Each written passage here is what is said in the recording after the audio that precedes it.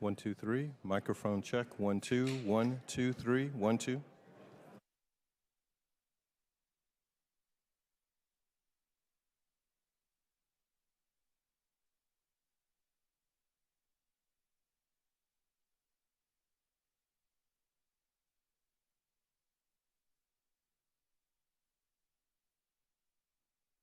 Microphone check. 1, 2, 1, 2, 3, 4, 5. Mic check. 1, 2, 3.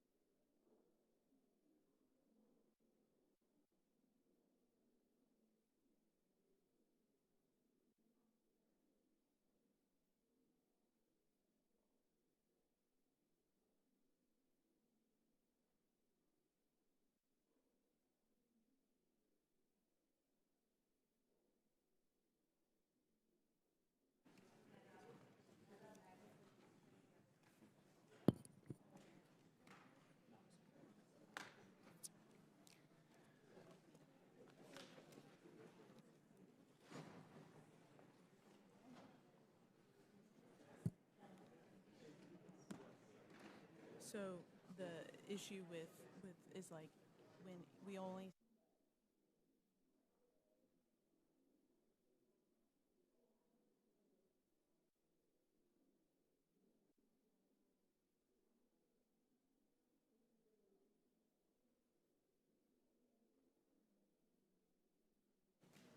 The Committee on Oversight and Accountability will come to order. I want to welcome everyone here this morning.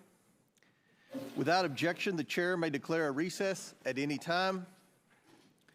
Without objection, Chairman of the Ways and Means Committee, Mr. Jason Smith of Missouri, Representative Matt Gaetz of Florida, and Representative Eric Swalwell from California are waived onto the committee for the purpose of questioning the witnesses at today's committee hearing. For today's hearing, opening statements will be limited to 10 minutes for the chair and 10 minutes for the ranking member. The chair also notes that points of order pertaining to the engaging of personalities against the president will not be in order for the duration of today's hearing. Given that this is a hearing regarding this committee's impeachment inquiry, members must be allowed to speak frankly. The chair now recognizes himself for an opening statement. Today, the House Committee on Oversight will hear from witnesses who have previously provided information during our deposition and interview phase regarding the Biden family's business practices in China, Ukraine, Russia, and other places around the world. At the start of this Congress, the Oversight Committee has investigated what product or service the Biden family and their associates were selling that would justify over $24 million in payments. We've reviewed emails, bank records, text messages, suspicious activity reports at Treasury, and other evidence normally compiled during an expansive investigation such as this. The Oversight Committee has found no credible evidence of the Bidens providing any work product. The committee has identified no legitimate value or document or even one single hour of work the Bidens have provided their business partners. Nothing. What is apparent after over a year of investigation is that the Bidens do not work in any traditional sense of the word. They do not work as consultants or lawyers or advisors. The Bidens don't sell a product or service or a set of skills. The Bidens sell Joe Biden. That is their business. For months, we have heard Democrats desperately proclaiming that witnesses have told this committee that Joe Biden had no involvement in his family's business dealings. But where are those witnesses today? It's telling. Democrats haven't invited one of these witnesses to today's hearing. That's because they know their testimonies would not withstand public scrutiny. Democrats have relied on these witnesses' opening statements and have willfully turned a blind eye to the facts that have come out in these interviews once the witnesses were questioned about our record of evidence. Democrats now must rely on bringing in a distraction witness to talk about nonsense, and who can't talk about any of the facts brought by today's witnesses who worked with the Bidens. Now, President Biden cannot control his adult son. He cannot control his brother, his sister-in-law, or his 9 family members who have received money from these transactions. All President Biden can do is control his own actions, and that is what we are here today to discuss with the witnesses. Because in the course of this investigation, we have learned that Joe Biden has taken action after action to further his family's plans to get rich. He shows up to meetings, gets on phone calls, shakes hands and tells people to, quote, look after my family. He goes to dinners with foreign oligarchs and a Ukrainian executive paying his son millions of dollars. He gets paid with money from Chinese businessmen who he has meetings with and tells other business associates he'll see what he can do to help their situations.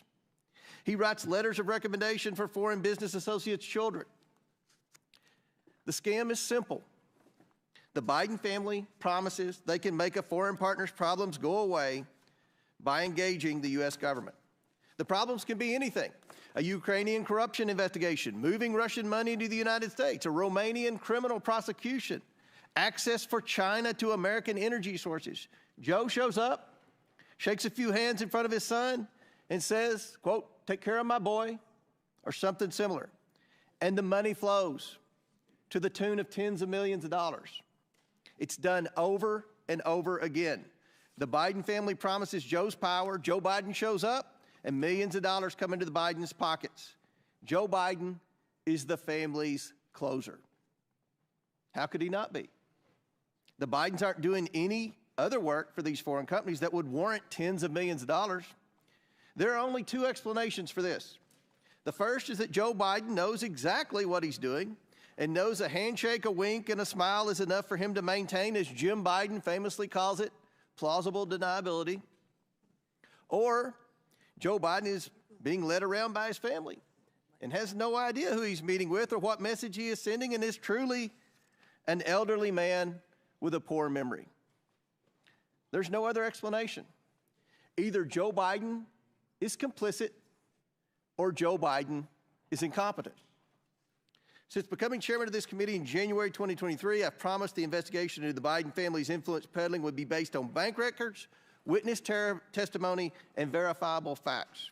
After years of Democrats using this committee as a mouthpiece for every conspiracy theory they could find, like the Russian collusion hoax, under my leadership, the committee has returned to real investigations. If Democrats want to spin another Russian hoax, I will ask them to answer one question. What services did the Bidens provide to earn them and their business associates over $24 million? What did they do for the money? Democrats have the same bank records as we do, and bank records do not lie.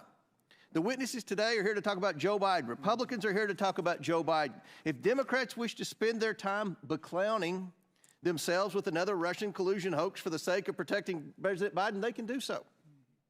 As I said I would, I've invited Hunter Biden here today to sit alongside his business associates and provide his side of the story. Hunter Biden demanded a public hearing. I've given him one. Maybe he will show up. He has said he isn't, but he loves saying one thing and doing another. At some point, Hunter Biden saying one thing and doing another begins to reflect poorly on his ability to tell the truth at all. But this hearing is not about Hunter Biden. This investigation is not about Hunter Biden. It's about Joe Biden and the lies he continues to tell the American people. With that, I yield to Ranking Member Smith, or Chairman Smith. Thank you, Chairman Comer and Ranking Member Raskin.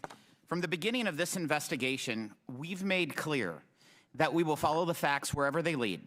The facts have led us to two conclusions. One, the Biden family has for years traded on Joe Biden's name in order to rake in millions of dollars, often doing so with his direct knowledge and clear involvement. Two, President Biden has been continually dishonest with the American people about his knowledge of his family's business dealings. We have testimony from multiple witnesses that Joe Biden was the brand. He knew what his son and brother were doing and did nothing to stop it. That alone makes him complicit in a scheme to make money off of his public service. But he was not just complicit. He was, as one of today's witnesses has testified, an enabler of this activity. The evidence of the two IRS whistleblowers who came to the Ways and Means Committee has been affirmed by volumes of material provided to Congress, by the testimony of others, and even by the Department of Justice, who finally brought charges against Hunter Biden that mirror those called for by the IRS investigators. The evidence obtained shows that, one, Joe Biden met with his son's business partners on multiple occasions. He used an alias to exchange dozens of emails with his son's bookkeeper. He took official government action that suspiciously coincided with those meetings and correspondence. The connections between Joe Biden and his son's business practices extended even to the Biden 2020 campaign. At the height of the Democrat primary, Kevin Morris, a Hollywood lawyer who met Hunter Biden at a Joe Biden campaign fundraiser, paid off Hunter Biden's tax liabilities because there was, in his words, quote, risk personally and politically. If that matter was not swept under the rug, Investigators that were interested in pursuing a potential criminal campaign violation were told to stand down. The Biden family relied on the Biden brand so much that evidence has revealed that Hunter Biden believed that, quote, all this stuff, meaning his legal troubles, would all go away when his dad became president. Why did he believe that? Because for years, the Biden family has personally benefited from Joe Biden's position of power. Joe Biden knew this, he did nothing to stop it, and he lied about it. I yield to Jim Jordan. Chairman Jordan. I thank the gentleman. Who planted the pipe bombs on January 6? Nobody seems to know. Who leaked the Dobbs draft opinion? You know, the leak that led to an assassination attempt on Justice Kavanaugh. How about this one? Who left cocaine at the White House? Biden administration doesn't seem to have time to answer these questions. They're too busy investigating parents at school board meetings, labeling Catholics extremists, retaliating against whistleblowers. They're too busy putting together a sweetheart deal for Hunter Biden, a deal that got laughed out of court. And oh, the guy who put together the deal that got laughed out of court, that's the guy they name special counsel. You know what Democrats do have time for? Going after President Trump. They've been doing it for 8 years. They spied on his campaign, then it was the Mueller investigation, 19 lawyers, 40 agents, $30 million, and found nothing. Then it was impeachment, then it was raid his home, then it was a special counsel, then it was the 14th Amendment. The party of democracy said, we're going to keep the guy off the ballot who's leading in every single poll. The ranking member said that President Trump should be disqualified from even running for office. Thank goodness we have a Supreme Court who disagreed with the ranking member and the Democrats. 9-0. Not 5-4, not 6-3, not 7-2, not 8-1, 9-0. They disagreed. Now Democrats say, how dare Republicans investigate Joe Biden? How dare they look into the money, the business, and the brand? Millions of dollars, as the chairman said, millions of dollars from foreign entities run through 20 different companies for what? 20 different companies for what? Devin Archer told us what it was for. Access to the brand. And the brand was Joe Biden. The brand that played rounds of golf, took calls and meetings, attended lunches and dinners with Hunter Biden and his business partners. The brand that said, the brand that conditioned $1 billion of American tax money on the firing of the prosecutor pressuring the company Hunter Biden sat on the board of. And oh, by the way, was getting paid $1 million a year. Today, we're going to learn more about that brand. We're going to learn more about what Mr. Galanis called the Biden lift. We'll learn about the plausible deniability that Jim Biden talked to Mr. Bobulinski about. And we'll hear about the statement, the rule that governed how the business operated around Joe Biden. The rule that said, say it, forget it, write it, regret it. So I want to thank our witnesses for coming here today. They, like the whistleblowers who came to the Ways and Means Committee, are doing it simply because they want the American people to have the truth. I yield back. Gentleman yields back. Chair now recognizes the ranking member for 12 minutes for his opening statement. Mr. Chairman, thank you very kindly. With any luck, today marks the end of perhaps the most spectacular failure in the history of congressional investigations, the effort to find a high crime or misdemeanor committed by Joe Biden and then to impeach him for it. In prior hilarious episodes of this long-running madcap series, America got to see the following. 1, nearly 20 fact witnesses who could not identify a single act of wrongdoing by President Biden, much less a high crime and misdemeanor, and who overwhelmingly testified that Biden was not involved in any of his family's business adventures. 2, 3 expert witnesses called by the majority itself who said nothing that they had seen in the tens of thousands of pages of documents adduced by the majority even remotely approached the level of a high crime and misdemeanor. Bank records which show exactly what all the witnesses told us, that Joe Biden was not involved in his family members' businesses. Repeated voyeuristic displays of pornographic images by the majority, completely irrelevant to any conceivable legislative or investigative purpose. A star witness, Gal Luft, who turned out to be a Chinese agent and an illegal arms trafficker on the run from American justice. And the key piece of evidence, which launched the entire zany goose chase, an FD 1023 form in which the FBI duly recorded a completely fictional tip about a $5 million bribe to Vice President Biden, peddled by Alex Smirnoff, who has been criminally indicted by a Trump-appointed U.S. attorney, Special Counsel David Weiss, for felony counts of systematically lying to the FBI and constructing a false record about Joe Biden, and now sits in jail in California as a flight risk while the world studies his longstanding and extensive ties to Russian intelligence. Today, the good chairman and his ace MAGA detectives have finally jumped the shark. The comedy of errors comes crashing to an end as House Republicans in more than a dozen Biden districts beg for mercy, and the committee throws a flabby Hail Mary pass 3 weeks after the Super Bowl's over.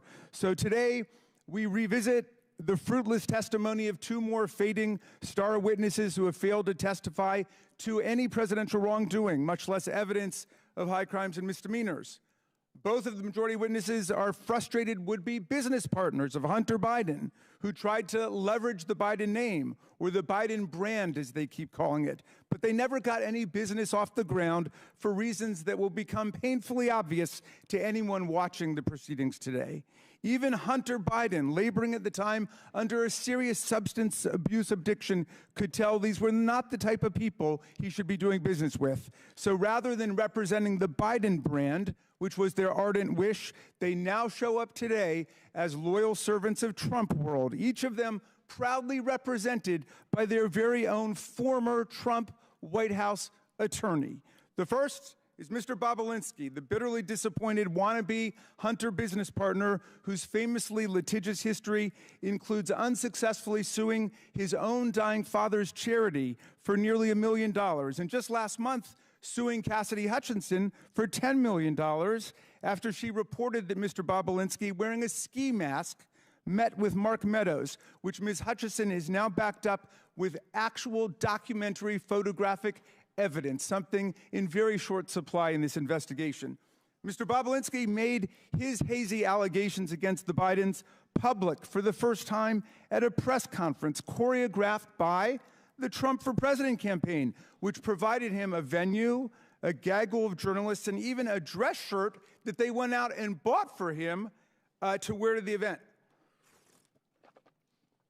Hours later, Mr. Bobulinski joined the second 2020 presidential debate as Donald Trump's personal guest, where he was seated with Kid Rock and Mark Meadows.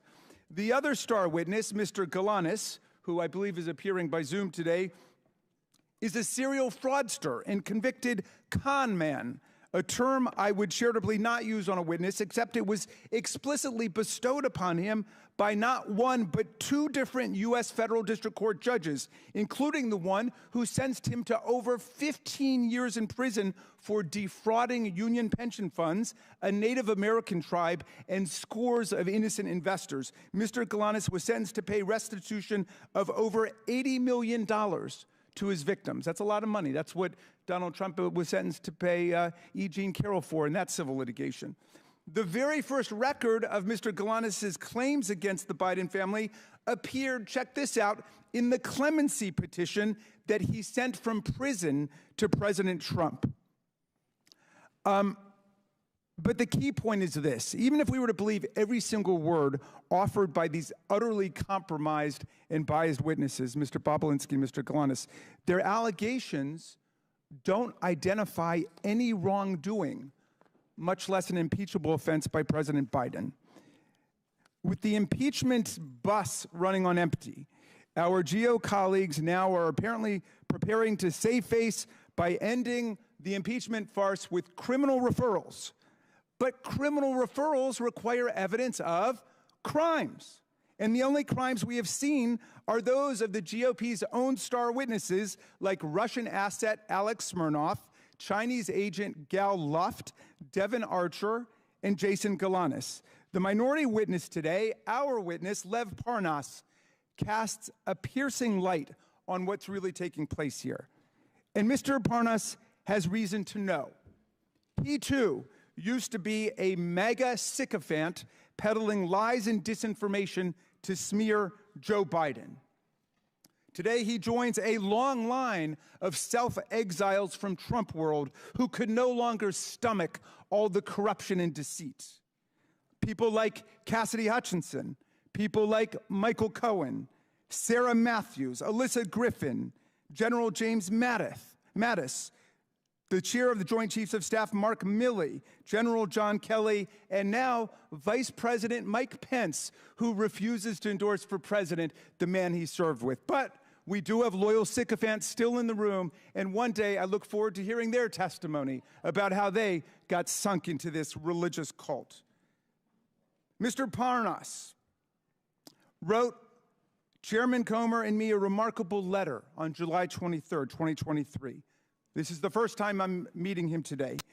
He was Rudy Giuliani's right-hand man, his globe-trotting business partner and language interpreter in the mission to manufacture Ukraine and Burisma-related dirt and smears against Joe Biden in 2018 and 2019. He spent all of his time traveling around the world trying to stage evidence against Joe Biden. In his letter, Parnas explains that the desperate search to find evidence of any kind of Biden corruption was a complete and total bust because there was no evidence to find. He wrote to tell us that not only is there no evidence in Ukraine that Joe Biden did anything improper, but more darkly, the manic search for a smoking gun against Biden became a mission to invent and concoct evidence out of thin air with the active help of Russian intelligence assets and agents. I'm getting to Russia. You haven't heard anything yet, Mr. Chairman. A man who has reckoned with his own moral descent into Trump world, Lev Parnas, is ashamed of what he did to serve the interests of Russian propaganda and Putin's lies. And he wants America to know the truth. He can explain how the Russian-stimulated conspiracy theories and lies that he promoted with Rudy Giuliani live on in the tiresome fabrication spread by Alex Smirnoff and now repeated by this committee like Pavlov's dog. At every turn, my colleagues cry Russia hoax, even in the face of repeated warnings from Donald Trump's own Treasury Secretary and Secretary of State, from the intelligence community, from Robert Mueller, and most recently from Special Counsel Weiss, who was named to office by Donald Trump. As Secretary Mnuchin stated, quote, Russian disinformation campaigns targeting American citizens are a threat to our democracy. That's Secretary Mnuchin, someone that you guys usually defend, but my GOP colleagues continue to cry Russia hoax like cult members selling flowers at the airport. Our colleagues are the ones loyally amplifying the actual Russian hoax, not the Russia hoax, the Russian hoax, the one that Giuliani and Trump and Smirnoff have eagerly adopted from Putin and his agents.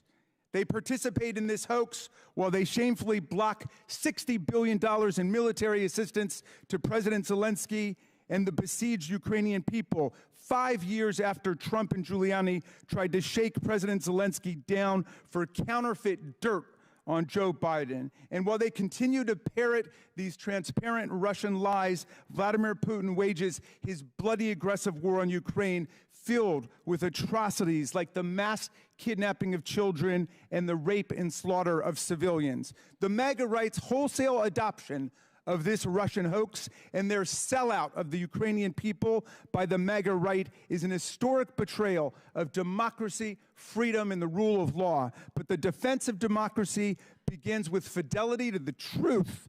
And the Oversight Democrats, America's truth squad against this disinformation, is here today to set the record straight. I yield back to you, Mr. Chairman. I would now like to introduce our witnesses. Mr. Tony Bobulinski, Mr. Bobulinski was a business partner of Hunter Biden in a joint venture between a Chinese energy entity, CEFC. Mr. Bobulinski sat for a transcribed interview with the committee on February 13, 2024. Mr. Lev Parnas. Mr. Parnas was not a business associate of the Biden family. Mr. Parnas is an entrepreneur, a political activist, and an author. And Mr. Jason Galanis. Mr. Galanis was a business partner of Hunter Biden. Mr. Galanis sat for a transcribed interview with this committee on February 23, 2024. We asked the Bureau of Prisons to make him available in person today. They would only provide Mr. Galanis for virtual testimony. Notably, Mr. Galanis applied for CARES Act home confinement, and after a lengthy approval process, was approved for home confinement on June 9, 2023. On June 12, 2023, I issued a subpoena to Devin Archer for testimony. On the following day, June 13, 2023, Mr. Galanis' approval was reversed as a result of Department of Justice's intervention. So Mr. Galanis has remained in a federal prison facility. He is currently in Montgomery, Alabama. Mr. Galanis, can you please state for the record who else is in the room with you?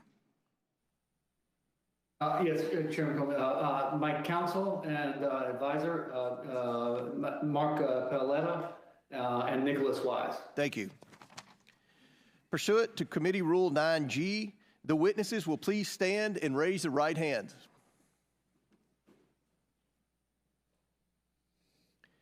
Do you solemnly swear or affirm that the testimony you are about to give is the truth, the whole truth, and nothing but the truth, so help you God? Let the record show that the witnesses all answered in the affirmative. Thank you. You all may be seated. We appreciate you all being here today and look forward to your testimony. Let me remind the witnesses that we have read your written statements and they will appear in full in the hearing record. Please limit your oral statements to 5 minutes. As a reminder, please press the button on the microphone in front of you so that it is on and members can hear you. When you begin to speak, the light in front of you will turn green. After 4 minutes, the light will turn yellow. And when the red light comes on, your 5 minutes is expired, and we would ask that you would please wrap it up as quickly as possible. I now recognize Mr. Bobulinski for his opening statement. Should I allow Hunter to give his opening statement first? Doesn't appear Mr. Biden showed up for his public hearing, so we'll recognize you, Mr. Bobulinski. Okay. Thank you, Mr. Chairman. Chairman, ranking members, and members of Congress, good morning. Thank you for this opportunity to speak with you and present my truthful testimony to the American people. I sit here today under oath for one reason and one reason only. The American people deserve to hear the truth. Though the truth involving the deep corruption of the Biden family, including the malfeasance of the sitting president of the United States, might be raw and unpleasant, the American people must hear it. You're presented here today with two narratives in this investigation. A false one being pushed by Joe Biden, a serial liar and fabulous, now under this impeachment investigation for public corruption. His brother, Jim Biden, a 75-year-old man who can't keep his lies straight, including under oath. And his son, Hunter Biden, a chronic drug addict facing 2 indictments with 12 counts. You also have before you the truth, confirmed by multiple Biden family business partners over many years and backed up by mountains of irrefutable evidence, including text messages, emails, documents, recordings. I am the only Biden family business partner with an impeccable military record. I'm grateful that this country has given me the freedom to be successful. I worked hard to become independently wealthy. I've taken several businesses public, sold multiple businesses to some of the world's best private equity firms. In fact, my business success is why they sought me out. However, what they have done is repugnant to me. I am here today because I'm a patriot and I'm a truth teller. We keep hearing from certain corners that our democracy is at risk and democracy is on the ballot in 24. Yet the same people preaching this mantra know better. They continue to lie directly to the American people without hesitation and remorse. Rep. Dan Goldman and Jamie Raskin, both lawyers, and Mr. Goldman, a former prosecutor with the SDNY from New York, will continue to lie today in this hearing and then go straight to the media to tell more lies. Hunter Biden's defense attorney, Abby Lowell, weaponizes letters to Congress to try to smear my name Mr. and Chairman. misstate the cold hard facts Mr. Chairman. in an attempt to save his powerfully connected client and his father. I challenge Mr. Lowell to make those claims on national television so he can be held accountable for his lies. Prior to my successful business career, I was an officer in the United States Navy. At Navy's Elite Naval Nuclear Power Training Command, I later served as the command's chief technology officer. Please proceed. I apologize for the disruption from the. Okay. Am I supposed to say it's my time, Mr. Raskin? Yeah. But please, Mr. Bobulinski, please Okay. come to order. Mr. Bobulinski, please proceed. Okay. Please proceed. I apologize for the disruption from the minority. Okay. Well, Mr. Chairman, save his time, but he called members of this committee liars, and I just want to know whether the order and decorum requirements of House Rule 11 apply to witnesses appearing before the committee. Does it apply or does it not?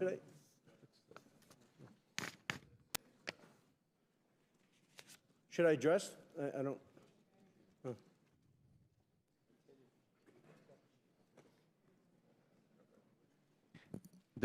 There's decorum from the members. We've asked for that. There's no language that I'm aware of pertaining to a witness. Thank you. So don't make sure we didn't waste any of his time on the opening statement. Mr. Bobulinski, I'm sorry for the disruption. Please continue your opening statement. I think you, Mr. Raskin, used. We'll make sure it's right. We'll make sure. Okay, great. I just want to restate, make sure the American people hear all these facts. Abby Lowell weaponizes letters to Congress to try to smear my name and misstate the cold hard facts in an attempt to save his powerfully connected client and his father. I challenge Mr. Lowell to make those claims on national television so he can be held accountable for his lies. Prior to my successful business career, I was an officer for over 6 years in the United States Navy's Elite Naval Nuclear Power Training Command as a decorated master training specialist. I later served as the commander's chief technology officer, where I held a huge security clearance from the Department of Energy and the NSA. When I left Nuclear Power Training Command, I was the #1 ranked direct input officer in the entire command. And then I jumped into the business world and public markets. While I have made a few contributions over the years to Democrats, such as Representative Ro Khanna, I don't see him, but I hope he shows up today.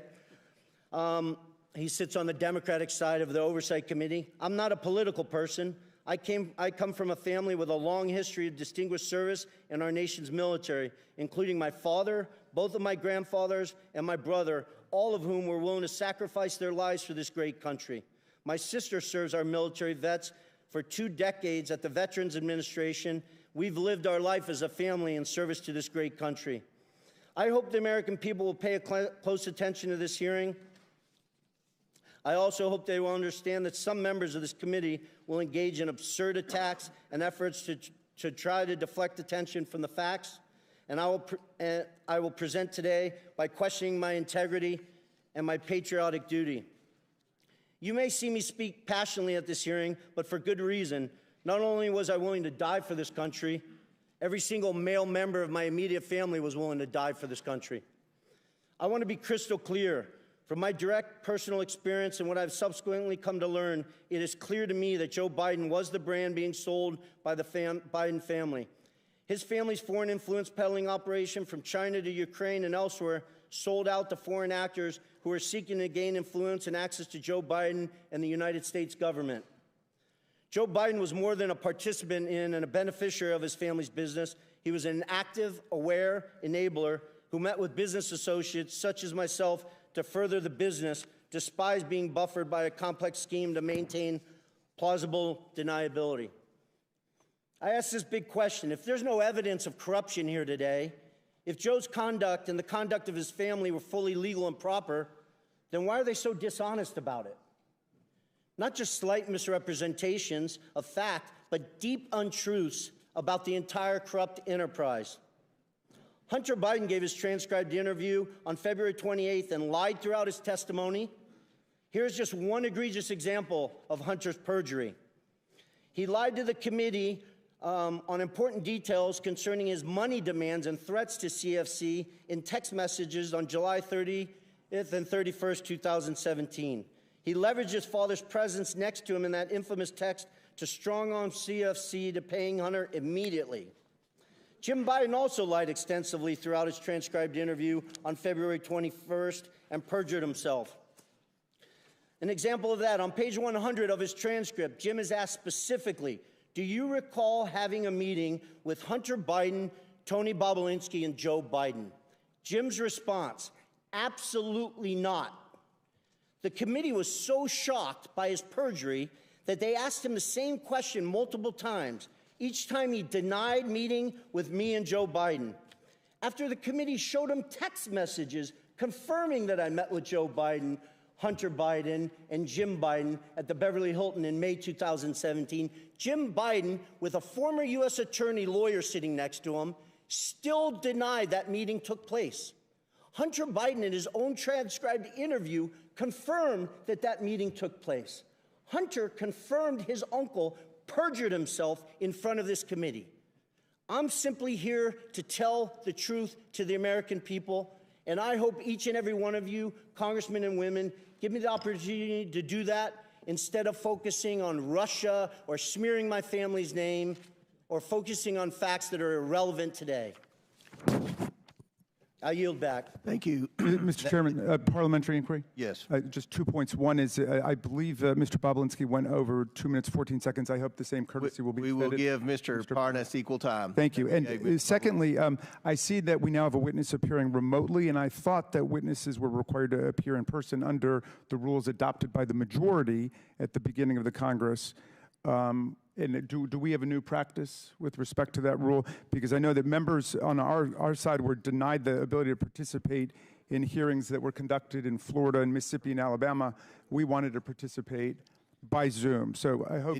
And I'll answer that. It requires, to be able to testify remotely, requires a letter from me and an approval from the majority leader, which we have. And I'll enter that letter into the record without objection. Thank you, Mr. Chairman. I hope we'll extend the same courtesy to members of this committee when they can't get to a hearing as in Mississippi or Florida. Thank you much. Mr. Chairman, parliamentary inquiry. State your point. Mr. Chairman, Mr. Bobulinski just referred to text messages that I believe he is referring to photos of a BlackBerry. What's your parliamentary inquiry? State your parliamentary inquiry, because we've got a very important hearing here, and we don't have time for stunts. What's your parliamentary inquiry? It's not a stunt. It's I'm simply asking that Mr. Bobulinski. You don't have a parliamentary inquiry. Chair now recognizes Mr. Parnas for equal time. Mr. Chairman, Chair recognizes Mr. Parnas. Does the committee have the text messages that Mr. Bobulinski? Mr. Chairman, we don't have time for games by Democrats today. We have important witnesses here. This is a credible... I'm asking a question about the important witnesses. You asked for a parliamentary inquiry. You will have 5 minutes whenever Jamie Raskins tells me it's your time to speak. Mr. Parnas, the chair recognizes you for equal time that Mr. Bobulinski had, which was 7 minutes. Thank you. Hello. Honorable members of Congress, Chairman Comer, Ranking Member Raskin, and members of the Oversight Committee. I am humbled and thankful before you to show up before you today. I came to the United States from Odessa, Ukraine in 1976 when it was still the former Soviet Union. My mother and father and sister and I had left the Soviet Union, escaping anti-Semitism and persecution. While in Rome en route to Israel, my sister and I won the most important opportunity that we have ever been given. We won a U.S. green card lottery. My family came here with literally no more than shirts on our back and the hopes of rebuilding our lives in the land of freedom. I say this to you because I love this country. From shortly after my arrest on October 9, 2019 to now, I have been trying to share the irrefutable truth with you. The American people have been lied to by Donald Trump, Rudy Giuliani, and various cohorts of individuals in government and media positions. They created falsehoods to serve their own interests, knowing it would undermine the strength of our nation. From November 2018 to October 2019, I was a key participant and a witness to numerous efforts to prove that Joe and Hunter Biden were linked to corruption in Ukraine. Rudy Giuliani, on behalf of then President Donald Trump, tasked me with a mission to travel the globe, finding dirt on the Bidens so that an array of networks could spread misinformation about them, thus securing the 2020 election for Donald J. Trump. Ironically, when I was arrested, my original indictment linked me to an individual referred to as Unindicted Co-Conspirator 1. We now know this individual to be Congressman Pete Sessions, who sits on this very committee today. Today, I ask you to consider the following. In nearly a year traveling the world and interviewing officials in different countries, I found precisely zero evidence of the Biden's corruption in Ukraine. No credible source has ever provided proof of criminal activity, not the FBI, CIA, nor the NSA. No respectable Ukrainian official has ever said that the Bidens did anything illegal, including former President Poroshenko and former Prosecutor General Yuri Lutsenko. Even when CEO of Burisma, Mykola Zlochevsky, was offered a deal by Rudy Giuliani in exchange for information on the Bidens, he provided none, because there is none. The only information ever pushed on the Bidens in Ukraine has come from one source, and one source only: Russia and Russian agents. The impeachment proceedings that bring us here now are predicated on false information spread by the Kremlin. Everyone involved knew they were sharing lies. From Trump and Giuliani's shadow diplomacy, through my missions to Ukraine and elsewhere, to members of a BLT team, a group convened for the sole purpose of investigating and damaging the Bidens.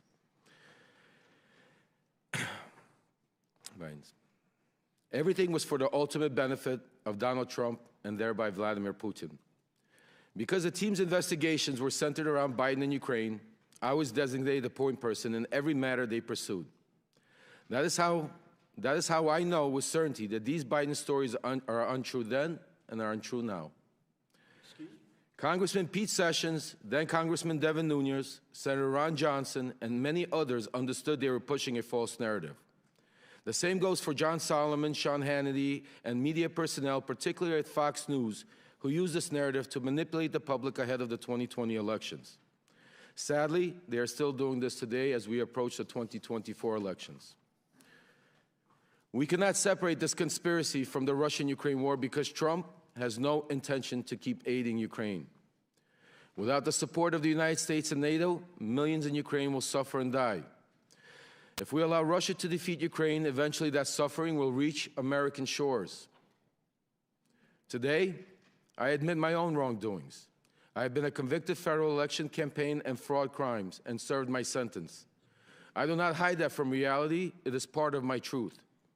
Despite rigorous attempts by those in power to silence me, I will be silenced no longer. Thank you to the committee for allowing me to speak. I look forward to answering any and all of your questions. Thank you. Chair now recognizes Mr. Galanis for his opening statement. Chairman Comer, Ranking Member Raskin, and members of the committee, my name is Jason Galanis. I was a business partner of Hunter Biden and Devin Archer, among others, during the years of 2014-2015. Our business included the acquisition of 85-year-old Wall Street firm Burnham & Company, the $1.5 billion surviving division of Drexel Burnham Lambert. Our objective was to build a diversified private equity platform, which would be anchored by globally known Wall Street brand together with a globally known political name, Biden. Our goal, that is Hunter Biden, Devin Archer, and me, was to make billions, not millions. The entire value add of Hunter Biden to our business was his family name and his access to his father, Vice President Joe Biden. In 2014, we believed that the Burnham enterprise would be significantly enhanced by forming a partnership with Harvest Fund Management, a $300 billion Chinese financial service company closely connected to the Chinese Communist Party.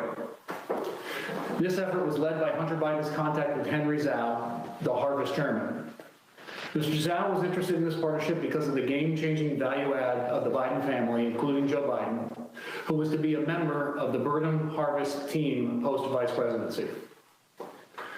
My lawyers provided the committee a drafted email dated August 23rd, 2014, drafted for Hunter Biden that reflects this understanding. It states, and I quote, "Michael, please also remind Henry Zhao of our conversation about a board seat for a certain relation of mine. Devin and I golfed with that relation earlier this week, and we discussed this very idea. And as always, he remains very, very keen on the opportunity," end quote. I'm certain that this phrase, a certain relation of mine, refers to Vice President Biden. Devin told me about this golf course conversation shortly after it happened. Ultimately, this paragraph was deleted from the final version, with Hunter following our general rule of thumb on business deals: say it, forget it, write it, regret it. Further to that, I recall being with Hunter Biden and Devin Archer at the Peninsula Bar in New York, where Hunter took a call from his father and told him things were going well with Henry's Allen Harvest and that he might need a little help getting across the finish line. It was not the only time I heard Hunter speak with his father for business reasons. I was present when Hunter called his father on May 4th, 2014 on a cell phone, put it on speaker mode to have him say hello to Yelena Baturina, a Russian oligarch and an investor in Rosemont projects, and her husband, Yuri Luskov, the former mayor of Moscow. Devin Archer was also there. Hunter said, "Well, I'm here with our friends. I told you we're coming to town, and we wanted to say hello." The vice president said hello, some pleasantries, and I hope you had safe travels, and then said, quote, "Okay, you be good to my boy." Hunter responded by saying, "Everything is good, and we are moving ahead." The vice president said something about, quote, being helpful, and Hunter ended the call by saying he was going to call his father later. Before this call, Hunter sat next to Yelena Baturina at a table, and I heard him speaking on business matters generally. A few days after this May 4th party, an email my lawyer provided to this committee shows that Devin had confirmed Ms. Baturina was committed to a, quote, hard order of $10 to $20 million in a burden investment banking client. In an effort to build this financial platform, I engaged in unlawful conduct. Our companies were entrusted with $11 billion of union pension fund money, whose trust I betrayed. I pleaded guilty. I've had 8 years in federal custody to reflect on my actions. I'm profoundly sorry for committing these crimes. I deserve the lengthy sentence I received. Nevertheless, as I set out more fully in my full statement, I believe the SDNY prosecutors did not indict Hunter Biden on the same deal for political reasons, despite then available documentation that we were partners, were involved in decision-making that involved illegal self-dealing, and all of us had financially benefited from these schemes. In fact, Hunter Biden and Devin Archer's company, Rosemont Seneca Bohai, received $15 million from the tribal bonds fraudulent scheme to be invested in the Burnham Group. I've offered to supply this information to the government about Hunter Biden's crimes, but the prosecutors have been uninterested. And my request for commutation I filed in DOJ in December 2020 did provide information about Hunter's culpability. The DOJ has retaliated against me and vigorously objected to my being placed in home confinement pursuant to the CARES Act. I applied for home confinement on February 4th, 2023, and I was approved on June 9th. On June 12th, this committee issued a subpoena for Devin Archer, and the BOP reversed my approval on June 13th, with the SDNY prosecutors strongly objecting to my release. I've been appealing this reversal, and with each stage, the BOP reason for my denial has changed. During this period, the period beginning in January 2023, I was sexually assaulted by a member of the prison staff at FPC Pensacola. He persisted in sexually harassing me for many months thereafter. I had hoped to receive home confinement, which would remove me from danger. My judgment was clouded by the shame I felt for not being able to prevent the attacks. I was well aware, as inmates, all inmates are, that the Bureau of Prisons had a horrible record on these matters. I believe my disclosure would have made things worse for me. Unfortunately, the sexual harassment continued until early August, when the prison correctional officer's comments became more threatening. I feared for my safety. I decided to seek counseling from Chaplain Dixon the next day, on August 10, 2023. The chaplain was visibly upset by the events and asked to bring in Warden Salisbury, who quickly opened a PREA investigation, which is a reference to the Prison Rape Elimination Act passed by Congress. After further debriefings, I was immediately escorted to a vehicle and driven by senior staff hours to FPC Montgomery, a separate facility. I'm grateful the committee has opened up an investigation of these matters, and I appreciate Chairman Jordan and Comer and Subcommittee Chairman Biggs signing the letter. I believe I've been a victim of a pattern of retribution by the Department of Justice. I believe I'm putting myself at grave risk within the BOP for providing information on these matters concerning the president and his son. I've been treated professionally at Montgomery. I want to thank Case Manager Coordinator Anthony Barnes and Warden Randy Keys for their help in facilitating access to my attorney prior to this interview. Thank you, Mr. Galanis, and I want to thank all the witnesses again for being here today. We will now begin the questions And I want to remind members on both sides of the aisle, each member has 5 minutes. I'm going to adhere to that and hit the gavel. If the question has been asked, then we'll allow the witnesses time to respond. But we are going to try to get in a lot of questions from a lot of members, and I will begin the questioning, followed by Ranking Member Raskins. Again, Mr. Bobulinski, thank you for your service to our country, your military service. Appreciate you being here. During the 118th Congress, this committee has investigated Joe Biden's involvement in his family's influence peddling schemes around the world. So let's start with that. Mr. Bobulinski, was Joe Biden involved with any of your business dealings with Hunter Biden and James Biden? Was Joe Biden involved in his family's attempts to sell their access to him? You set out a form. You set out a form to form a legitimate business. You set out to form a legitimate business with the Bidens. Did you come to find out that the Biden family had no interest in doing real business? I did. Mr. Galanis, are you aware of any times Hunter Biden used Joe Biden with Joe Biden's knowledge to benefit their business associates? Yes. Which business associates? Yelena Baturina, Russian oligarch, testified about Russian, Chinese, Chinese fund manager, Henry Zhao, and Nikolai Zlochevsky, a Ukrainian oligarch, oil and gas oligarch. Okay. Now that we've established that Joe Biden was involved in his family's business dealings, I'd like to turn to the financial records we've subpoenaed. One major point my Democrat colleagues downplay is how much money the Bidens accumulated from foreign business ventures in such a short period of time. We have over $24 million to the Biden family and their business associates from 2014, while Joe Biden was vice president, to 2019.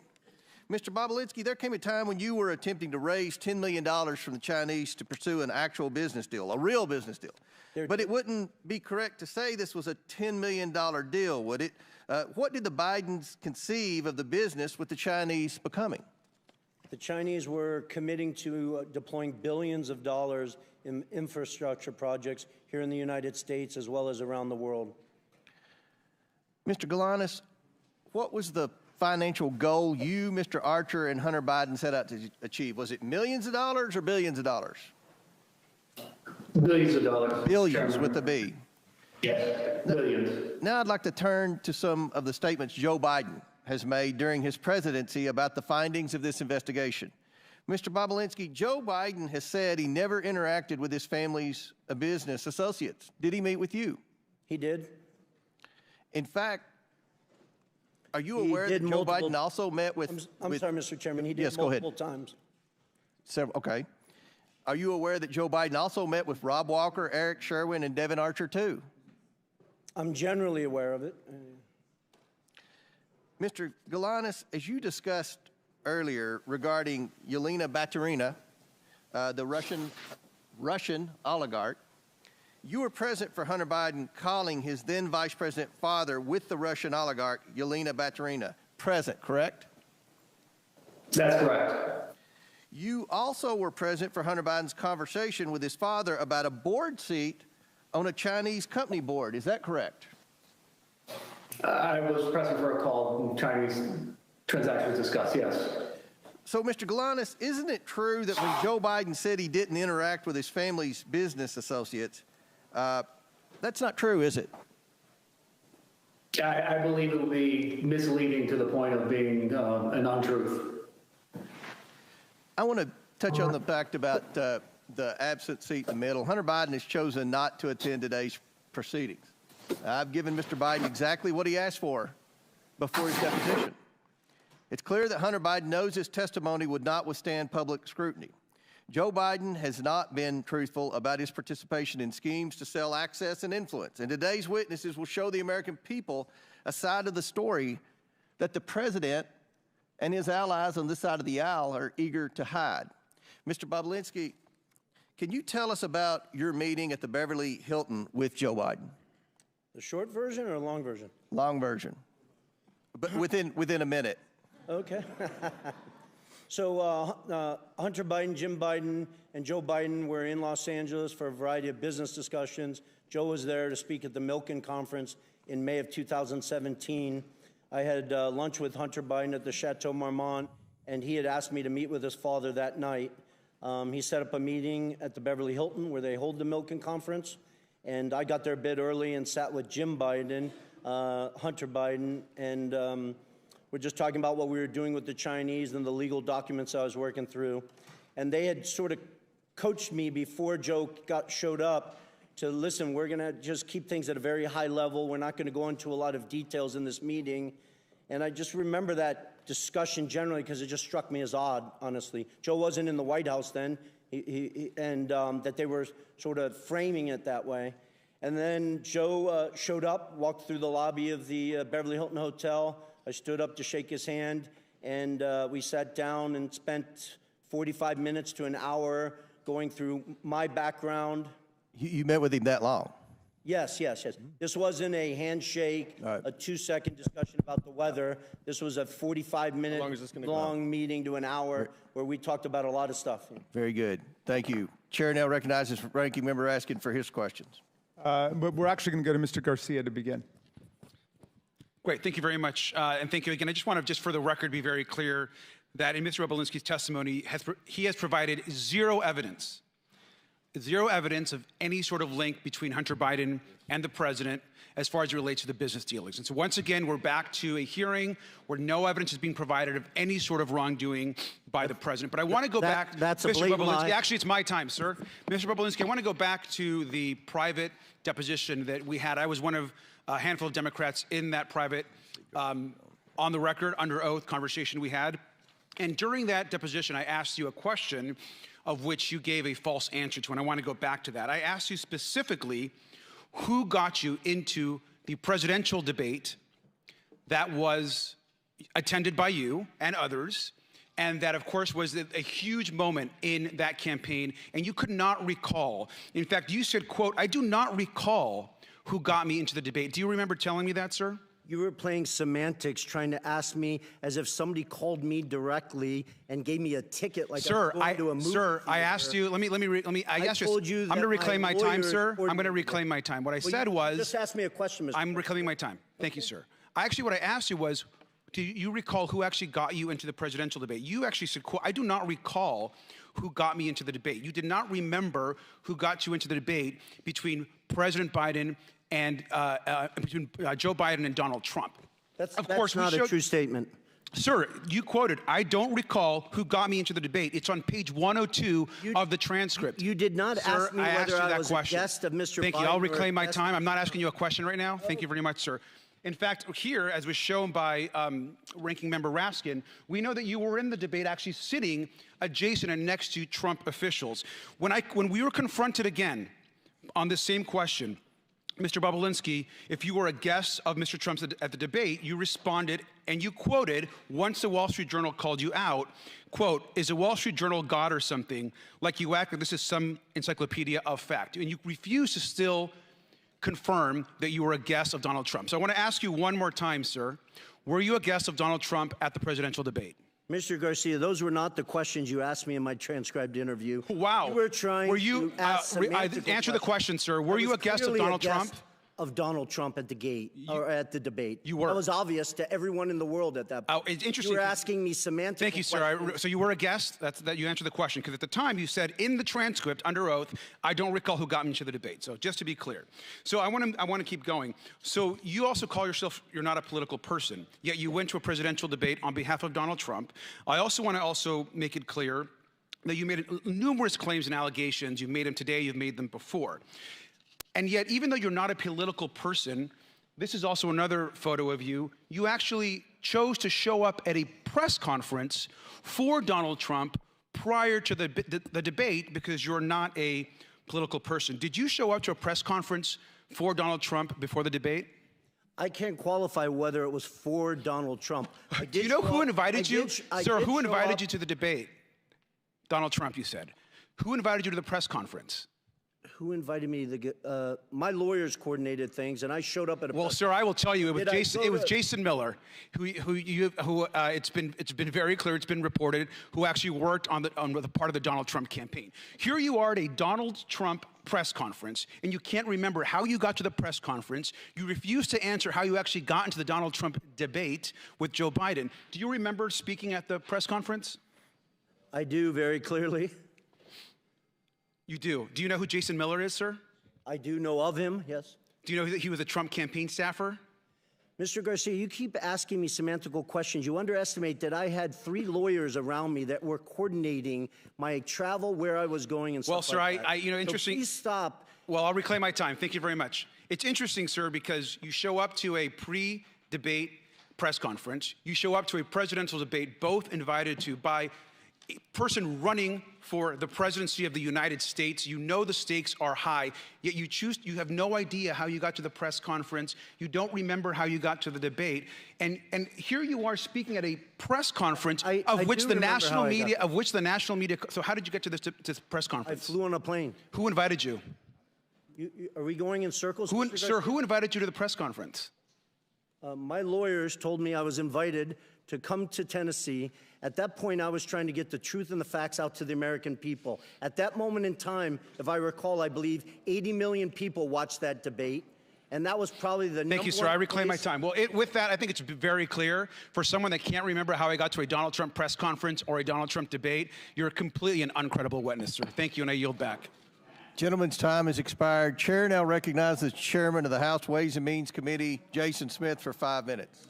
Thank you, Mr. Chairman. We've previously heard from 2 IRS whistleblowers that Joe Biden was the brand being sold by his family members.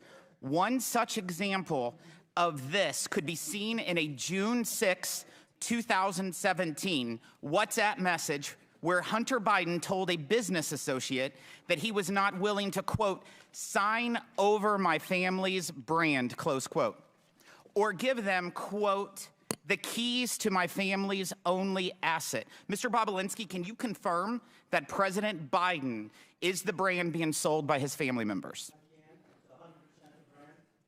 Thank you. During his deposition, Hunter Biden repeatedly testified under oath that his father was not involved in his business in any capacity, and that there wasn't even a connection between his father and his businesses. Here is just one example. Quote, I just state for the record one more time, under oath and under penalty of perjury, my father has never been involved in my business. I have never asked my father to be involved in my business. My father has never benefited from my business, and I have never asked anyone or my father to do anything for the benefit of anyone I've ever done business for, close quotes.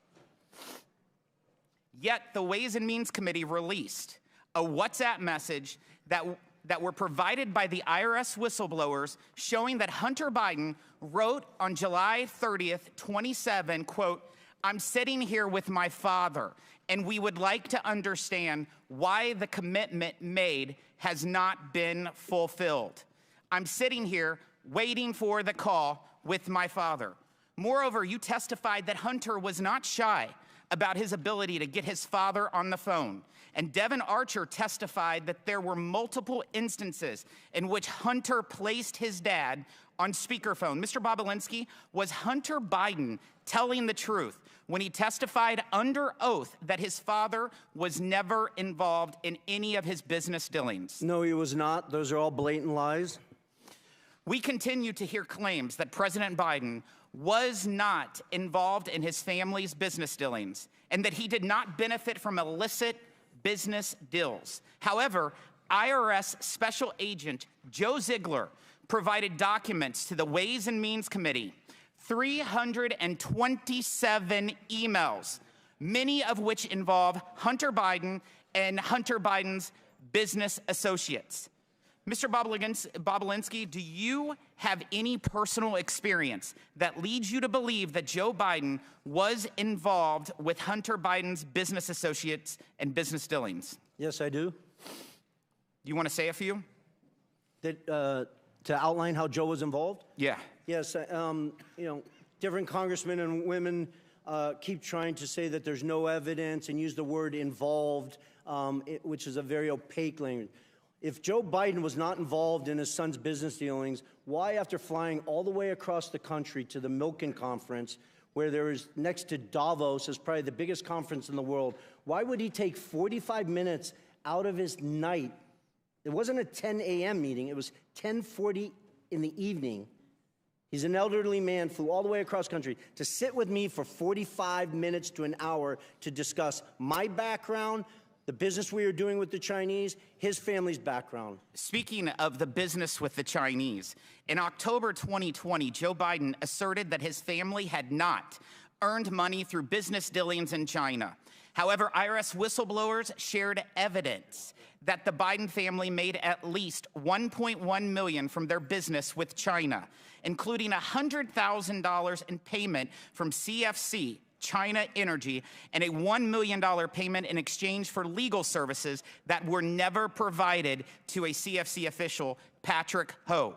Mr. Bobulinski, do you know whether the Biden family made any money from China? They did, millions of dollars, I think approximately 8 to 9 million. The Biden family has made millions of dollars from China, correct? Correct. And you said at least 9 million? Yeah, I think it's actually over 10 million, but I'll leave those details up to you guys. Thank you. I yield back. Gentleman yields back. Chair now recognizes the ranking member. Thank you, Mr. Chairman. Thank you, Mr. Parnas, for being here today. Your involvement with the real Russian hoax about Joe Biden began in 2018 when, as a big donor and a big supporter of Donald Trump's, you were introduced to Rudy Giuliani, and you began working with him to dig up dirt on Joe Biden, Ukraine. If you can just tell us quickly how you got involved in that. Yes, I was a donor at the time. I became doing business with Rudy Giuliani. He got involved in a business I was doing called Fraud Guarantee. And in the midst, we started spending a lot of time together until eventually in November of 2018, he approached me and asked me about my connections in Ukraine. After telling him about people that I knew and things that I heard, at that point, then he wanted me to go to Ukraine to find Viktor Shokin, the prosecutor general. And basically, he wanted to go from his fraud guarantee to guaranteeing a fraud on the American people. But after turning over every stone and going down every rabbit hole, including interviewing Viktor Shokin and Zlochevsky, the owner of Burisma, did you ever find the smoking gun or any evidence that Donald Trump was looking for to paste on Joe Biden? On the contrary, Representative Raskin, not only did we keep hitting dead walls and not finding the smoking gun, but we kept running into sources of the information that was coming out of Russia. In fact, Joe Biden was part of a global campaign, including by the United States, to oppose corruption and to go after the corrupt forces in Ukraine. Isn't that right? Yes, sir. At what point did the campaign to dig up dirt on Biden become a campaign to spread disinformation and lies about Biden? At some point, when we hit a few brick walls, all of a sudden, then I saw the shift between the BLT group, which included John Solomon, the media personality, and Rudy Giuliani and other Trump lawyers, to start trying to push narratives that were that were not validated. We had no way to validate them. Basically, a letter would come over from somebody in Ukraine. I'd hand it over to John Solomon. Next thing you knew, he was on Fox TV 2 hours later with Sean Hannity. At what point did Mr. Giuliani begin working directly with Russian agents and Russian assets, individuals who would later become sanctioned by Donald Trump's own Treasury Department for spreading propaganda and disinformation against Joe Biden? It was sometime in probably around May, June of 2019. Were you aware, was Mr. Giuliani aware that these people were basically just doing the bidding of Vladimir Putin? Absolutely. So he had no hesitation about spreading lies that were concocted by Russian agents? As long as it fit the narrative, absolutely not. How were you and Giuliani able to take these false allegations peddled by corrupt officials and Russian agents and promote and amplify them here in the United States, in our political system? Weren't media groups skeptical of your claims? Most media groups, I'd probably say all except for Fox and a few other right-wing media groups, didn't want to take any of the information, and that aggravated Rudy Giuliani and John Solomon and other players. And the main group that was being pushed through was Fox, Sean Hannity and some other media personnel over there. But then there was also other people that were doing the bidding for the Russian people in Congress, like Senator Ron Johnson, like Congressman Pete Sessions that sits here right now, that was with me from the very beginning on this journey into finding up digging dirt on Joe Biden. Is Putin's war on Ukraine today, which has cost hundreds of thousands of people's lives, is that part of the vaunted Russia hoax? Absolutely not. Is it real? Yes, absolutely. I want to ask you a more personal question, if I might, Mr. Parnas, because in my several years living through this extraordinary period of American history, I've tried to ask people like Michael Cohen and Cassidy Hutchinson. I've wondered about people like General Milley, General Kelly. Why did you break with all of the deceit and corruption and lies of Donald Trump? How did you get out of that culture? I mean, it was very difficult. I actually had to hit a brick wall myself and get arrested, and to be able to get out of that cult, because when you're in that cult, when you're around them, you have blinders on, and you're only able to see a certain amount of information. You're only able to hear the certain amount of information. You're not allowed to go out of the circle. And if you go outside of the circle, then you're not in the circle. So eventually, you brainwash yourself to believing certain things that are not true. When I was arrested and had some time to reflect and really understand what was going on, I started realizing, looking back and thinking back to moments in time where I started thinking myself that this can't be true and we're doing something wrong. Well, thank you for telling the truth and helping America to end this nightmare. I yield back to you, Mr. Chairman. Chair now recognizes the chairman of the House Judiciary Committee, Jim Jordan. Thank you, Mr. Chairman. The ranking member just said that, quote, Joe Biden was opposed to corruption. Really? So opposed, he leveraged $1 billion of American tax money to fire the prosecutor in Ukraine who was investigating Zolochevsky at Burisma, the company Hunter Biden sat on the board of. Wow.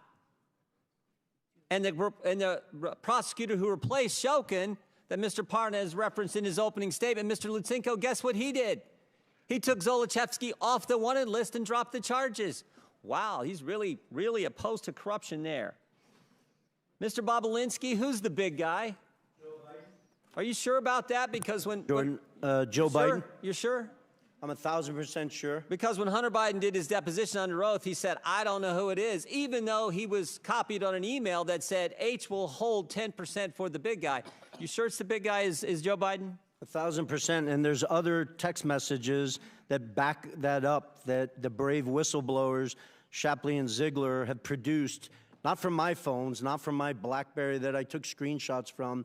They took them from subpoenas directly from Apple's iCloud that back up the fact that Hunter knew the big guy was Joe Biden. The big guy is the brand. The big guy is the lift. The big guy is the one who showed up at golf outings, who took phone calls and meetings and lunches and dinners with Hunter Biden and his business associates. Is that right? Correct. Mr. Galanis, you referenced in your opening statement, May 4th, 2014, you were at a party at a restaurant in Brooklyn, New York. Can you tell me who else was there?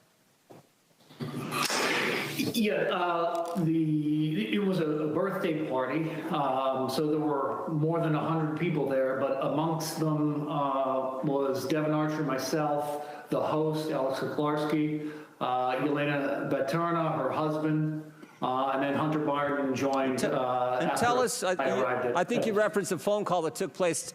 Tell the committee what happened with that phone call. Who was involved in that phone call?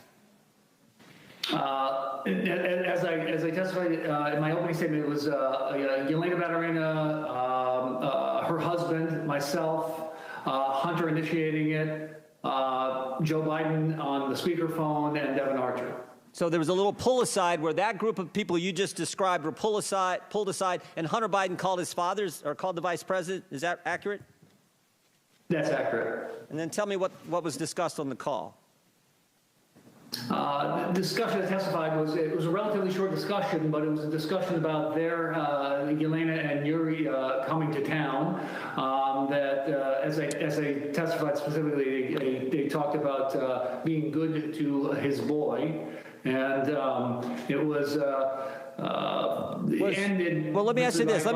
Mentioning that, Mr. Galanis, let me ask you this. Did you get the impression Joe Biden was expecting the call? Yes, to me it was clearly set up ahead of time. It was an arranged call. So this was arranged, this was coordinated. Hunter Biden calls his father, then vice president, and I think in your deposition he said this, "I'm here with our friends that I told you were coming to town." So it's our friends, and I told you this was going to happen, which suggests that it was most definitely coordinated. Is that accurate? That's accurate, yes. And again, can you tell the committee who Miss Baturina is again? A Russian billionaire, wife of the former mayor of Moscow, served for near 20 years as the mayor. She's the wealthiest woman in Russia. She'd already given money. She'd already given money to Hunter Biden and his business before this meeting in May, and then subsequent to that meeting, she committed to give more money. Is that accurate? That's accurate. So subsequent to the coordinated call, the arranged call that Hunter Biden had with the Vice President of the United States, the wealthiest woman in Russia commits to give millions of dollars more to Hunter Biden's business. Is that all accurate, Mr. Galanis? That is accurate, yes. And again, this was a pull-aside done at this meeting, and you think, and you know that it was coordinated. Is this what they call access to the brand, access to the Biden lift? Is that what you would describe it as, Mr. Galanis? I don't think there's any doubt that that was the intent of the call and the objective, yes. And it followed the motto. It followed the statement that you all agreed to: say it, forget it, write it, regret it. This wasn't put in writing. This was a phone call on a speaker that was all. There's no writing about this. It was all done that way. That was how the business operated. Is that correct, Mr. Galanis? Yes. I yield back. Gentleman yields back. Chair now recognizes Mr. Lynch from Massachusetts for 5 minutes. Thank you, Mr. Chairman. I want to make an observation here. I've been on this committee, this investigating committee, for over 20 years. And as an attorney before that, I've had sufficient training and experience to say that with high confidence that when you review the entire record of evidence of these hearings going back over a year, you've actually provided more evidence to impeach Donald Trump for a third time than you have in so much as laying a glove on President Biden. We keep on hearing about the Biden family. When you hear someone say the Biden family, that translates into, we have no evidence on the president, so we're going to use the Biden family to try to implicate President Biden. But by the constant bumbling and continually shifting arguments here, you've done nothing more than exonerate President Biden. We heard initially for months, we heard about the Hunter Biden laptop. And, you know, there were absolutely some embarrassing photos on that and some awful information about Hunter Biden's personal life. I will admit that. Then you bring in your own witnesses, your legal experts before this committee and have them testify. And what they said was amazing. They said there was no evidence to even suggest that there was support for articles of impeachment against the president.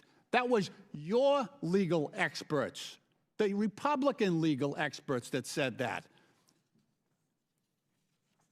Then we have statements by Mr. Jordan saying that Mr. Smirnov was the most corroborating witness that the Republicans had, the strongest witness that they had. And, of course, after that, we find out through the Trump-appointed prosecutor that all of the information that Mr. Smirnov had provided was fabricated, false, and submitted by the inducement of Russian agents going after President Biden and trying to undermine our democratic system. And now we come to a point where, since that witness blew up, now we're going to prison, and we're reaching out to witnesses who have been convicted and sentenced to prison for stealing $80 million from the pensions of innocent workers. We can't get any lower at this point. That's your star witness. I want to remind people he's sitting in prison. That's why he can't be here today. He's sitting in prison for scamming workers' pensions. I mean, how low can you get? Then it's the Republicans' idea that this is the best guy they can get to testify against the president. This is the best guy they can get. A guy sitting in prison who can't even be here. Mr. Parnas, you've talked about your own direct involvement with Mr. Giuliani, and you said that your mission was to dig up dirt on President Biden. Can you talk to us about the coordination between yourself and Mr. Giuliani? Thank you for being here. Thank you, Congressman. So basically, it was a shadow diplomacy run by Trump and Giuliani, where Giuliani was the shadow diplomacy Secretary of State. I was his right hand and basically the point person in Ukraine to not only dig up, validate, search, whatever needed to be done to try to find up some corruption against Joe or Hunter Biden to be able to present. Once I would receive whatever information I received, I would then meet with him, John Solomon, other members of the team like Pete Sessions and Derek Harvey or other people there to discuss what we found. At that point, from there, Giuliani would then go to the White House and share with the president. And that was the line of communication. You said also in your testimony that members of this committee, the Republican leadership, should have known before Smirnov was indicted that this information was fabricated about President Biden. Could you talk about that? Congressman Lynch, not that they should have known, they did know. They knew exactly what was going on. They knew that the evidence was not vetted. This information was just coming in from anywhere from left, right field, and it was being pushed straight to the halls of Congress without zero verification of it. Okay, thank you. Mr. Chairman, my time has expired, and I yield back. Gentleman's time's expired. Before I recognize Mr. Palmer, I'd like to enter into the record the testimony of Tony Bobulinski with the committee on February 13th, 2024. It corrects the record of Representative Garcia's, who did not provide your entire testimony. On page 147, you told the committee about your understanding of who invited you to the events referenced by Mr. Garcia. So without objection, I'd like to enter into the record the entire transcribed interview of Tony Bobulinski. And Mr. Chairman, I'd like to enter for the record an article from today's Daily Beast entitled "Texts Reveal More Russia Ties for Key Anti-Biden Witness Bobulinski." Okay, Daily Beast. Without objection. Chair now recognizes Mr. Palmer from Alabama for 5 minutes. Mr. Bobulinski, I have very limited time, and I want to get through a lot of information, so please answer these questions with a yes or no, if you don't mind. You have met Joe Biden, isn't that correct? Correct. In fact, you had a meeting with Joe Biden, isn't that correct? 2 of them. One of those times was before the Milken Conference in Los Angeles, May of 2017, is that correct? It was during the Milken Conference. You provided a great deal of documentation to this committee. I want to show you some messages between you and Hunter Biden, be on the screen here, in May of 2017 before you first had a meeting with Joe Biden. These are messages between you and Hunter Biden dated May 2nd, 2017. Do you recognize these? I do. At the bottom, Hunter wrote, "Dad, not in now until 11. Let's me and Jim meet at 10 at Beverly Hilton where he's staying." Jim is James Biden, President Biden's brother. Is that correct? Correct. The next set of messages is, if you put those on the screen, is between another business associate of Hunter Biden's and you. His name is James. Do you recognize it? I do. At the top, you write, "About to meet Hunter, Jim, and I guess Joe at Beverly Hilton Hotel." Joe is now President Joe Biden. Is that correct? Correct. This chat between you and Joe Biden, Jim Biden, Joe Biden's brother, you write to Jim, "Great to meet you and spend some time together. Please thank Joe for this time. It was great to talk. Thanks, Tony B." You met with Joe Biden, Hunter Biden, and Jim Biden the night before the Milken Conference in 2017. Is that correct? I did, and Jim Biden perjured himself by trying to deny that Thank meeting. you, Mr. Bobulinski. That was at the Beverly Hilton, correct? Correct. You can provide more details around that meeting. What was the purpose of that meeting? I didn't ask for the meeting, so I wish Hunter Biden was sitting next to me and he could under oath describe it. But the only reason why I was meeting with Joe Biden and the only reason why I was there is because I was the CEO of the enterprise that they were putting together with the Chinese company CFC. So can you give me a little more detail about what was discussed in the meeting? Well, as I said earlier, before Joe Biden showed up, Hunter and Jim Biden coached me, said a sort of outline that we wouldn't go into a lot of details. So through the 45 to 60-minute meeting I had with Joe Biden, I think it was about 10:40 p.m. after he flew across country, we talked about my background, my family's military background, the different business ventures I'd done around the world, the family I worked with. Joe spent time talking about his family, some of the tragedies that they had lived through. And at a high level, Hunter actually introduced me to Joe because before Joe came and sat down with us, Hunter said, hey, give me 5 to 10 minutes. I need to read my father in on it. So when you're referencing Joe and Hunter's father, you're referencing President Joe Biden. I am. Correct. These 4 images, well, in this message you sent to James again, you said you spent more time with Joe and Jim this morning, and to be factually correct, that's President Joe Biden and James Biden, his brother. Also saw them last night, including Hunter. These 4 images show a pretty clear record of your meeting with Joe Biden in May of 2017, Mr. Bobulinski. Hunter Biden, during his transcribed interview, testified that the meeting did in fact take place. And after being asked, did Mr. Bobulinski meet with your father during the trip, Hunter stated he met with him in the lobby of the hotel. When asked who attended the meeting, Hunter replied, my uncle and myself. But when asked whether the meeting at the Beverly Hilton between Joe Biden, Jim Biden, Hunter Biden, and Tony Bobulinski took place, Jim Biden testified, absolutely not. These stories don't match up. Mr. Chairman, Jim Biden also told the committee that Joe Biden did not meet the Chinese businessman Xi Jinping. Rob Walker, by known as a friendly witness committee, said the opposite. So, Mr. Chairman, it appears to me that there are material inconsistencies between the witnesses' testimony. These witnesses' statements appear to me to be irreconcilable. In short, Mr. Chairman, someone appears to be lying to the committee. The inconsistent testimony seems to come from Jim Biden, the president's brother. Lying to Congress is a serious offense, Mr. Chairman, a criminal one, in fact. And if the Bidens or anyone else has come before this committee and lied to this committee, I strongly encourage the committee to pursue criminal referrals to the Department of Justice. One last thing that I want to ask, and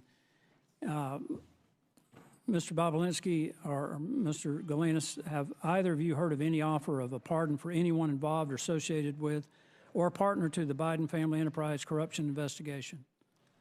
I'm sorry, that was a question. Have I you heard of anyone being suggested that a pardon might be in order for anyone associated with this enterprise? I have not. Thank you, Mr. Bobulinski. Thank you, Mr. Chairman. I yield back. Mr. Chairman, I just have a parliamentary inquiry. We've heard for months now and seen the photo of that BlackBerry with the cracked screen. Does the committee have in its possession the data from Mr. Bobulinski's phone from which he's allegedly taken these pictures? Because I think we need the data that they keep referring to. And maybe Mr. Bobulinski could just turn it over to us, or we could subpoena it today. We have the images that we have shared with you. Right, I saw the picture of the cracked BlackBerry, but do we have the underlying texts that are being referred to by my friend Mr. Palmer?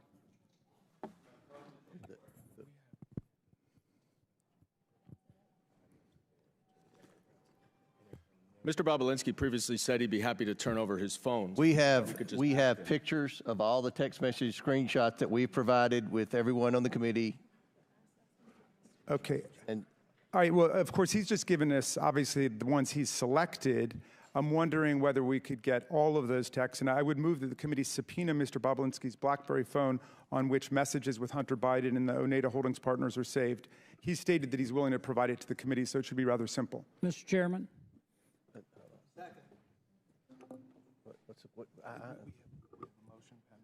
Yeah.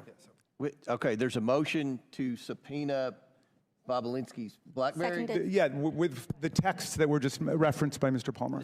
Chair recognizes Mr. Jordan. I move the table the motion. There's a motion to table. I request the motion is to table is not debatable. As many are in favor of tabling, may signify by saying aye. Aye. All those opposed signify by saying no. No. In the opinion of the chair, the ayes have it, and the motion to table is agreed to. Mr. Chairman, what we're doing is we're tabling evidence here, which you keep relying on, so I'm going to ask for a recorded vote for that. Yeah. That just makes no sense. A recorded vote is ordered. We'll suspend for a moment. We don't, this is a committee hearing. We don't have the clerk. Will somebody go find the clerk? I know.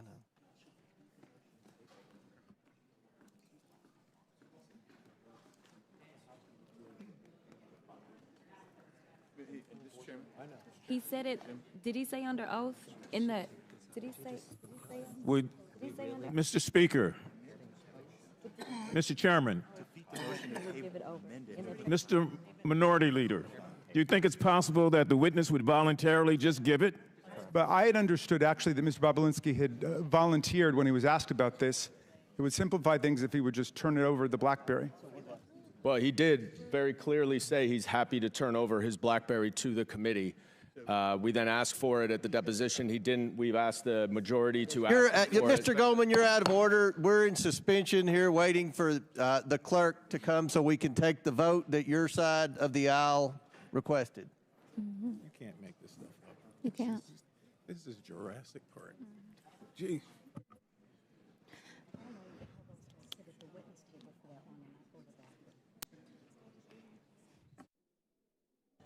Mr. Ranking Member. Mr. Ranking Member. Yes. I solely want to underscore the importance of I'm this. sorry, gentlelady's out of order. You can come back here and talk to him if you want.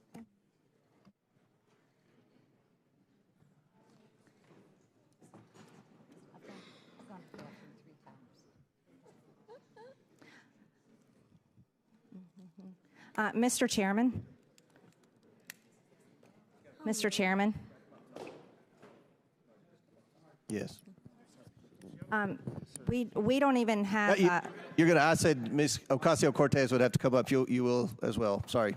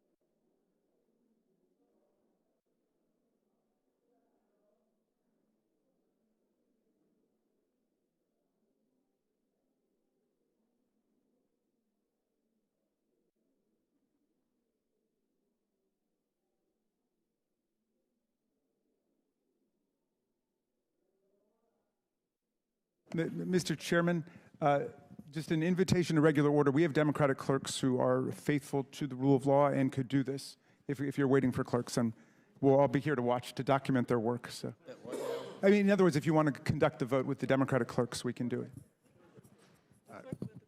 With a recorded vote is ordered. The clerk will call the roll. Mr. Jordan. Mr. Jordan votes yes. Mr. Turner. Mr. Gosar. Ms. Fox. Mr. Grothman. Mr. Grothman votes yes. Mr. Cloud. Mr. Cloud votes yes. Mr. Palmer. Mr. Palmer votes aye. Mr. Higgins. Mr. Higgins votes yes. Mr. Sessions. Mr. Sessions votes aye. Mr. Biggs. Mr. Biggs votes aye. Ms. Mace. Ms. Mace votes aye. Mr. LaTurner. Mr. LaTurner votes aye. Mr. Fallon. Mr. Donalds. Mr. Donalds votes yes. Mr. Perry. Mr. Timmons. Mr. Timmons votes aye. Mr. Burchett. Ms. Green. Aye. Ms. Green votes aye. Ms. McLean. Ms. McLean votes aye. Ms. Boebert. Mr. Fry. Mr. Fry votes aye. Ms. Luna. Mr. Langworthy. Mr. Langworthy votes aye. Mr. Burleson. Mr. Waltz. Mr. Waltz votes aye. Mr. Raskin. No. Mr. Raskin votes no. Ms. Norton. Mr. Lynch. No. Mr. Lynch votes no. Mr. Connolly. Nay. Mr. Connolly votes nay. Mr. Krishnamurthy. No. Mr. Krishnamurthy votes no. Mr. Khanna. Mr. Mfume. No. Mr. Mfume votes no. Ms. Ocasio-Cortez. Nay. Ms. Ocasio-Cortez votes nay. Ms. Porter. Ms. Bush. Ms. Brown. Ms. Stansbury. Mr. Garcia. Mr. Garcia votes no. Mr. Frost. Ms. Lee. Ms. Lee votes no. Mr. Kassar. Mr. Kassar votes no. Ms. Crockett. No. Ms. Crockett votes no. Mr. Goldman. No. Mr. Goldman votes no. Mr. Moskowitz. Mr. Moskowitz votes no. Ms. Tlaib. Ms. Tlaib votes no. Ms. Presley. Ms. Presley votes no. Mr. Chairman. I vote yes. And how is Mr. Burleson recorded? Mr. Chairman votes yes. Mr. Burleson is not recorded. Mr. Burleson votes yes. How is Ms. Boebert recorded? Ms. Boebert is not recorded. Ms. Boebert votes aye. How is Mr. Turner recorded? Mr. Turner is not recorded. Mr. Turner votes aye. How is Mr. Frost recorded? Mr. Frost is not recorded. Mr. Frost votes no. Porter. How is Mr. Fallon recorded? Mr. Fallon is not recorded. Mr. Fallon votes aye. How is Ms. Porter recorded? Ms. Porter is not recorded. No. Ms. Porter votes no. Will the clerk tally the report?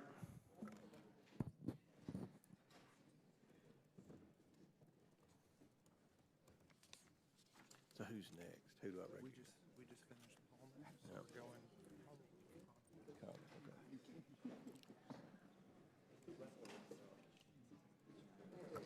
Mr. Chairman, on this vote, the ayes are 21, the nays are 16. The ayes have it. The motion passes. Chair now recognizes Mr. Conley for 5 minutes. Thank you, Mr. Chairman. Mr. Bobulinski, in your deposition, you were asked about taking a picture of your phone, and you said, and I quote, "I still have that phone. I could put that phone on this table right here, and every person in this room could look at that individual text and validate that it's a legitimate text and the date and time stamp on it." Are you willing to provide the committee voluntarily with the BlackBerry referenced and that phone?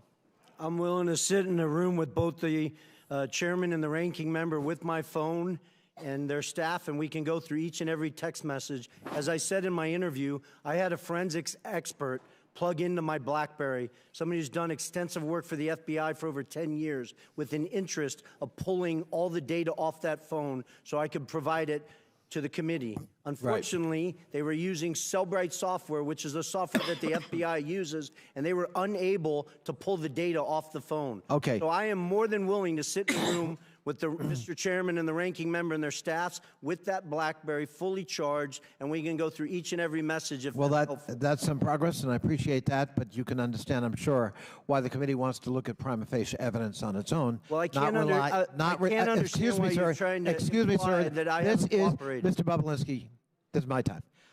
You can understand why we would want to look at evidence raw and unvarnished so that we can make our own determination. But thank you for your willingness to cooperate, at least at that level. Mr. Parmas, you observed back in 2023 in a letter you sent to Chairman Comer that there were flagrant examples of Giuliani interfering in Ukrainian politics, unquote. Why would Giuliani be interfering in another country's politics? I mean, Giuliani would do and say whatever he needed for the purpose of getting the information he wanted to secure Donald Trump 2020 election. So just a prime example of one of the things he did. He had a close relationship with then a boxer, Vladimir Klitschko, who was then the mayor in Ukraine. When the new president came over, there was rumors about maybe him not staying in office as mayor of Ukraine. Klitschko flew to New York, met with Rudy Giuliani, and then on a meeting that we had with Andrei Yermak in Spain that was relevant, had to do with President Zelensky announcing an investigation into Joe and Hunter Biden. At that meeting, he also brought up the Klitschko situation and basically told Yermak that if Zelensky got rid of Klitschko, President Trump and the American people would be very upset about that because we love him and he needs to be in there. So was Giuliani just doing this as a rogue on his own because he was a patriotic American who loved Donald Trump, or had somebody encouraged him to engage in this kind of political interference in another country? I mean, I think he was encouraged by Donald Trump. Personally? Personally, yes. That's your testimony? Yes, sir. Thank you. In your letter, you also said that Mr. Giuliani was to, quote, deliver a precise message in very strict words, unquote, with respect to the administration of the then newly installed president of Ukraine, President Zelensky. What did you understand a very strict message, or a message of very strict words, construed, and what was that message that you delivered that was in very strict words? Yes, Congressman. He basically told me not to be nice, to be very stern, and relay the message that unless Zelensky announced an investigation into the Bidens by Monday, this was Sunday, that there would be no cooperation, no aid to Ukraine from the United States, and the Vice President Pence at the time that was scheduled to appear for the inauguration would not appear to the inauguration. That would seem to corroborate that very famous and beautiful telephone conversation between President Trump then and President Zelensky, basically saying, but I need a favor, and hinting that there'd be withholding of military aid until that favor was delivered. Is that fair? Oh, absolutely. I was a part of setting up that phone call, that famous phone call that Trump had with Zelensky. I think your testimony is very important, Mr. Parnas, and it's under oath, Yes, sir. I thank you. I yield back. Chair now recognizes Ms. Taylor Greene from Georgia for 5 minutes. Thank you, Mr. Chairman. Joe Biden continues to lie to the American people about his role in his family's businesses. In 2020, he stood up on stage of a presidential debate and told the American people that his family didn't take any money from China. That was a lie. Not only was it a lie, he knew it was a lie. He knew it because he met with his son Hunter Biden's Chinese business associates. I want to talk about CEFC, which is the China Energy Fund Committee. Mr. Bobulinski, who is Chairman Yi? Chairman Yi was the chairman of CEFC. Thank you. Jim Biden told the FBI and IRS that Chairman Yi was the protege of Xi Jinping, the leader of China and the Chinese Communist Party. Mr. Bobulinski, Rob Walker told this committee that Joe Biden met Chairman Yi. Are you aware of that? Yes or no? I am now. I wasn't at the time. And Joe Biden also met with you, is that right? Yes, he did. Twice. Who is Director Zhang? Director Zhang was the number 2 at CEFC. The executive director of CEFC, the number 2? Yeah, he was the number 2 executive, but really the point person that I worked with and the Biden family worked with, and he's the individual that Hunter Biden was shaking down at the end of July 2017, demanding that they fund the $10 million. They ultimately sent 5, but $10 million directly to Hunter Biden's account, Owasco. Thank you, Mr. Bobulinski. I want to show you a text message that Hunter Biden sent to you and his other business associates. I'm holding it right here. I'll read it to you. Hey, Tony, I have an idea. In light of the fact we are at an impasse of sorts, and both James' lawyers and my chairman gave an emphatic no, I think we should all meet in Romania. He's speaking about my chairman. When Hunter Biden came in for his deposition, he said that he was referring to Chairman Yi, and that the rest of your group referred to Zhang as a different chairman. Does this make any sense to you? That's a lie. I never heard Director Zhang referenced as chairman, and I had direct communications with Director Zhang over WeChat, met him in Romania, met him in Moscow, met him around the world in New York, trying to develop this business, and he was never referred to as the chairman, first of all. Second of all, that makes absolutely no sense in the context of this message because we are discussing Oneida Holdings, LLC. Thank you. So he was not the chairman, just to clarify. Yes, correct. Or no? Okay. So I want to show you another text. When he said his chairman, he was talking about his dad. This is from Rob Walker. It didn't seem to make much sense to Rob Walker either. So he said that when Hunter, he said this to you, when Hunter was talking about his chairman, he was talking about his dad. When Rob Walker came in to give his transcribed interview to the committee, he basically said, well, Hunter was high or confused or mad. And Rob Walker said that he was just trying to calm things down between you and Hunter. But that doesn't really answer the question about who Hunter Biden is talking about. Hunter Biden lied to this committee. So here, clearly, he says, Rob Walker's saying he's talking about his dad. So I want to be very clear. We've established that Zhang is not the chairman, obviously. Is that correct? Yes or no? Correct. Let me show you another message. This message doesn't call Zhang Chairman Zhang, does it? It just says the Chinese want to do business with the Bidens. As a matter of fact, it says, both coming to be my partner, to be partners with the Bidens, with an S. He, Zhang, is implied, has implied that the number 1 has made it clear and available to him. Who is the number 1? The number 1 is Xi Jinping. Xi Jinping, the president of China? Yes or no? The leader of the Communist Party, the CCP? Yes. Is the number 1? Yes, that's the number 1 that Hunter was referencing in that message.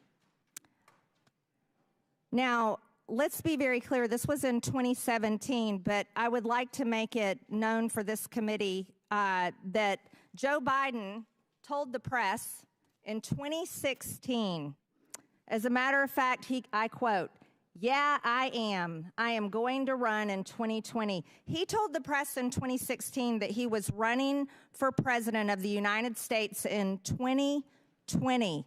So here is the Bidens doing business in China in 2017 when everybody knew he was planning to be president of the United States. Do you see that to be a serious problem, Mr. Bobulinski? I do, and I wish this committee would thoroughly investigate it and focus on all the evidence that the SDNY has on CFC. They had FISA warrants, so they were recording conversations, and I wish they disclose all that data and fact to this committee. Thank you, Mr. Bobulinski. I yield, Mr. Chairman. Gentlelady yields back. Chair now recognize Mr. Krishnamurti for 5 minutes. Thank you, Mr. Chair. Mr. Parnas, Rudy Giuliani tasked you with, quote, a mission to travel the globe to find dirt to damage the Biden's reputation in the 2018-2019 timeframe, right? Correct, yes. And this was in an effort to secure Trump's re-election as president in 2020, right? Correct, yes. And by dirt, you mean evidence of wrongdoing or criminality, right? Yes, sir. And in your travels, you found, quote, precisely zero proof of the Biden's criminality, right? Correct. And there was no evidence of the Biden's corruption in Ukraine because, as you said, there truly was none, right? Correct, yes, sir. Now, interestingly, you have looked for dirt around the world about the Bidens and specifically Joe Biden in particular, and you say the FBI, CIA, NSA have all failed to produce any evidence of criminal wrongdoing, right? Correct. Not only that, but former Ukrainian President Petro Poroshenko stated, quote, there's not a single word of truth to these allegations about Joe Biden, right? Absolutely, yes, sir. Now, there's a guy named Yuri Lutsenko, who's the former prosecutor general of Ukraine, and he also, quote, confirmed that nothing ties the Bidens to criminal activity in Ukraine, right? Correct. And then there's another prosecutor general named Viktor Shokin, who also said he conceded, quote, that he had no evidence that either Joe or Hunter Biden had ever interfered with Ukrainian law, right? Yes, sir. And the reason you know this is because you talked to each of these people, right? Yes, sir. And your job was to try to dig up dirt or manufacture dirt, right? Yes, sir. And yet we have conducted months of hearings, and because there's been no evidence of wrongdoing, you've called this whole impeachment inquiry a, quote, wild goose chase, right? Yes, sir. Now, interestingly, we've heard from the other side that, quote, the real quid pro quo wasn't Donald Trump. It was Joe Biden when he tried to hold up foreign aid when he was vice president in exchange for firing the federal prosecutor in Ukraine that was investigating the corruption from his son.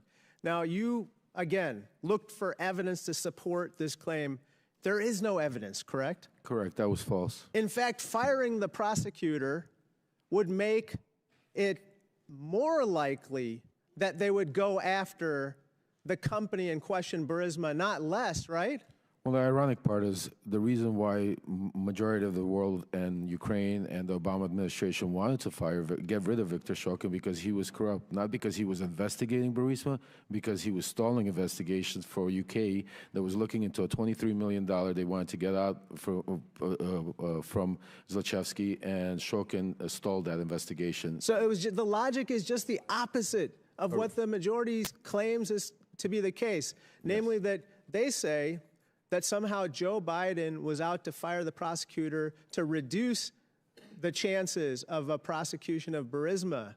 But actually in firing that prosecutor, he increased the chances of prosecuting Burisma, right? Absolutely correct, yes. So let me just talk to you about what some of the other witnesses in this impeachment inquiry have said. Jonathan Turley, the constitutional expert the Republicans brought forward, said there's no evidence of which he was aware to support impeaching the president. You agree with that, correct? 100%. Garrett Graves, a colleague of ours, said just last week, quote, have I seen anything that is impeachable? No, I haven't. You agree with that statement as well? Yes, sir.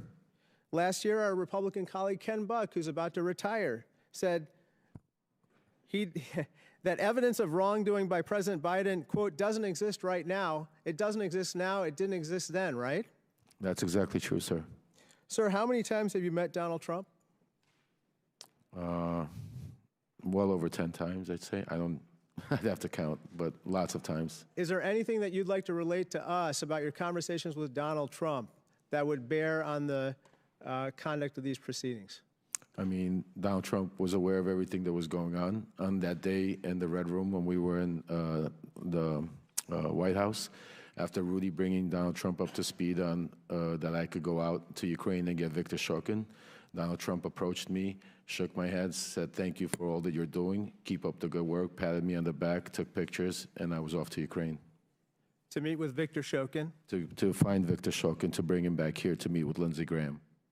Got it. Thank you so much. I yield back. Thank you. Chair now recognizes Mr. Cloud from Texas for 5 minutes. Thank you, Chairman. Now, we have heard time after time Joe Biden, say that he had no knowledge whatsoever about the business dealings, and that changed. He had never allegedly had any conversation with Hunter.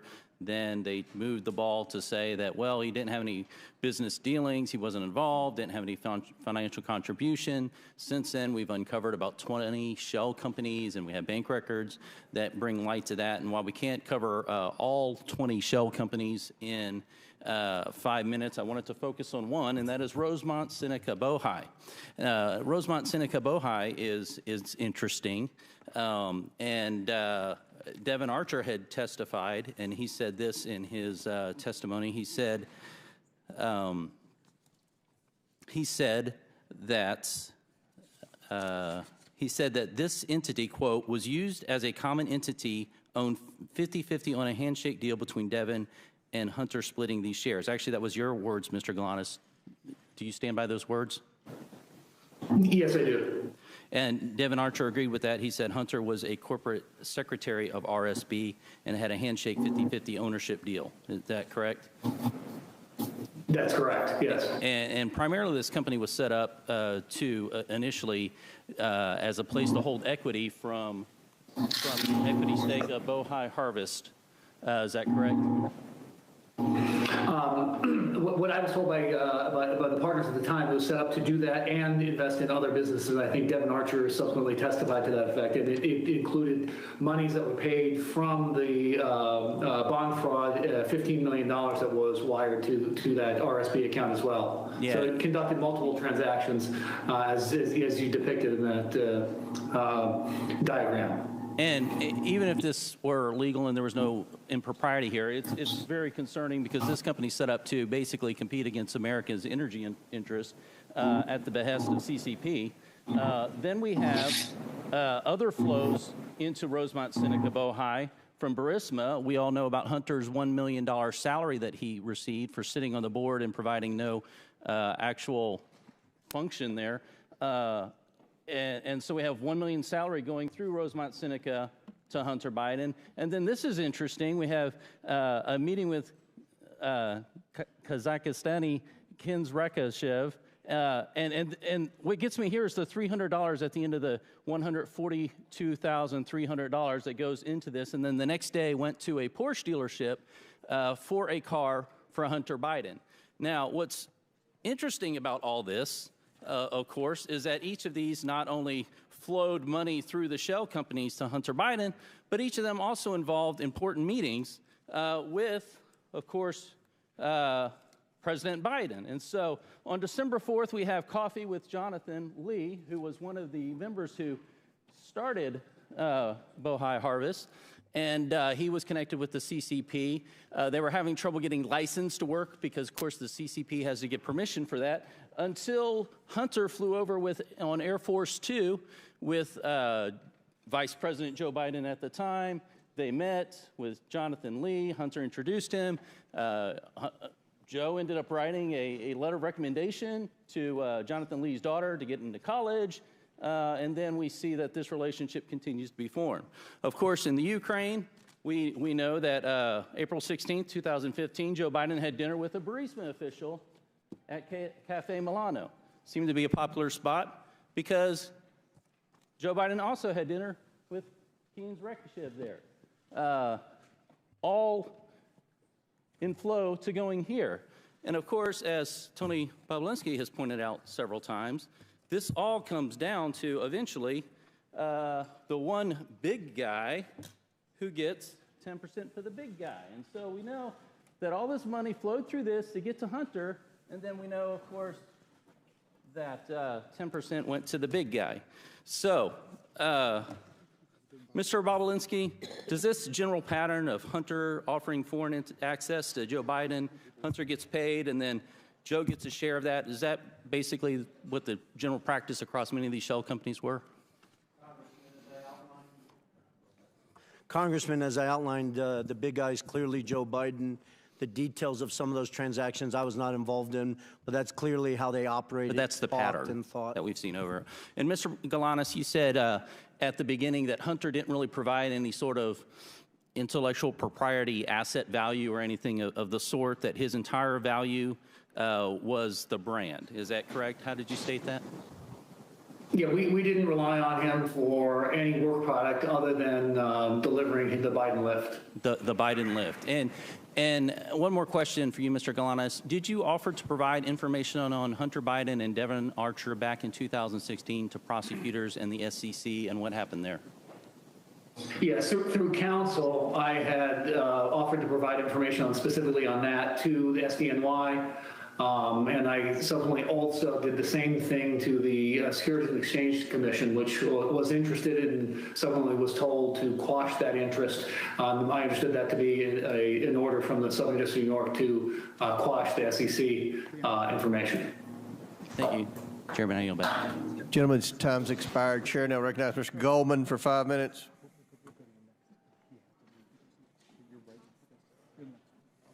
Thank you, Mr. Chairman. I only have 5 minutes, Mr. Bobulinski, so I'm going to try to move quickly, and I'd appreciate if you just answer the questions.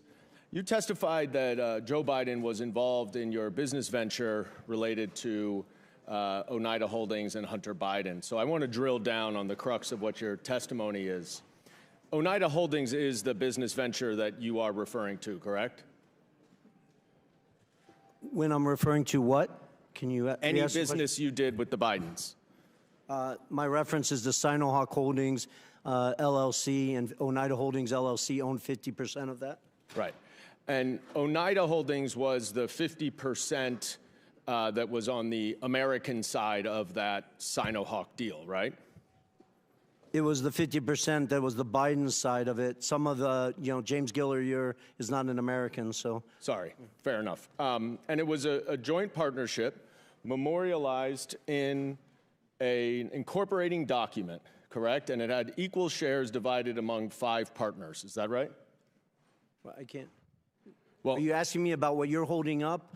Because you're sir, was it an equal? Were there equal 20% shares among 5 partners? In what? Oneida Holdings. In the final signed documents? Yes. Is that what you're asking me? Yes. It is? Not complicated.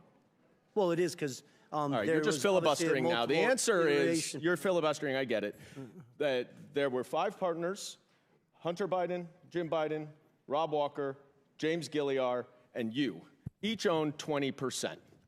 Do you? Well, they didn't each own. Their LLCs owned it, which is a material Do you difference. see Joe Biden or an LLC related to Joe Biden on this? I don't know if Joe Biden owned any of Jim Biden's LLC or Hunter Biden's LLC. I'll leave that up to the committee. Okay. And do you know when this agreement was entered into? The poster board that you're holding up, or the actual legal document that was signed? The agreement, sir. The agreement. The agreement was signed May 22nd, 2017. Who was the vice president then? May 22nd, you said? I think it was Mike Pence. And who was the president? Donald Trump. Okay. And when did you first meet Hunter Biden? I first met Hunter Biden in early 2017. When? When in 2017? A day or the month? An hour The month is or good. A month? I believe I briefly met him in New York, but I spent the first meeting I had extensive time with him was in early May 2017. Okay, and that was around the same time that you had those 2 meetings with Joe Biden, right? It was, but prior to that, I had numerous discussions with Hunter. You have said I had lawyers working through the documents that you're Can I asking. please reclaim my time, sir? As I said, we have to move quickly here. Unfortunately, in your testimony earlier today, one of my colleagues asked you about that meeting at the bar, 45 minutes to 60 minutes. And you were also asked about that in your transcribed interview. And in neither of your answers did you mention any discussion that you had at that meeting with Joe Biden about the Chinese business venture. Yet, in grandiose terms here today, you have declared that Joe Biden was involved and that you have mountains of irrefutable evidence to support it. So let's look at the mountains of irrefutable evidence. You provided the committee with a screenshot of a text message that is between James Gilliard and you, dated May 11th, 2017. You see this? I don't know if you can see it. If you can't see, it's just you and James Gilliard, though, right? You remember this text message, I'm sure. Generally, yes. All right. And in it, Gilliard writes, "Man, you are right. Let's get the company set up, then tell H and family the high stakes and get Joe involved." And 2 days later, Mr. Gilliard sent an email to you, CCing Rob Walker and Hunter Biden, in which he suggested a division of the company and included a proposal of, quote, 10% held by H for the big guy, question mark. You remember that, right? The infamous email with the big guy? Yes, Yeah. I do. Did anyone ever respond to that email? Yes, they did, numerous times. Sorry. Hunter Biden himself did. Excuse me. You're right. Well, no, I Did think anyone that's e- important because Sir, Hunter did Biden anyone has ever claimed that he didn't Can you answer my respond to it, questions? and he responded Okay. to it, I believe, You're just 3 going to times. filibuster. I reclaim my time that's running out, but I will say no one responded to the big guy reference for 10. Thank you for making my point. They didn't have to respond because they all knew the big guy was Joe Biden. I reclaim my time. Mr. Chairman, please control the witness. I would like to get a little extra time, Mr. Chairman, because I want to read what Mr. Gilliard said to the Wall Street Journal. Quote, "I would like to clear up any speculation that former Vice President was involved with the 2017 discussions about our potential business structure. I am unaware of any involvement at any time of the former Vice President. The activity in question never delivered and project revenue. 9 days later, the agreement without Joe Biden was signed. You and James Gilliard wanted Joe Biden involved, and that is why Hunter Biden dumped you and did the business That's a on his blatant own. lie, Mr. And I yield Goldman. You back. know better. Chairman's time's expired. Chair now recognizes Mr. Higgins from Louisiana for 5 minutes. Thank you, Mr. Chairman. Mr. Bobulinski, thank you for being here today, and we appreciate the candor of your responses, sir, which is reflective of the way you handled yourself in private testimony and deposition. So I thank you for communicating truthfully to the American people today. I'm going to ask you about the China Energy Fund Committee, the CEFC. You familiar with that, sir? I am. Was this a multi-billion-dollar company, like a Fortune 500 company at one time? It's even bigger than that. If you go back and look at its financials in 2016 and 17, it was probably one of the 5 largest private companies in China. So exactly. So this was a major operation that had a lot of money, and apparently, I'm going to hold up a memo here from this is a chart from the second bank memo, and it shows disbursement of a total of almost $24 million for diamonds. So you have a major Chinese company spending a lot of money on diamonds, and apparently diamonds were used as a means of payment for the Biden family. We know that the Bidens have testified that admitted to having 2 diamonds. We suspect that there are many, many more, $23 million worth of diamonds. Are you familiar with the exchange of valuable assets to pay the Bidens other than electronic transfers of monies? Are you aware of payments in diamonds, payment in cash, payment in board memberships, et cetera? Am I generally aware of it, Yes, or was sir. I involved? Yeah, I read Jim Biden's and Hunter Biden's transcript multiple times. Jim Biden in that transcript references 2 diamonds that were given to Hunter Biden. One, he implies, was in 2015 by an individual who he couldn't recall his name, but the individual's name is Scott O., who was a surrogate for CFC. And then apparently a second diamond was given at a meeting in Miami, and I really want to set the record clear. I was not at that physical meeting. I was in Miami, but I was not at that physical meeting. That's what I told the FBI in my transcribed interview. Are you aware, Mr. Bobulinski, of a pattern of bribery, of bribe payments coming from the China Energy Fund Committee?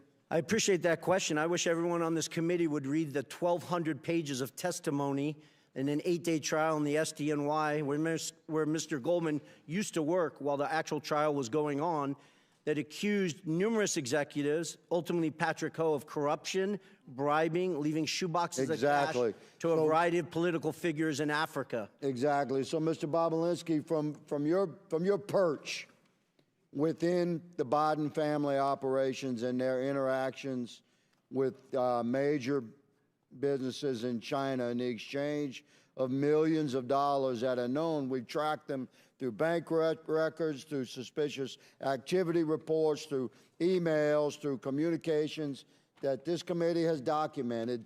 There's no debate that millions and millions of dollars flowed into the Biden family's bank accounts.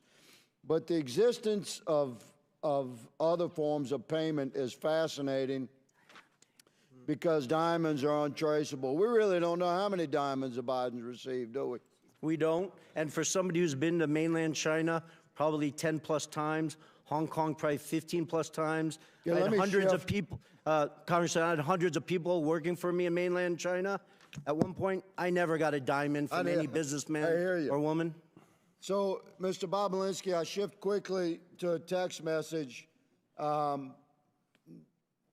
you familiar with this? It's from a gentleman named James. Generally, yes. Yes, says, don't mention Joe being involved. It's only when you're face to face. I know you know that, but they are paranoid. And there's a response saying, okay, they should be paranoid about things. And then there's a response saying, for real. So what is meant by don't mention Joe being involved? It's only when you're face to face. I know you know that, but they are paranoid. Well, I think it outlines how the Bidens operated, not specifically just with CFC. You have Galanis here testifying and numerous other witnesses that have given you tremendous amount of evidence that outline they worked to obfuscate it, create layers of obstruction. That's the reason why Rob Walker was getting sent millions of dollars instead of Hunter Biden directly. That's the reason why Devin Archer was receiving millions of dollars instead of going to Hunter directly. You guys have a mountain of evidence that stacks high and answers that question on how they obfuscated. They lived in a world of plausible deniability. Thank you, Mr. Bobulinski. Mr. Chairman, my time has expired. I yield. Chair now recognizes Ms. Norton from D.C. for 5 minutes. Thank you, Mr. Chairman. Mr. Galanis, thank you for appearing voluntarily for this hearing from Alabama. I understand you are currently serving a 189-month sentence in federal prison, almost 16 years, after being convicted of not one, but two, but not one, not two, but three different schemes. The victims of your schemes, as the judge who presided over your criminal prosecution noted, included, and here I quote, one of the poorest Native American tribes in the country, as well as pension funds held for the benefit of transit workers, longshoremen, housing authority workers, and city employees, hardworking people, everyday people, among others. The court also noted that you personally benefited from these schemes, and again I quote, using over $8 million, almost $9 million, for lavish personal expenditures, including home expenses, automobiles, travel, clothing, jewelry expenses, and meanwhile, investors were left with nothing. But this is not your only encounter with prosecutors. In another case, the Security and Exchange Commission charged you in 2005 with accounting fraud in connection with your involvement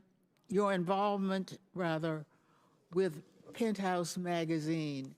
And in 2010, You were convicted of attempted tax evasion and were sentenced to 5 years probation in order to pay nearly $2 million in restitution. In imposing your prison sentence, the judge noted that you are, and here I quote, an extremely talented man, extremely gifted in his interpersonal skills, uncommonly so. He is very persuasive as an individual, and those were the tools in his tool bag of the fraud he committed and the people he ensnared, his intelligence, his interpersonal skills, his charm, if you will. And this is something that is not unseen in people who are commonly referred to as con artists. Another judge who presided over your case referred to you as, quote, a skillful con artist. A skillful con artist, that is who my Republican colleagues are relying on to carry their water in this sham impeachment inquiry after their last star witness, the author of the infamous FBI Form 1023, was indicted for lying and outed as a likely Republican agent. It is time we put an end to this pathetic and desperate inquiry. I yield my remaining time to Ranking Member Raskin. Ms. Norton, thank you very much. So for more than a year now, we've heard innuendo, rumors, propaganda, big lies, but no facts, no evidence that could reasonably support the finding of impeachable high crimes and misdemeanors against President Biden. In our first real impeachment hearing, the majority invited several expert witnesses who came together, and their witnesses agreed with that there was nothing that remotely approached the level of proof needed to support a finding of high crimes and misdemeanors that one would impeach a president for. And now we come back again today, and the majority has two witnesses. One, the designated con man as determined by two different federal courts, not without talent, but someone who deploys his talent towards the purposes of exploiting Native American Indian tribes, pensioners, and other innocent investors. And then Mr. Bobulinski, who offers a lot of rhetoric and a lot of hot air, but absolutely no facts that could indict the President of the United States for high crimes and misdemeanors, impeachable offenses against the Republic, the kinds of offenses which James Madison said are great attacks on the Republic itself, great affronts to our Republican form of government. And nobody on their side can even tell us what is the impeachable high crime and misdemeanor, which suggests that they are moving in the direction of criminal referrals, and they should start by looking at their own witnesses. I yield back to you, Mr. Chairman. And I'd like to remind the ranking member and Ms. Norton, the witness, Mr. Galanis, was partners with Hunter Biden. That's why he's here. We have their partners. You could have invited partners, but you invited this guy. Yeah, Donald Trump's partner, Mr. Parnas, who was working with Donald Trump and Rudy Giuliani. Rudy Giuliani's partner. Okay, yeah. All right. Chair recognizes Mr. Groffman. Yeah, we got a variety of things I'd like to go through, but first, Mr. Lynch complained about Mr. Galanis testifying from prison. So I'd like to ask unanimous consent to enter into the record the Department of Justice's own press release announcing the sentencing of the Democrats' witness, led Parnas, to 20 months in prison for, among other things, making false statements. Without objection on Donald Trump's partner. Thank you. Now, Mr. Chairman, you know, we had originally hoped that we'd see a few more witnesses here today. They're not here, but I would like to run a brief tape because I showed up today hoping I'd be asking these witnesses a little bit more about this tape. I know that, you know, there's some mystery, or some people feel it's still ambiguous as to how this prosecutor was fired in Ukraine, and I wonder if this tape could do a little bit more to shed light on why that prosecutor was fired and why we want Hunter Biden and Mr. Archer here today. And so I got Ukraine, and I remember going over convincing our team, or others too, convincing us that we should be providing for loan guarantees. And I went over, I guess, the 12th, 13th time to Kyiv, and I was supposed to announce that there was another $1 billion loan guarantee. And I had gotten a commitment from Poroshenko and from Yatsenyuk that they would take action against the state prosecutor, and they didn't. So they said they were walking out to the press conference. I said, no, I said, I'm not going to, we're not going to give you the $1 billion. They said, you have no authority. You're not the president. The president said. I said, call him. I said, I'm telling you, you're not getting the $1 billion. I said, you're not getting the $1 billion. I'm going to be leaving here. And I think it was, what, 6 hours? I looked, I said, I'm leaving in 6 hours. If the prosecutor's not fired, you're not getting the money. Well, son of a bitch. Got fired. And they put in place someone who... I just wanted to put that up there because I do eventually want further efforts made to get Hunter Biden or Mr. Archer here, because we have Joe Biden himself bragging that they got rid of a prosecutor who would have provided his son's business dealings with a little bit more tough going or more observation.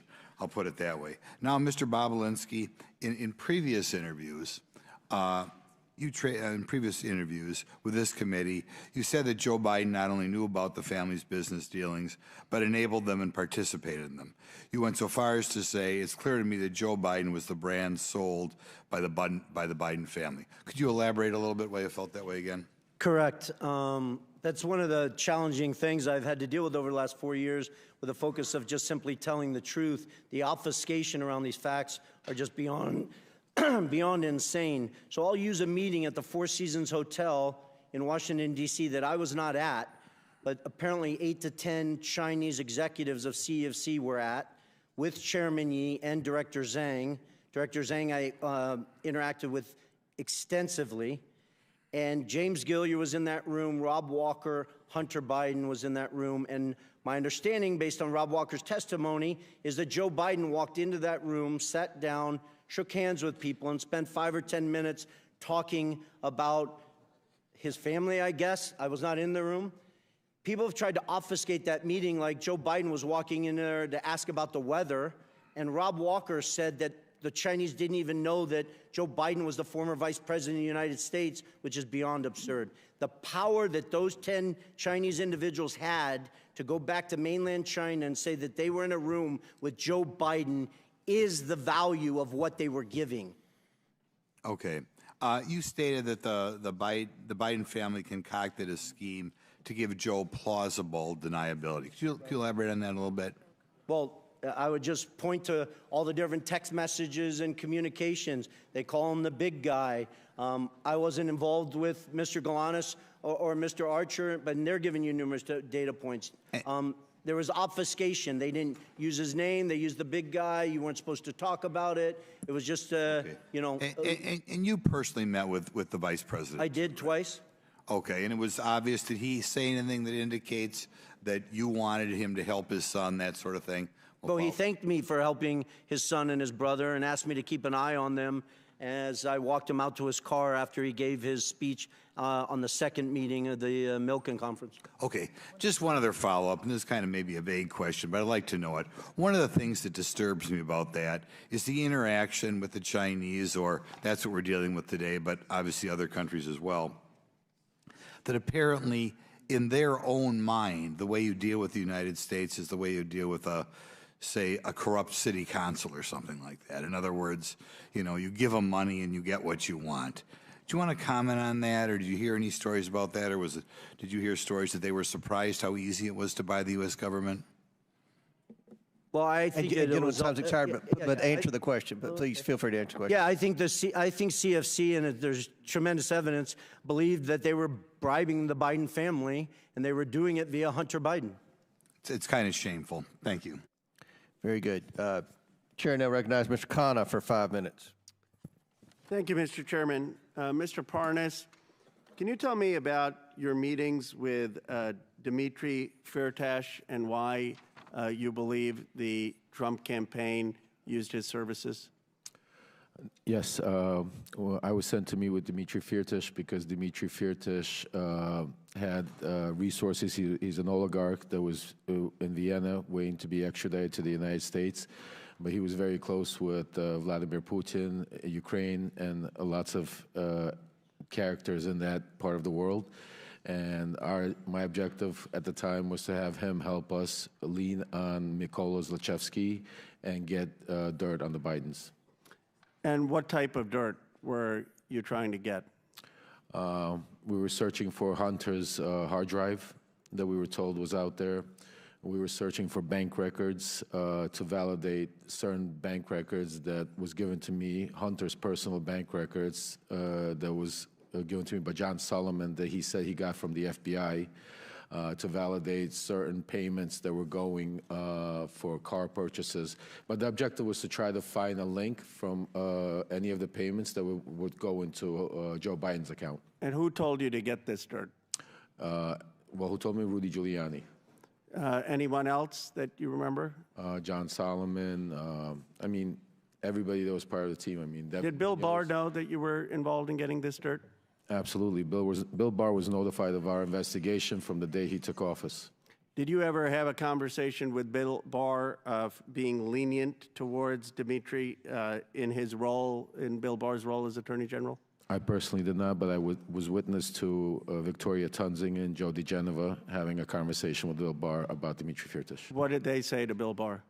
Basically, they were telling him that the charges were false and that he needs to drop the charges and basically end the case. And why did they tell him to drop the charges on this Russian oligarch? Because Dmitry Firtash was going to help us getting dirt on the Bidens or whatever else the Trump campaign needed. So my understanding is you have the Trump campaign telling you to talk to a Russian oligarch to get dirt on the President of the United States for political reasons, and then someone from the Trump campaign is talking to the Attorney General to drop the charges because this foreign national is helping get dirt on a political candidate? Absolutely. Did Bill Barr indicate any willingness to drop the charges? After a meeting that Victoria Tunzing and Joe DeGeneva had with DOJ, they came back and informed me that we're going to Vienna because to tell Dmitry Firtash everything's going to be okay. Do you know if Bill Barr in any way told you to say that? I was not privy to in that meeting, no. Do you have any evidence that Bill Barr would have indicated to signal to Dmitry that the charges would be dropped? Only from conversations from Rudy Giuliani or Victoria Tunzing. And what did they say about what Bill Barr said? They basically told me that this would be taken care of as long as Firtash played ball, and that's the message they relayed to me to tell Firtash. And they said that Bill Barr was conveying that to them directly? Yes, after meetings. There were several meetings. One, there was a private meeting at where Rudy Giuliani went and bumped into actually Bill Barr at the Trump International Hotel, and he used that as a moment to take him aside, speak to him. And then there were certain official meetings through official channels where Victoria Tunzing met with him. So, yes. Do you know anything, if anything was done with the charges? Till this day, Dmitry Firtash is not here. Do you believe that Bill Barr should be investigated for his conduct in potentially dropping these charges?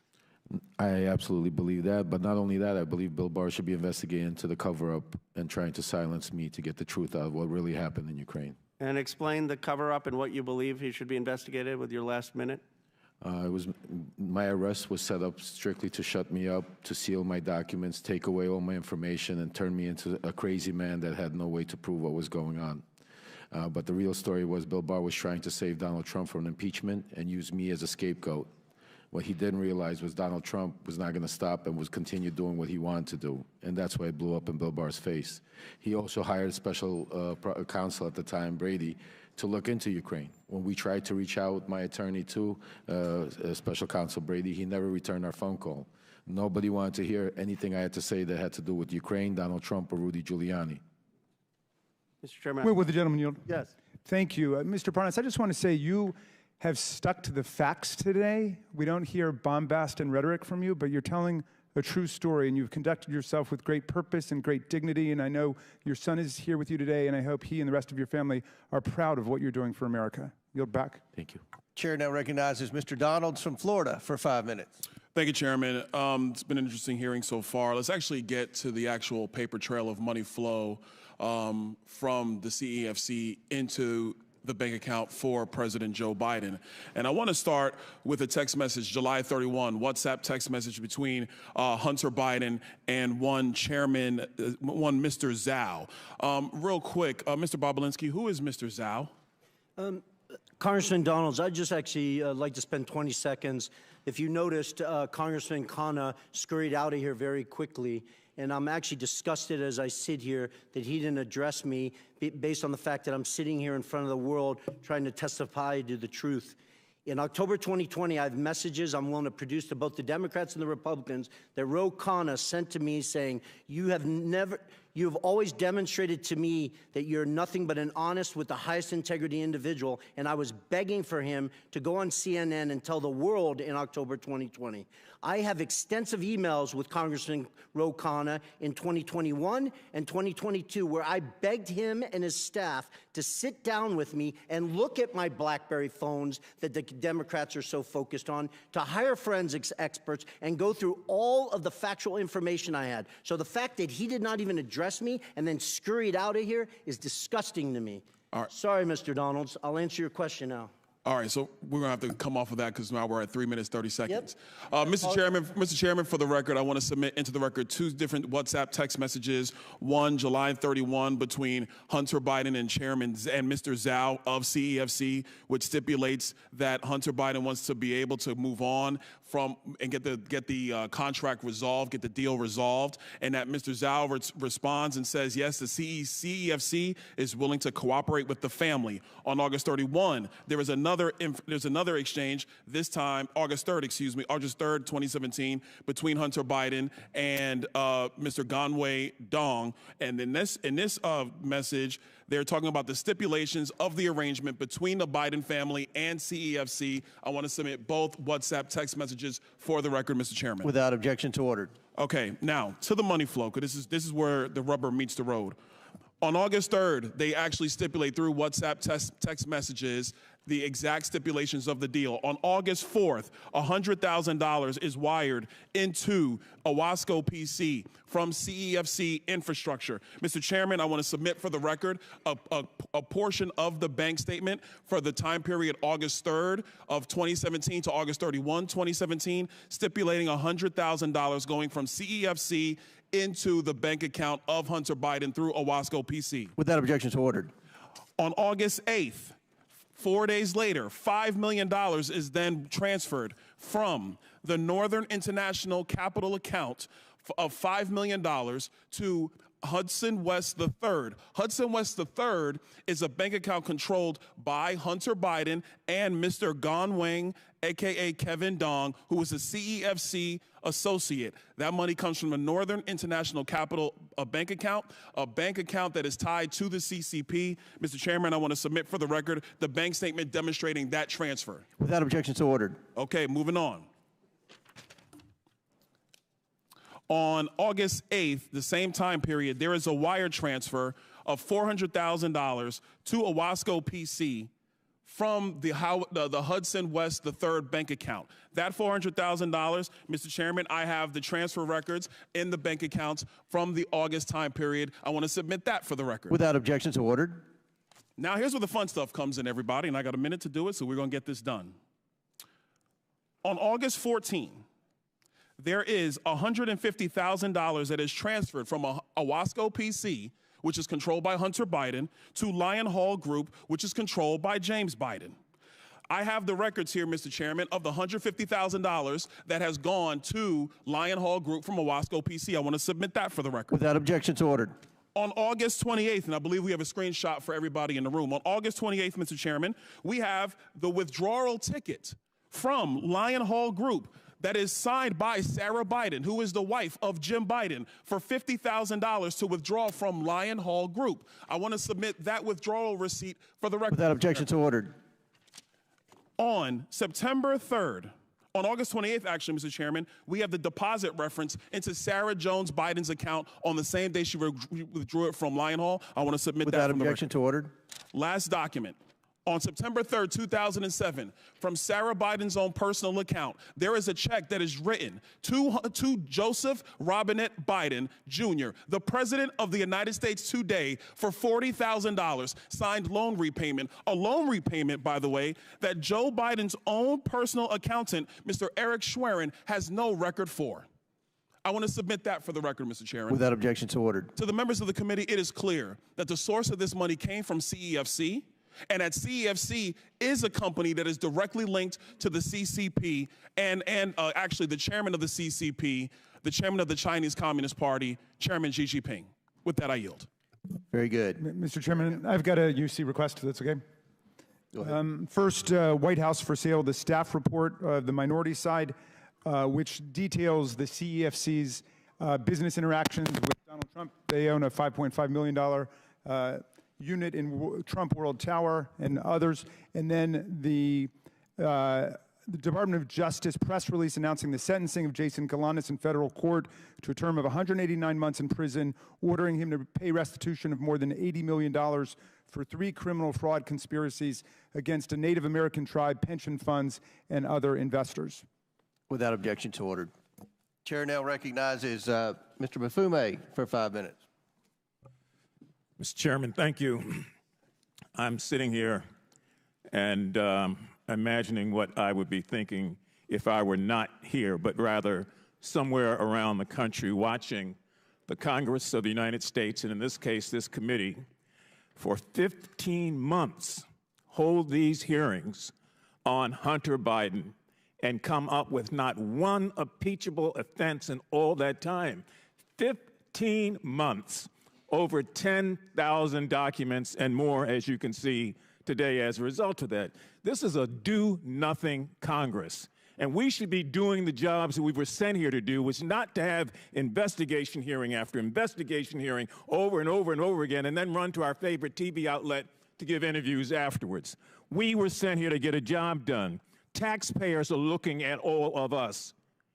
Meanwhile, Americans, black, white, Asian, Latino, Native American, and their families are wondering what the hell is going on. Is this another investigation hearing in this 15 months that has yielded nothing at all? It's the do-nothing Congress. You thought Harry Truman said it in 1948. Anybody can say it today. Look at what we've done in 15 months. Virtually nothing. Nothing at all. Senior citizens sit in their homes and watch C-SPAN or some other outlet carry this. Some of them sitting in nursing homes, all of them worried about losing their Social Security. They're on fixed incomes, and they expect the Congress to use its time and its energy to deal with things that affect them directly. Students are defaulting on loans to colleges all over the country, and no one wants to talk about that. Health care is inadequate in most places in this country. And diseases are ravaging our communities, and people assume that at some point the Congress will deal with that. And so whether it's cancer, cardiovascular disease, kidney disease, diabetes, HIV, stroke, the disparities in the health system say, please, please give us a little bit of your time also when you're not dealing with Hunter Biden and when you can't prove that he's done anything wrong. Crime is out of control. White collar as well as black collar. And assault weapons are still being used every day to shoot and kill innocent children and Americans. And we're sitting up here talking about something that we've talked about for 15 months with no substantial evidence. Can't get humanitarian aid to Palestine. Can't get military aid to the Ukraine.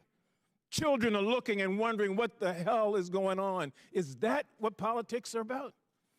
So we are doing a disservice. I know I'm supposed to be asking questions, and Mr. Parnas, I may have one or two for you, but I am so outraged at a do-nothing Congress, just pointing the finger over and over again, and people are hurting, looking for real help. Can't deal with immigration because Donald Trump calls up and kills the immigration bill, and yet people say that's the major issue, is it? I haven't seen the sort of attention that we thought we were putting to that or anything else. And so this particular hearing will probably be followed by another hearing and another hearing and another hearing until this Congress expires in January of next year. And we haven't done a damn thing to move the ball forward, except make accusations. Life is too short. Now, maybe some of you have a guarantee you're going to be around forever, but I don't. I came to this body first in 1987. I worked under Ronald Reagan and the first Bush and Bill Clinton and Donald Trump and now Joe Biden. This Congress is not doing anything. It's not like the previous Congresses, trust me. That's why people have such a low esteem of those of us who say, well, I'm Congressman so-and-so. People on the street don't buy that. They don't see the action. So I'm done. I know I've exhausted my time. Mr. Parnas, a couple of quick questions, and I'll let you go. Is it your understanding that Rudy Giuliani worked for an individual identified by the Trump administration as a Russian agent? Yes. Do you know what these Russian line actors were trying to do? Quickly. Push a conspiracy theory about the Bidens. Did you warn Rudy Giuliani? Yes, I did. And what was his response, succinctly? He told me that he agreed with me, but then proceeded to work with these people behind my back. And these people have been identified as Russian agents. Yes, sir. And we've got a meeting here of Mr. Giuliani with one of those. I'm disgusted, as most people are, about this process. And the only way we get to a point where we get things done is that we learn to talk to one another across the aisle without having another conspiracy theory after another one after another one. You don't buy trust that way. You buy contempt. I yield back. Chair recognizes Lisa McClain for 5 minutes. Thank you, Mr. Chairman. I want to start off by saying I think most Americans are taught at a very young age that you are who you surround yourself with. I think keep that in a premise. As I sat here and listened to everyone talk about how Hunter Biden is just this golden boy. I mean, are we really supposed to believe that Hunter Biden is the golden boy? His associates, such as Jason Galanis and Devin Archer, are felons convicted of fraud, yet he is the golden child. I want to talk about examples of Biden's influence peddling scheme. This time, it was Romania. It follows the same general pattern as we have seen with other countries like China, Russia, Ukraine, and Kazakhstan. Here's the pattern. It's really simple. A corrupt foreign oligarch needs access to the U.S. government. Hunter Biden sells influence to the U.S. government. The oligarchs pay up. So let's just take a deeper dive into this Romanian scheme. Mr. Bobulinski, who is Gabriel Popovich? Gabriel Popovich is a businessman from Romania, probably worth hundreds of millions of dollars, I'd envision. Okay. Is it true that Gabriel Popovich faced corruption charges in Romania in 2015? It is. Thank you. And when you were in Europe with the Bidens to close on that CEFC deal with the Chinese, you separately negotiated with Popovich to get a 17th payment. Is that also correct? I did. Okay. But Popovich did not want to pay him. Is that correct? Correct. You're talking about a 17th payment that would go to Rob Walker, and then Rob Walker would distribute to Hunter Biden. That is correct. And is it because Hunter Biden had failed in the work he was engaged by Popovich to do, which was to get the corruption charges dismissed by the Romanian authorities? Isn't that correct? Well, it's two things, that they had failed to do that, but also that Joe Biden had left the White House at that point. Okay, so there's a dot. So I get 16 payments while Joe Biden's in the White House. Correct. But after Joe Biden leaves the White House, coincidentally, the payments stop. Correct. Okay, just want to make sure that we can connect the dots very simply. But obviously wasn't a coincidence. Right. I'm not much for coincidences, which neither are the American people. But, Mr. Bobulinski, what do you think Popovich wanted Hunter Biden to do? I don't have to think, because Gabriel told me personally he expected, and didn't want the details, he expected Hunter Biden Rob Walker and James Gillier to do whatever was necessary to impact his case in Romania. How do you know that? Because Gabriel Povich told me that. From his mouth? Yes. Okay, so there's another dot that we can connect. Would that be a conspiracy theory? That's not a conspiracy theory. Okay, thank you. I would encourage you to interview Gabriel Povich. Thank you. Lastly, after claiming he wanted a public hearing, Hunter Biden decided to skip today. Why do you think he skipped the hearing today? Is that a rhetorical or serious? Well, I don't think he wanted to sit next to me because obviously I've emphatically stated he perjured himself in his transcribed interview with the committee, as did his uncle, Jim Biden. And for every fact he claims or wants to say I was high on drugs or obfuscate, I can show a document, a text message, a recording that is confirmed that he's lying. Well, let's not let the facts get in the way of a good story, right? Here are the facts. Highly disappointing that he's not here, though. I would agree. Here are the facts. Hunter Biden was engaged by a foreign principal, Gabriel Popovich. It is well known that Hunter Biden met with the ambassador to Romania, Hans Klem, in November of 2015. Hunter Biden was not registered under FARA. He stopped getting paid as soon as his father leaves office until you got Popovich to send Hunter Biden one more payment. Seriously, what services was Hunter Biden providing to the Romanian oligarchs for millions of dollars? We've yet to hear it. As far as the committee knows, Hunter Biden was never registered under the Foreign Agents Registration Act.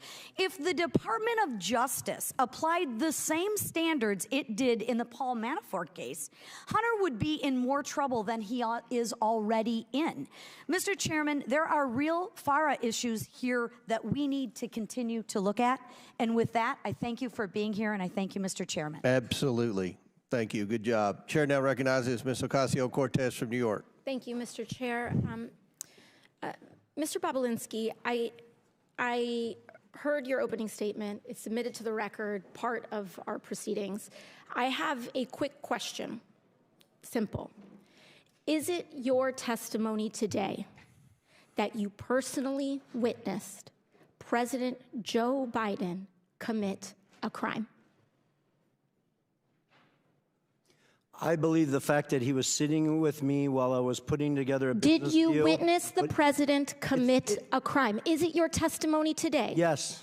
And what crime have you witnessed? How much time do I have to go through it? It is simple. You name the crime. Did you watch him steal something? Corruption statutes, RICO and conspiracy. What is it? What is the crime, sir? Specifically. You asked me to answer the question. I answered the question. No. RICO, you're obviously not familiar with. Corruption statutes. Excuse me, sir. RICO is not a crime. It is a category. What is the crime? It's a category of crimes that you're then charged You under have charges. A long 100 You list have of charges. Sir, please want me to name the exact statute under RICO? Yes. Well, it's funny. In this committee room, everyone's not here. There's over 18 all right, sir, I reclaim my lawyers time. that went to law school. I reclaim my time. You guys okay, to thank define you, the sir. I statute reclaim my under time. RICO. Clearly, what we are seeing here today is a continuation of the 15-month saga of the Republican majority lost in the desert. Impeachment 101.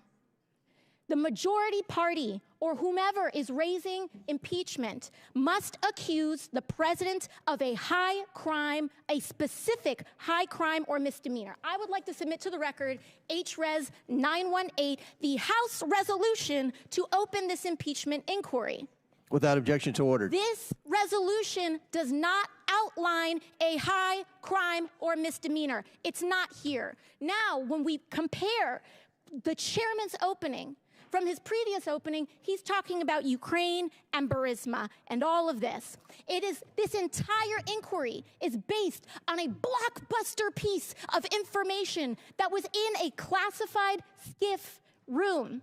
And inside that room was a document alleging President Biden directly of a $10 million bribery scheme, a $10 million bribery scheme, extremely serious. What happened? What happened a month ago, Mr. Chairman? That document, the FBI arrested the person who offered those allegations for falsifying his testimony to the FBI. This entire impeachment inquiry is based on an actual, provable individual who has lied. Now, responsible leadership would withdraw an inquiry based on that. Withdraw it. Instead, what we are seeing is that this committee was warned about the falsehoods of these allegations long before that, warned by Trump's Secretary of State Mike Pompeo, and yet they proceeded anyway. The chairman proceeded anyway. This committee was warned by Rudy Giuliani associate right here, Lev Parnas, after that document about the falsehoods of this. Then held hearings where your own expert witnesses said that there was no grounds for impeachment, and you proceeded anyway. And finally, as if none of this was enough, the FBI arrested the individual who was the source of the entire, to quote the chairman, heart of the matter, to launch this impeachment inquiry, and proceeded anyway. At this point, the story is not the fact that the basis of this impeachment inquiry is wrong. The story is why it's proceeding anyway. Why is this committee proceeding based on false charges? And by the way, no charges. I have yet to hear in the chairman's opening the allegation that they are specifically charging the President of the United States with. I'm hearing about Biden family. I'm hearing about this and that. I am not hearing the specific allegation by this committee. What is it? It's not here, and that is the problem. The story is when this committee knew that they were working with falsified evidence. That's the story. And with that, I yield back. Gentlelady yields back. Chair now recognizes Ms. Mace from South Carolina for 5 minutes. Thank you, Mr. Chairman. On March 1st, 2024, Joe Biden stated he did not interact with Hunter or Jim Biden business associates. Mr. Chairman, I'd like to ask unanimous consent to enter into a record New York Post article. Biden insists he did not interact with his Without objection to order.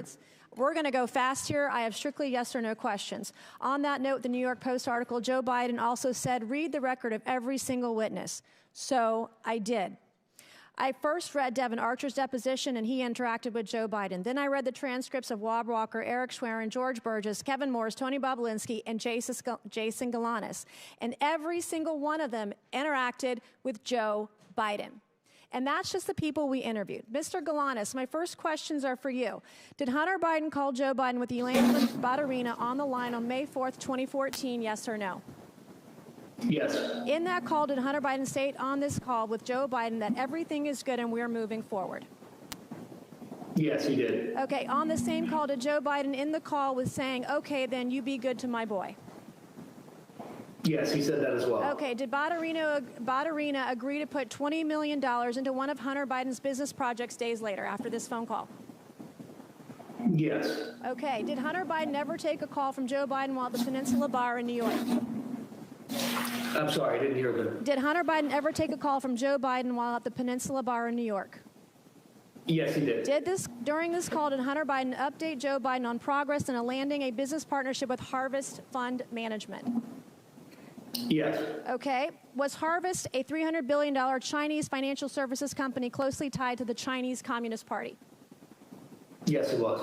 Okay. Is Hunter Biden involved with Harvest?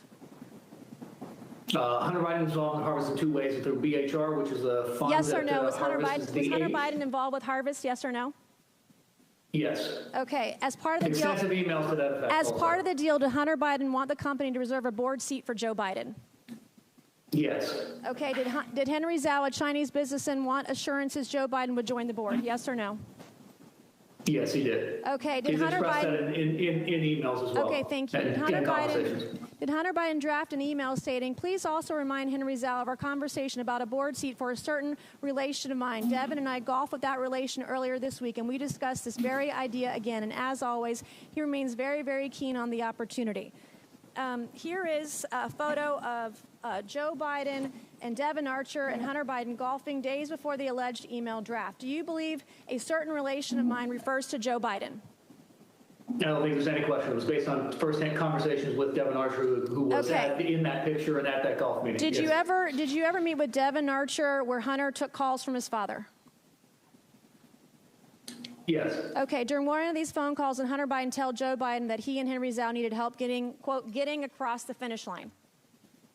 Yes, that's correct. Okay, Mr. Bobolinsky, do you recall receiving an email that floated the possibility of giving 10% ownership of Sinohawk to Joe Biden through Hunter Biden? Yes. Okay, my last questions are for both of you very quickly. Mr. Bobolinsky and Mr. Galanis, you both stated you were told not to use Joe Biden's name in communications, correct, Mr. Bobolinsky? Correct. Mr. Galanis? Yes. Okay. Did Joe Biden participate in phone conversations and meetings with Hunter Biden, his business associates, and foreign interests, yes or no? Mr. Bobolinsky? He clearly did. Okay, Mr. Galanis, yes or no? Yes. Okay. In Hunter Biden's deposition, he said he did not involve his father in his business. Did Hunter Biden lie under oath, yes or no? Mr. Bobolinsky? Yes. Mr. Galanis? If that's what he said, yes, I believe that's true. Is Joe Biden lying when he says he did not interact with Hunter Biden, Jim Biden, their business partners, or forward interests? Yes or no? Yes. Mr. Galanis? Yes. All right. In a debate on October 22nd, 2020, Joe Biden denied Hunter Biden made money from China. Then Hunter Biden, his business associates, and foreign interests include money from Chinese businesses, business partners, and or interests. Yes or no? Mr. Bobolinsky? I'm sorry, did the Hunter Biden family Biden make receive money from Chinese Correct. business Yes. interests? Mr. Galanis? Did Hunter Biden receive money from Chinese business interests? Yes or no? Yes, he was. Okay, thank yes, he had economic interests, and yes. All right. Joe Biden Yes, has repeatedly claimed that he was not involved in Hunter Biden, Jim Biden, or any other Biden family business deals. Today, our witnesses have proved otherwise. Today, we've established Joe Biden lied about interacting with Hunter Biden's business associates. It is my belief Joe Biden is the closer for Hunter Biden, Jim Biden, and their business associates and foreign interests. Good luck to the left proving otherwise. Thank you, and I yield back. Gentlelady yields back. Chair now recognizes Ms. Porter from California. The title of this hearing is Influence Peddling, Examining Joe Biden's Abuse of Public Office. Look, the impeachment inquiry is dead. If it was on life support, my colleague Ocasio-Cortez just killed it. There is no allegation of a specific crime. President Biden didn't do anything wrong. There's zero evidence of that. And still, both Democrats and Republicans and the media treat these hearings like the Super Bowl. But no one ever wins, and Americans always lose. So I've got a fresh direction for this hearing. All we have to do is cross off the part after the colon. There, just influence peddling.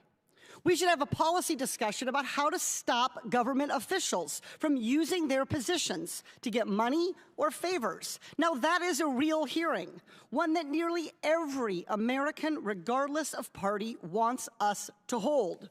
We could start by talking about how senior executive branch officials can leave public service, wait just 1 year, and then legally become lobbyists for big corporations, scoring their new employers profitable government contracts and favorable regulations. They can even be paid by the big corporations during that short 1 year while they are waiting to become lobbyists as a down payment for their future ability to peddle influence. That's wrong. For the panel of witnesses, by show of hands, as Americans, would our witnesses support extending this 1 year waiting period to at least 2 years? No, I would. Okay, so there we go. Republicans, Democrats, even convicted criminals, everybody supports that we should do more to stop influence peddling. This is the kind of good government reform that Americans of all political stripes support. And I should know, in 2022, I passed that exact reform as an amendment to the National Defense Authorization Act with a bipartisan majority vote. What happened to that amendment? Why didn't it become law? The answer is simple. Nearly 500 former members of Congress worked for lobbying firms. And too many people around here want to follow in their footsteps, and so don't want to make it harder for government officials to become lobbyists. Ultimately, Democratic leadership under then Speaker Nancy Pelosi let the amendment get stripped out of the final bill. When I offered up the amendment again during this Congress, Republican leadership under then Speaker Kevin McCarthy never even put the amendment up for a vote. Both parties have let us down on fighting influence peddling and tackling corruption. But I'm hopeful we can begin a new approach in this very committee. The American people should know that regardless of party, should know that an investigation was conducted into whether Joe Biden did anything wrong. We followed the evidence to where it led, a dead end. So this impeachment inquiry should end today. And where should we go from here? We should stop partisan attacks on each other and address the real problem, that the American people believe that the rules that prevent corruption are way too weak. To stop politicians on both sides of the aisle from influence peddling. This committee should be working together in a bipartisan way to change the culture of Congress, to crack down on influence peddling and corruption, and just as importantly, to stop the perception of it. Let me give you some facts. I don't even need a whiteboard for this one. 495 former members of Congress work for lobbying firms. 467 members of Congress take corporate PAC money. 78 members of Congress violated the Stock Act last Congress. Clearly, we have our work cut out for us. So let's start the conversation today on what a bipartisan ethics reform package could look like. Here are the organizations that could have come today as witnesses so we could have had a productive conversation. Oversight staff, do you have your notebooks ready? Citizens for Responsibility and Ethics in Washington, Common Cause, Project on Government Oversight, Public Citizen. With the right witnesses and the commitment to doing what the American people want, this committee can have a real conversation about the problem of influence peddling. And we can pass legislation to create badly needed ethics guardrails. That would be real work, not a real circus. I yield back.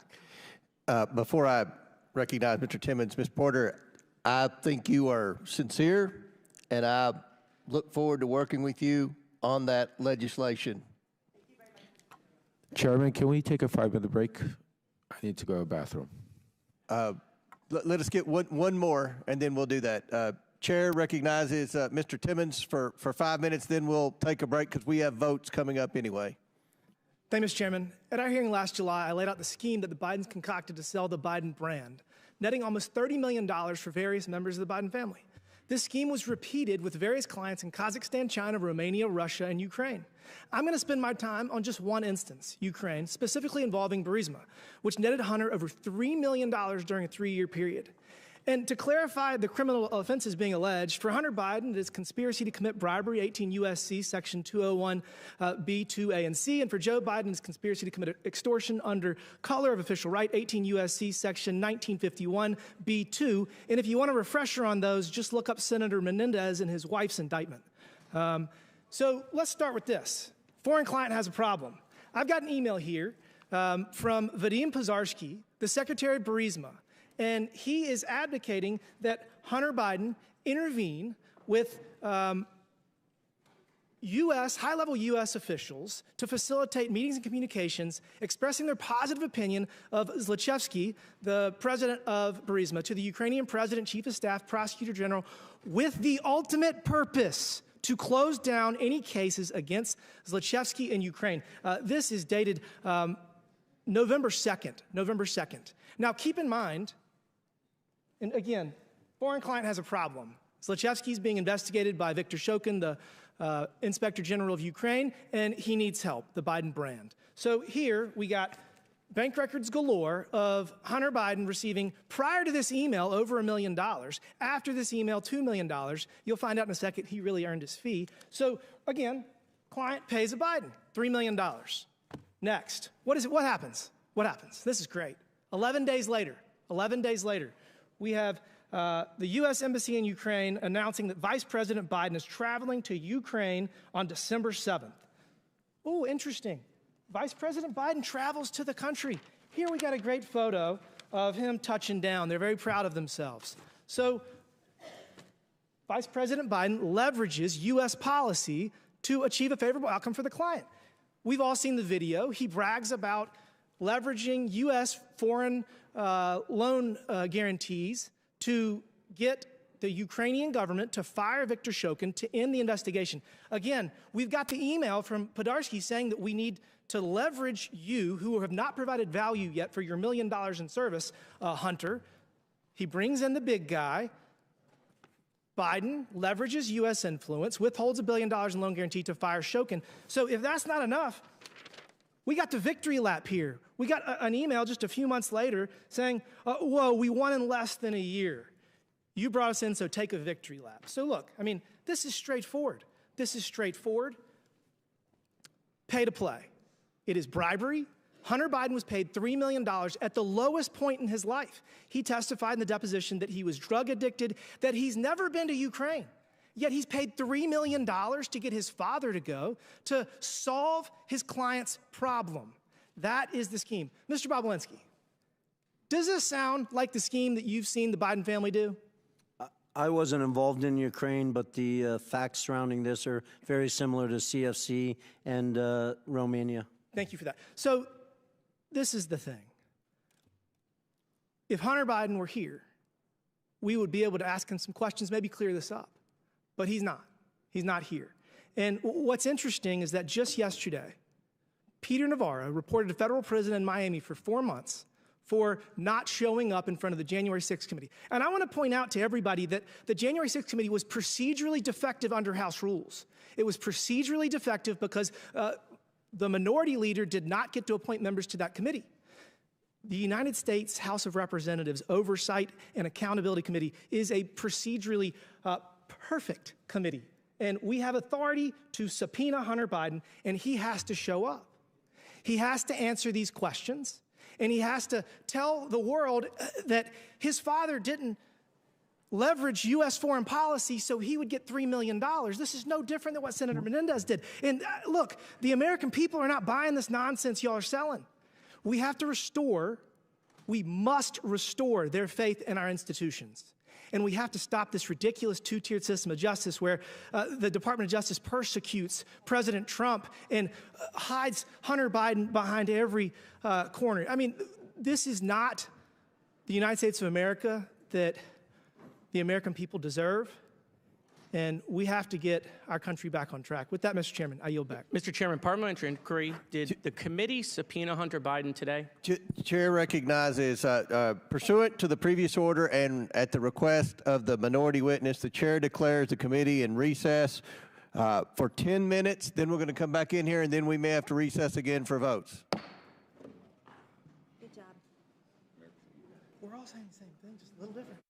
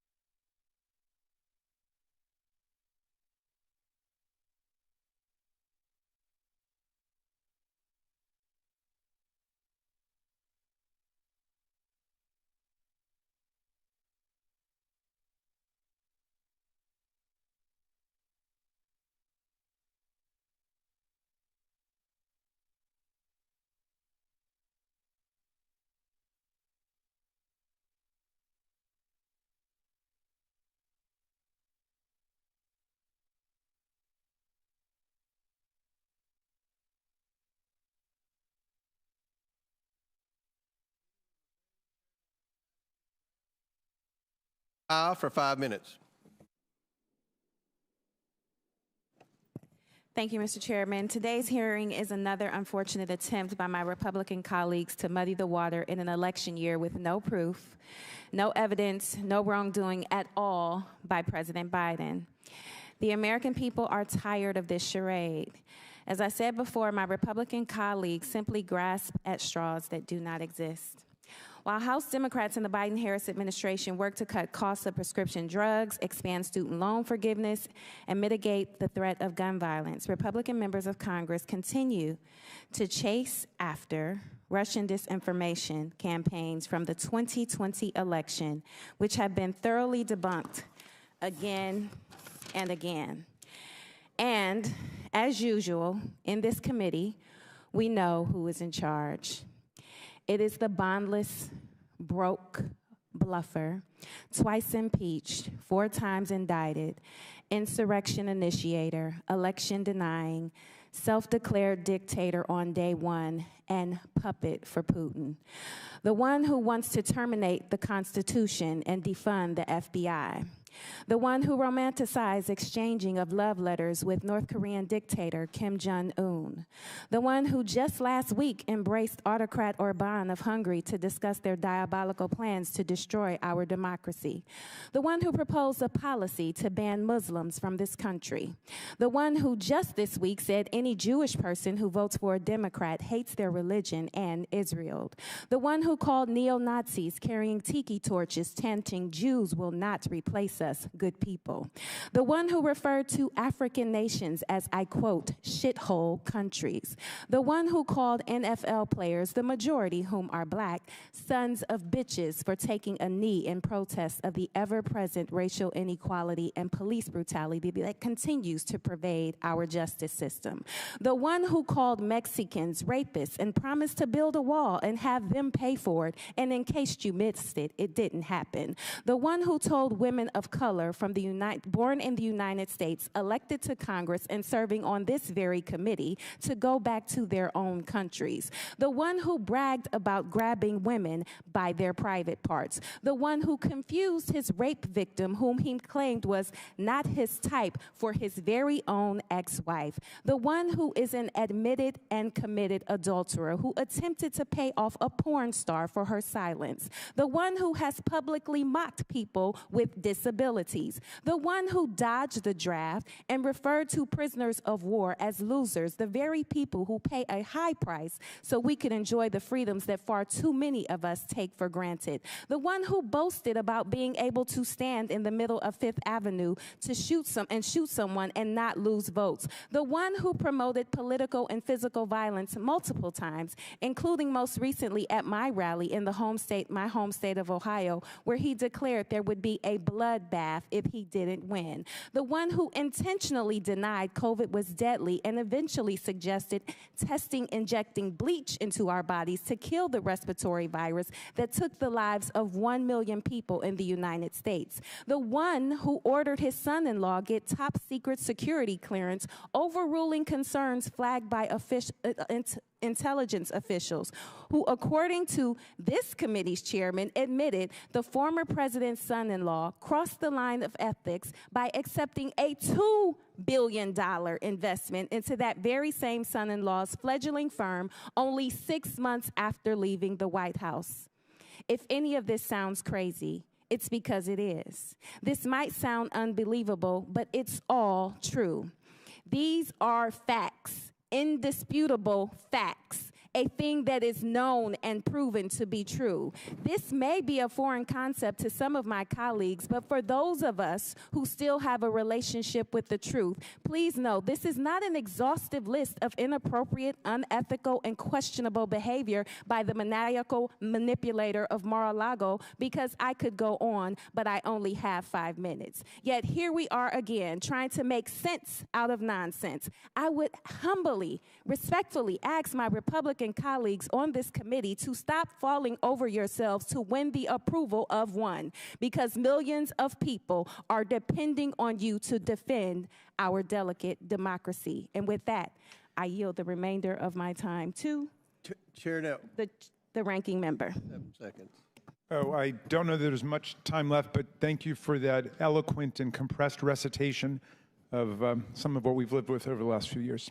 Chair recognizes Mr. LaTurner from Kansas for 5 minutes. Mr. Bobolinsky, I want to talk about May of 2017. To be clear, Hunter Biden was doing business with CEFC while his dad was VP. Are you aware of that now? Yes. Rob Walker told us that during his transcribed interview before the committee. But I want to talk to you about your meeting with Joe Biden, Hunter Biden, and Jim Biden in May of 2017. Other members are going to bring up the meeting you had with Joe Biden at the Beverly Hilton the night before the Milken Conference, but I want to talk about the next day when you went as Joe Biden's guest to the Milken Conference. So, you watched Joe Biden deliver a speech that day. Then you had a follow-up conversation with Joe Biden. Isn't that correct? Correct. What did Joe Biden tell you during that conversation? Well, as I've already publicly shared, I was brought backstage by his team because he had just given his keynote, and we just exchanged pleasantries, and then I walked him out to his car, and he specifically thanked me for the work I was doing with his son and his brother and asked me to keep an eye on them. And my understanding is, Mr. Bobolinsky, that after Joe Biden had left, you went across the street to the Peninsula Hotel and had a long conversation with his brother, Jim Biden. Isn't that correct? I did. It's my understanding that you asked him how the Biden family does the business that they do, while Joe Biden is such a prominent political figure. What was Jim Biden's response to you? Correct. I was actually concerned and asking from a position of concern, and Jim Biden's response to me was plausible deniability. Plausible deniability. And by that you mean Joe Biden would be kept in the loop, but you weren't supposed to talk about it, especially in writing. Mr. Galanis, during your transcribed interview with the committees, you said a very interesting phrase. Say it, forget it, write it, regret it. Does this sound familiar? Is this consistent with your understanding of how the Bidens do business, Mr. Galanis? Yeah, very, very much so. That was an operating principle, yes. But it looks like someone made a mistake. Mr. Bobolinsky, you created 2 companies with the Bidens. I want to show you an infamous email discussing the ownership structure of one of those companies, CEFC. You can see on the screen, 20% for H, 20% for Rob Walker, 20% for James Gilliar, 20% for Tony Bobolinsky, 10% for Jim Biden, and 10% held by H for the, quote, big guy. Mr. Bobolinsky, who is the big guy? The big guy is 100% Joe Biden. Mr. Bobolinsky, Hunter Biden didn't respond saying, knock it off. We can't include Joe Biden, did he? No, and that's actually a critical point because remember— Mr. Bobolinsky, did you ever get a text message or a group text message or anything like that saying, guys, knock it off, Joe Biden isn't involved in this deal? No, the whistleblowers actually have a text exchange where they're talking about everything else but that, and the reason why they weren't talking about it is because everyone knew Joe Biden was the big guy. Hunter Biden begged for a public hearing, but it turns out he is too afraid of accountability to show up and tell the truth to the American people. But Americans don't need Hunter's testimony to know they are being gaslit by this president. It's blatantly obvious to anyone paying attention that Joe Biden is the big guy. The CEFC deal broke the say it, forget it, write it, regret it rule of the Biden family businesses, and now they are trying to cover it up.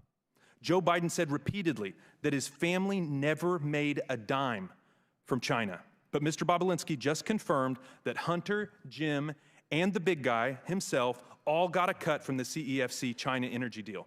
Let me be clear. The only service the Biden family ever provided was their ability to leverage the office of the Vice President of the United States to cash in overseas. My Democrat colleagues are going to try and tell you that Joe Biden wasn't on the final ownership structure agreement, but isn't it true? If someone was holding Joe Biden's stake in the company, it wouldn't appear in the document. Isn't that the whole point of this email, to hold Joe Biden's stake so his name wouldn't be in the document? Isn't this just plausible deniability in action, Mr. Bobolinsky? It appears that way. But plausible deniability only gets you so far. Now, I want to fast forward from May to the end of July of 2017 when the Bidens cut you out of the deal. I want to show you a message that Hunter sent to his Chinese business partners. Please put it up on the screen. Hunter writes, quote, I am sitting here with my father and we would like to understand why the commitment made has not been fulfilled. So, when Hunter Biden is desperate for money, Jim Biden's old trick of plausible deniability doesn't cut it. And when desperate times call for desperate measures, Hunter Biden let the cat out of the bag, said the quiet part out loud, and gave the game away by calling on his father to help him shake down his Chinese business partners for the money. And it worked. Mr. Chairman, I yield back. Mr. Chairman, just point of inquiry. What was the last image we saw that you put up? Where did that come from? I just want to authenticate that. This is the Ways and Means Committee Exhibit 300. Must be the Irish whistleblower note. All right. Not an inquiry, though. Anyway, Chair recognizes Ms. Stansbury for the last question. All right, well, thank you, Mr. Chairman, and welcome to the GOP's day-long campaign for Donald Trump. I want to start with Mr. Galanis to help connect some dots that have not yet been connected in this hearing. Mr. Galanis, you are serving just under 16 years for, among other things, as was been said today, defrauding a tribal nation and specifically a tribal corporation held by the Ogallala Sioux, which is why you are testifying from a prison today. But I'd like to ask you, Mr. Galanis, have you had an attorney representing you before this committee that you retained last December? And that attorney's name is Mr. Mark Paoletta, correct? That's correct. And when you first testified before this committee in a taped interview, you were actually stopped by Mr. Paoletta from answering just a simple question about how you met him and who exactly was paying your legal fees. Now, I want to make sure that the American people understand exactly who Mr. Paoletta is, because he is, in fact, a former lawyer to Donald Trump, who served in the administration in the Office of Management and Budget, and was at the center of the Ukrainian pressure campaign for which Donald Trump was impeached. And in fact, Mr. Paoletta was Trump's chief OMB lawyer when he withheld aid to Ukraine to try to extort the Ukrainian government into investigating Joe Biden to support Donald Trump's campaign. And Mr. Paoletta literally wrote the memo to help withhold those funds. Now, I want to dig in a little bit on this pressure campaign, and Mr. Lev Parnas is here to discuss as an eyewitness who was there. Mr. Parnas, we appreciate you being here, and I want to move through this quickly, so just ask for simple yes and no answers. You've testified here today that Donald Trump repeatedly asked you, and through Rudy Giuliani, to put pressure on the Ukrainian government to dig up dirt on Joe Biden to support Trump's campaign, correct? 100% yes. And as we can see here in this picture, you were very much a business associate of Rudy Giuliani during this time. And as established in your testimony, you traveled to and met with Ukrainian officials and told them that the White House would withhold its support and aid to Ukraine if it did not cooperate with this bribery, essentially. That's correct. And as we all know, Donald Trump's administration, and specifically the Office of Management and Budget, did withhold that foreign aid in 2019. And here's the guy who did it. And he's representing the witness who's literally on Zoom with us for this committee today. And it's the reason why Donald Trump was impeached the first time. And the man at the center of that scheme is involved in the House GOP's inquiry. But I also want to point out that Mr. Paoletta is also involved in and very much in bed with the Thomases. In fact, he represented Miss Ginny Thomas, Clarence Thomas's wife, in her involvement in the Stop the Steal before the January 6th committee, and actually also goes on vacation with Mr. Harlan Crow and the Thomases. So this man has quite an interesting roster and participation in this hearing. But the bigger picture here is that Mr. Paoletta's presence is yet another indication of the way in which this hearing and this impeachment inquiry is part of Donald Trump's larger misinformation campaign, just like it was in 2020, where in addition to pressuring and withholding aid to Ukraine, Rudy Giuliani and the Trump Organization, as Mr. Parnas has established, planted the story in the media. And now here we are 4 years later as they've dredged it back up and are planting it back in the media using Congress, using this committee and using a baseless impeachment supported by Donald Trump's own allies on this committee to push that information out. As members on this committee have trafficked in false evidence that was planted by a Russian operative to the FBI and is now in jail for that. All of this is in the service of propping up the criminal enterprise for which Donald Trump is at the top and has already been twice impeached. Rudy Giuliani and others have been exposed as they continue to traffic in Russian disinformation that not only props up Donald Trump, but it props up Vladimir Putin himself and his goals back in Russia and in Ukraine. So I just want to point out here that once again, as I said when we had a false impeachment hearing a few months ago, that once again we see the Time's expired. Gentlelady's time's expired. Little hands of Donald Trump all over this hearing. And just want to state, you made a mistake and said that Mr. Parnas was a Republican witness. He is very much your witness, not a Republican witness. But I was a Republican for Donald Trump. Mr. Chairman, I did not Pursuant- believe I said that, so we can... Pursuant to the previous order, the chair declares the committee in recess due to votes. Subject to the call of the chair, we will reconvene 10 minutes after the 3 votes. All right.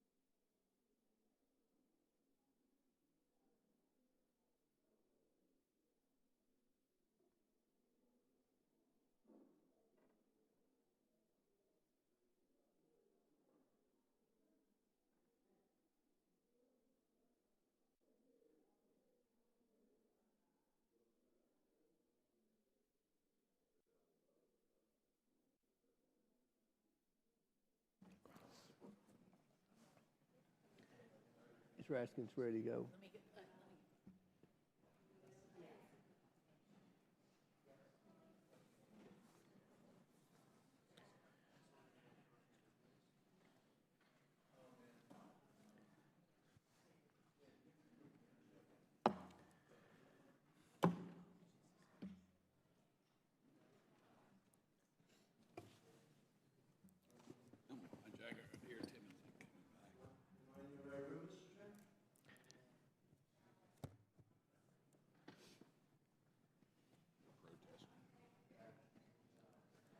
Scared him off.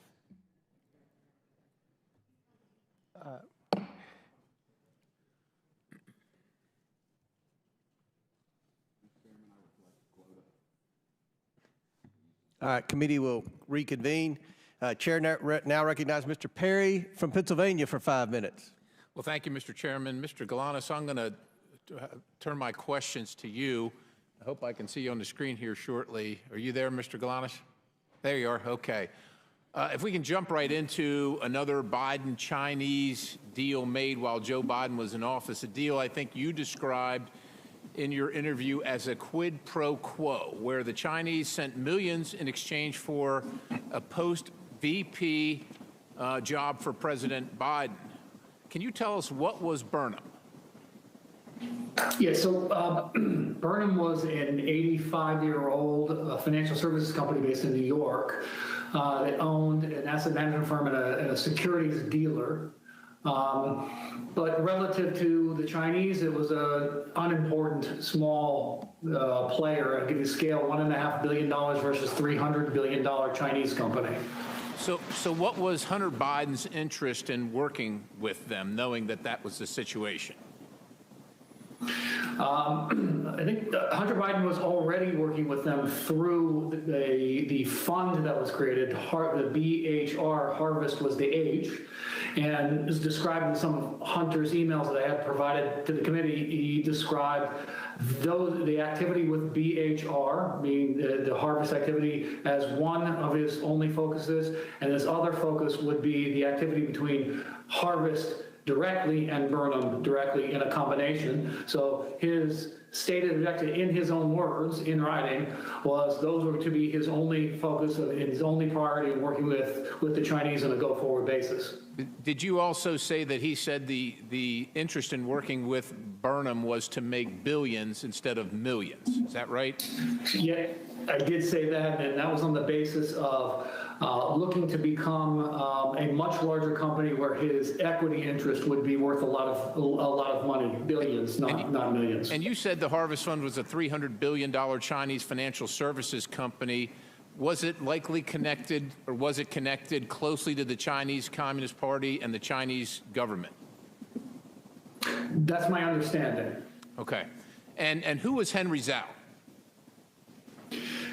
He's been described to me consistently by Devin and Hunter as the chairman, but he's ostensibly the head of Harvest. I think he's had a couple of different roles over the years, but chairman is the best way to, he was always characterized as chairman and the decision maker for that entity. Right, so he's the chairman of the $300 billion Chinese entity connected to the Chinese government, the Chinese Communist Party, and he was based out of where? Where was his base of operations? In Beijing, China, PRC. And like you said, you heard him referred to occasionally as Chairman Zhao, right? Most of the time it was Chairman Zhao out of a sort of a respect for the chairman, yes. Okay, so now there came to a point where Hunter wanted to bring Henry Zhao, the chairman of Harvest, and their billions of dollars from China into business with Burnham. Is that right? That's correct. That's correct, Congressman. And why would he do that? It was a financial decision. Chinese offered money, and he offered political access. Okay. It was in exchange. Fair enough. It's pretty obvious what Harvest brings, right? $300 billion.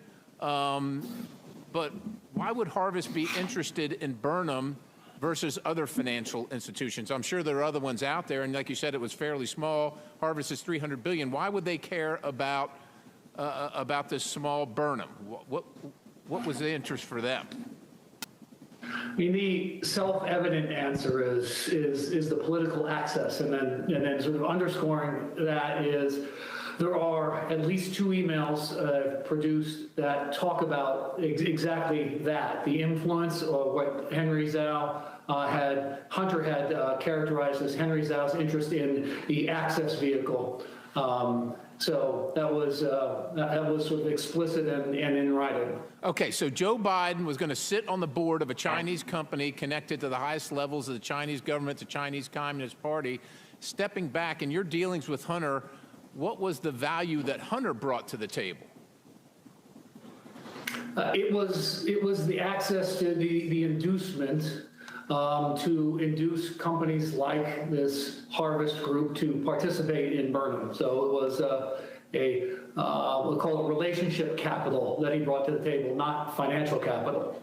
Relationship capital, economic value to the business. Relationship capital that you described as the Biden lift. What was the Biden lift? Biden lift was simply Hunter's access to his father and his father's power and prestige in influencing the growth of a financial services business, which was largely reliant on its reputation and ability to attract other clients. I'm running out of time here, but it sounds like a quid pro quo to me. Sir, what did Harvest did in fact invest money in Burnham? You called it a material inducement. Can you explain what that means? And do you know how much the Chinese paid? I believe I was out of the picture toward the end of 2015. I believe that they ended up paying $4 million into Burnham. I believe, though, as a result of legal entanglements that I encountered, that the transactions didn't happen in the way people expected or that they had written about in terms of what the Chinese were expected to do. All right, Mr. Galanis, I just want one last question. I'm going to show you a draft email that you provided to the committee. Mr. Chairman, I yield. Objection on time. Good job.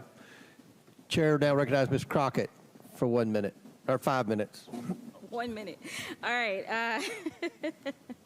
First of all, Mr. Bobulinski, do you know who Elections LLC is? Yeah. Well, it's not a who. Okay. Well, do you know what it is? Yes, it's a LLC. Okay. And is it the LLC that your attorney works for? I believe so, yes. You believe so. Okay. So at this point in time, I'd ask unanimous consent to enter into the record a document indicating that the law firm representing Tony Bobulinski was paid $10,000 as recently as January of this year by the Save America PAC, which you may recognize as Donald Trump's PAC. Without objection. Thank you.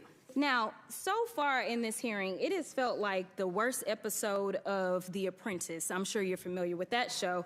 It seems like my colleagues and maybe you and some others are trying to become the next vice president of the United States of America. You're auditioning or something like that because, Mr. Bobulinski, I know that you take exception to the fact that your credibility has been called into question over and over. But when someone comes to testify under oath, whether it's before this committee, behind closed doors, or in person, then we have to evaluate someone's credibility. And, sir, I definitely have always had issues with your credibility, as I know that you are very well aware of. So let me remind you of what happened behind closed doors. Well, you should ask O'Connor about my credibility. I haven't asked you a question. Okay? You are? When I haven't. So when I ask you a question, that's when you answer. Otherwise, I'm talking. So, excuse me? With my time, because it's my time, I want to be clear that when we were behind closed doors, you called a number of people liars. You called the Wall Street Journal liars. You called Cassidy Hutchinson a liar. You called the FBI a liar. You called Rob Walker a liar. You called James Gilliar a liar. You called Hunter Biden a liar. You called Jim Biden a liar. And just today, you added to your list, you called my colleague, Congressman Mr. Goldman, a liar as well. It seems like, according to you, the only person that's telling the truth is you and everyone else is lying. But I want to move on to something else. Is that a question? It's not a question. Oh, okay. You'll know when I ask you a question, I promise. Thank you. So the other thing that I want to talk about is the fact that my colleague from the other side of the aisle talked about the company that we keep. And she wanted to go through a list of people that she felt like were bad company, because right now the majority has been relying upon the testimony of someone who's currently sitting in federal prison. And we know that your company is the company of somebody who's been found liable of fraud, as well as defamation, as well as sexual assault, and for whatever reason can't pay his bills at this point in time. But I'm going to ask Mr. Parnas, so this is a question to him. Are you aware if Trump had any associates that have been found guilty of anything? Yes, lots of them. Lots of them. Me included. You included. Okay, so when you were called here to testify, you weren't called here to testify for any other reason than to tell the truth. Is that correct? Yes, Congresswoman. Now, we started this whole sham off because of the 1023, and that was debunked by you, was it not? Yes, Congresswoman. Way before we started this impeachment inquiry. And you mentioned a number of times this guy by the name of Rudy Giuliani.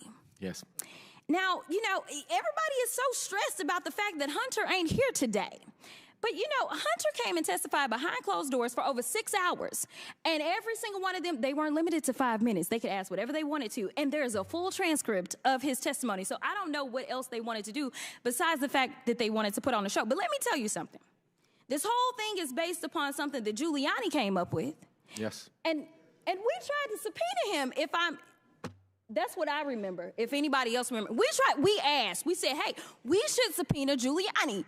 But you know, kind of like when we were trying to get his cell phone, they shut it down, right? Like they don't want the facts. But you would agree with me that considering the fact that you were working under Rudy Giuliani at the time that you went over to Ukraine, that he has maybe some valuable information that he could offer this committee as to whether or not there's anything that we should be investigating in the first place. Absolutely, Congresswoman. I wish that this committee would subpoena Rudy Giuliani, put him under oath alongside me to get to the bottom of the truth of what actually happened in Ukraine and to the manipulation that Trump and Giuliani and the team went to do. I agree with you, but somehow it doesn't look like we're going to get there, and I thank you for your time. With that, I'll yield. Time's expired. Chair now recognizes Mr. Biggs from Arizona. Thank you, Mr. Chairman. Mr. Galanis, on May 9th, 2014, you received an email from Devin Archer confirming, or you wrote an email confirming that Ms. Badarina was investing with Burnham Investments, $15 to $20 million. Is that true? Yes, Congressman. And let's talk about the predicate for that. Ms. Badarina is the richest woman in Russia, and you knew her. And were you invited to a party that she attended? Yes, in Brooklyn, yes. Let's have the invitation up, please. And here's a copy of the invitation that you received. Is that right? Don't yet see it, Congressman. I did receive an email invitation, so yes. An email invitation. And did you go to that party? Yes, I did attend that party, yes. And was Hunter Biden at that party? Yes, he was. And we know that he was because we have a confirmation of his calendar, which is the next exhibit. It was noted on there, and he showed up there. And so all of that's true. It's all verified right there. And Yelena Baturina and her then husband Yuri, they were at the party, right? Correct. With Devin Archer as well? That's correct. And during that party, you guys, Hunter pulled you guys, the people we just named, pulled them away from where the party is, and you go to a separate little area where it's quieter because there were over 100 people at that party. Is that true? That's true, yes. And all of a sudden, Hunter says, okay, I'm going to make a phone call. He makes a phone call, does he not? He does. To whom? He called his father. Then Vice President Joe Biden, who was Vice President at the time. What was said on the call, please? Wait a second. Before you tell us, the reason you know it is because he put it on speakerphone, right? He did. After he said hello, and then he put it on speakerphone, so I was first party to hearing it. And initially, please sum it up. I'm sorry, Congressman, I talked over you. The Yeah, video please, conference. please sum up. Please sum up that phone call for us, Mr. Galanis. Okay, it was a relatively short call, but it was. He indicated that our friends had come in from out of town. That then the exchanges it testified was related to they were going to proceed. Things were going to proceed. And he said, the vice president had said, "You look after my boy." And it was 5 days after that party that you received word from Devin that Ms. Baturina was in for $15 to $20 million with you guys, right? That's correct.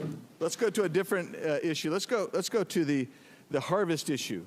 And I'll just refresh everyone's recollection. When Devin Archer was there, because at that time he had to come in. He came on in, and we had this great conversation. And I said, hey, did Hunter ever indicate to you that the Chinese anticipated that after his father was out of office, he might join their company with one of their companies as a paid advisor? Mr. Archer says, did he intimate that? I said, did he indicate that to you? Mr. Archer, I don't recall, but potentially. I don't recall, but potentially. And I said, you don't recall, but it's not new to you. The concept is not new to you. Is that what you're saying? He said, no, it's not new to me. Why wasn't it new to him? Why wasn't it new to him? It wasn't new. It's because that was... Yeah, go ahead.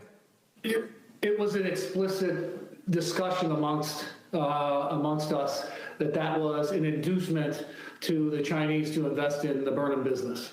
That being the VP's position post his position, official position. On a board of advisors, paid board of advisors. Of the Chinese company, Harvest, yes. And when you say us, who was the us that was discussing that? What I was referring to and just making that comment was Hunter, Devin, and myself. Let's go to something else. There was a broader sort of circulation group about that, and that was reflected in an email from a staff member at Thornton Group who circulated the draft email that also reflected he had a similar conversation and drafted a letter based on that understanding. How long have you been incarcerated, Mr. Galanis? I've been incarcerated for 8 years, Congressman. And you offered to tell the Southern District of New York and SEC about Hunter Biden's company, Rosemont Seneca Bohai, and they rejected your offer, didn't they? On multiple occasions, that's correct. And why do you think they rejected that offer? Chairman, I think he's over. Time's expired, but please answer the question. Answer the question, Mr. Galanis. All I can tell you is what counsel said to me. Which was? Counsel had indicated to me that he had never seen a prosecution reject information, particularly paper-based information, that could have corroborated my verbal statements. Thank you. My time has expired. Thank you. Very good. Chair recognizes Ms. Bush for 5 minutes. Thank you, Mr. Chairman. St. Louis and I are here today once again to focus on the real issues that affect our communities instead of this partisan circus. Let me start by saying that influence peddling is absolutely a very serious issue, full stop. But we all know the truth. Donald Trump is the quintessential influence peddler in chief. Despite this, for well over a year now, House Republicans have spent dozens of hours of precious committee time hearing testimony from nearly 20 witnesses on their baseless and increasingly embarrassing attempts to link President Biden to actions of his family members and implicate him by association. Even after all this time and effort, they haven't been able to muster up any credible links between the president and his son's business dealings. All they have proven is that they will do whatever it takes, including using their razor-thin majority and chairmanships to waste the people's time. Let's let today's hearing be the final nail in the coffin of this sham impeachment investigation. I urge my Republican colleagues to admit that their quest to impeach the president has completely collapsed. They have fallen short, and with each passing deal, they are losing votes and credibility, even within their own conference. It's time for them to move on. But that's not likely to happen because my Republican colleagues don't care about responsible governance or making people's lives better. They don't have an affirmative agenda. They would rather distract us all with these unfounded accusations against the president. So it's no coincidence that under Republican leadership, 2023 marked the most unproductive year in modern history for Congress. Aside from a failed impeachment investigation, an unprecedented 3-week stint without a speaker, and bringing our country to the brink of a catastrophic government shutdown multiple times, Republicans have done absolutely nothing to demonstrate why they deserve to control any chamber of Congress, let alone the White House, for which their cult leader, a twice impeached, 4 times indicted former president, is running to gain influence and control again. They're just grasping at straws, and it'd be comical if it wasn't leading to real harm and real hurt in our communities. The people of our country are the ones paying the price for their failure to actually govern. Instead of wasting all of our time, our hours and hours going down fake rabbit holes and amplifying baseless conspiracies, we could focus on actual policy. We could focus on substance. We could focus on saving and improving the lives of our constituents, not misusing precious time and resources of this committee. What I'd rather focus on is the people who don't have the money and resources to buy influence, the millions of people in our districts who have been harmed by the ongoing refusal of the federal government to take full responsibility for the Manhattan Project waste, and who are still getting sick from exposure to toxic radioactive waste their own government created. It still lingers in communities all across the country, like in St. Louis, Missouri, where proper cleanup still remains undone. I am ranking member on the Subcommittee on Economic Growth, Energy Policy, and Regulatory Affairs. I have repeatedly requested a hearing on Manhattan Project waste and its countless victims. I'm still waiting. We could focus on ending the crisis of gun violence in this country. Every day, 327 people are shot in the United States. Every year, 42,654 people die from gun violence. More children die from guns than anything else in this country. Why are we not acting to protect them? How are we not treating this like the public health emergency that it is? We could focus on improving the lives of incarcerated individuals and weaning ourselves off of the carceral state. A currently incarcerated individual is your star witness today. I applaud your inclusivity, and surely if folks convicted of crimes can testify before Congress, they should be allowed to vote. Why not enfranchise them? What about reproductive rights and freedom? We have a public health crisis in this country where millions of people of reproductive age can't get the care that they need. People in St. Louis are being forced to give birth against their will. Republicans need to use abortion care just like the rest of us. Why not meaningfully address this issue? We need to focus on ending the atrocities in Gaza and Israel. Since January, malnutrition in children under 5 has nearly doubled. Global experts warn famine is imminent for 1.1 million people, half the population, due to catastrophic food insecurity. Why are we not acting to reinstate UNRWA, prevent famine and the spread of disease, and ending the continued slaughter of Palestinians? We do not have infinite time and resources. I will stop there. Thank you, and I yield the balance of my time to Rep. Goldman. Thank you very much, Ms. 10 seconds. I want to just point to a photo here. Mr. Bobulinski, you have testified that Cassidy Hutchinson's account that you met Mark Meadows, then Chief of Staff for Donald Trump, at a Trump rally in Georgia behind Secret Service cars. You were wearing a mask. Time's expired. Sir, you went over a minute late with Mr. Perry. If we could have a little extra time. The Trump rally that you said Time's that she expired. was lying. Chair now recognizes Mr. Sessions for 5 minutes. Mr. Chairman, could we have some basic equity? If someone else wants to yield, she had 8 seconds to yield him, and he's got up here with a speech. He's already abused his privilege by making a motion that wasn't even a motion. Chair has ruled. The chair has ruled. The chair has ruled. What are you afraid of, Mr. Chairman? Recognize your. What are you afraid of? Why don't you let me ask the question? Chair recognizes the gentleman from. Oh, what purpose do you seek recognition, Mr. Biggs? Unanimous consent to introduce the documents into the record. Without objection. Thank you, So Mr. ordered. Chairman. Here they are. One is the invitation that was mentioned. Another is Hunter Biden's calendar. Another is the email mentioned confirming that Yelena Ballerina was going to invest $10 to $20 million with him. Another one is page 180 of the Galenis interview. page 56 of the transcribed interview of Hunter Biden, and also pages 41 and 42 of the Galanis interview. Without objection, so ordered into the Chairman, I have record. a Now, UC Chair, what purpose do you seek recognition, Mr. Comer? I have a UC motion, Mr. Chairman. Proceed. I would like to enter into the record the portion of the Devin Archer transcript where he says that Yelena Baturina never had any business dealings with Hunter Biden and that money went into their joint account was done by mistake. By mistake. Okay. Without objection. And Mr. Chairman, I have one UC request as well. Proceed. This is from Salon Magazine. It's embarrassing. Republicans worry they have zero accomplishments to run on in elections. Without objection, so ordered. Chair now recognizes the gentleman from Texas, Mr. Sessions, for 5 minutes. Mr. Chairman, thank you very much. I'd first like to enter into the record 302s that were done with Mr. Bobulinski, what's known as Exhibit 400A. Thank you very much. Mr. Bobulinski, thank you for being here. Mr. Parnas, thank you for being here. And those of you who are appearing extraneously on our screen. Mr. Bobulinski, tell me very quickly about the professionalism of the organization that you work for in terms of paychecks, getting paychecks, providing the IRS with documentation of people who were paid out of the organization. I'm not sure I'm following your question. Were you ever paid? I was not. So you were never paid by this organization? I was not. Did you ever receive any enumeration?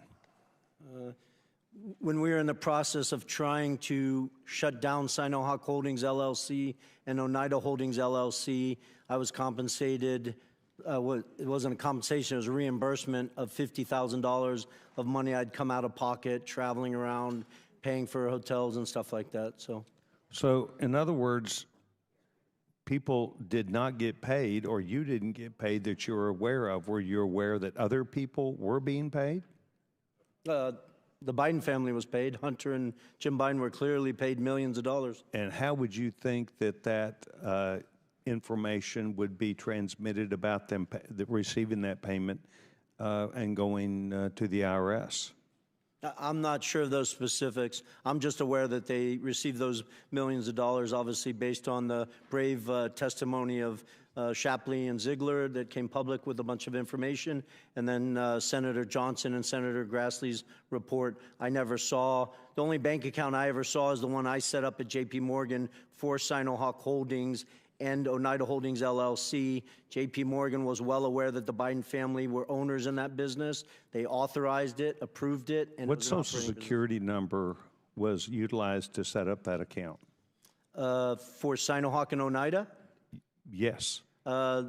We had to represent the owners of the underlying entity, so they were aware that Hudson West 4 owned 50% of Sinohawk Holdings, and they provided their information. On the Oneida side, we represented that each of us owned 20%, and I'd have to go back and look. I, as the CEO, probably provided my Social Security number. I'm not sure if we provided Social Security numbers for all 5 members.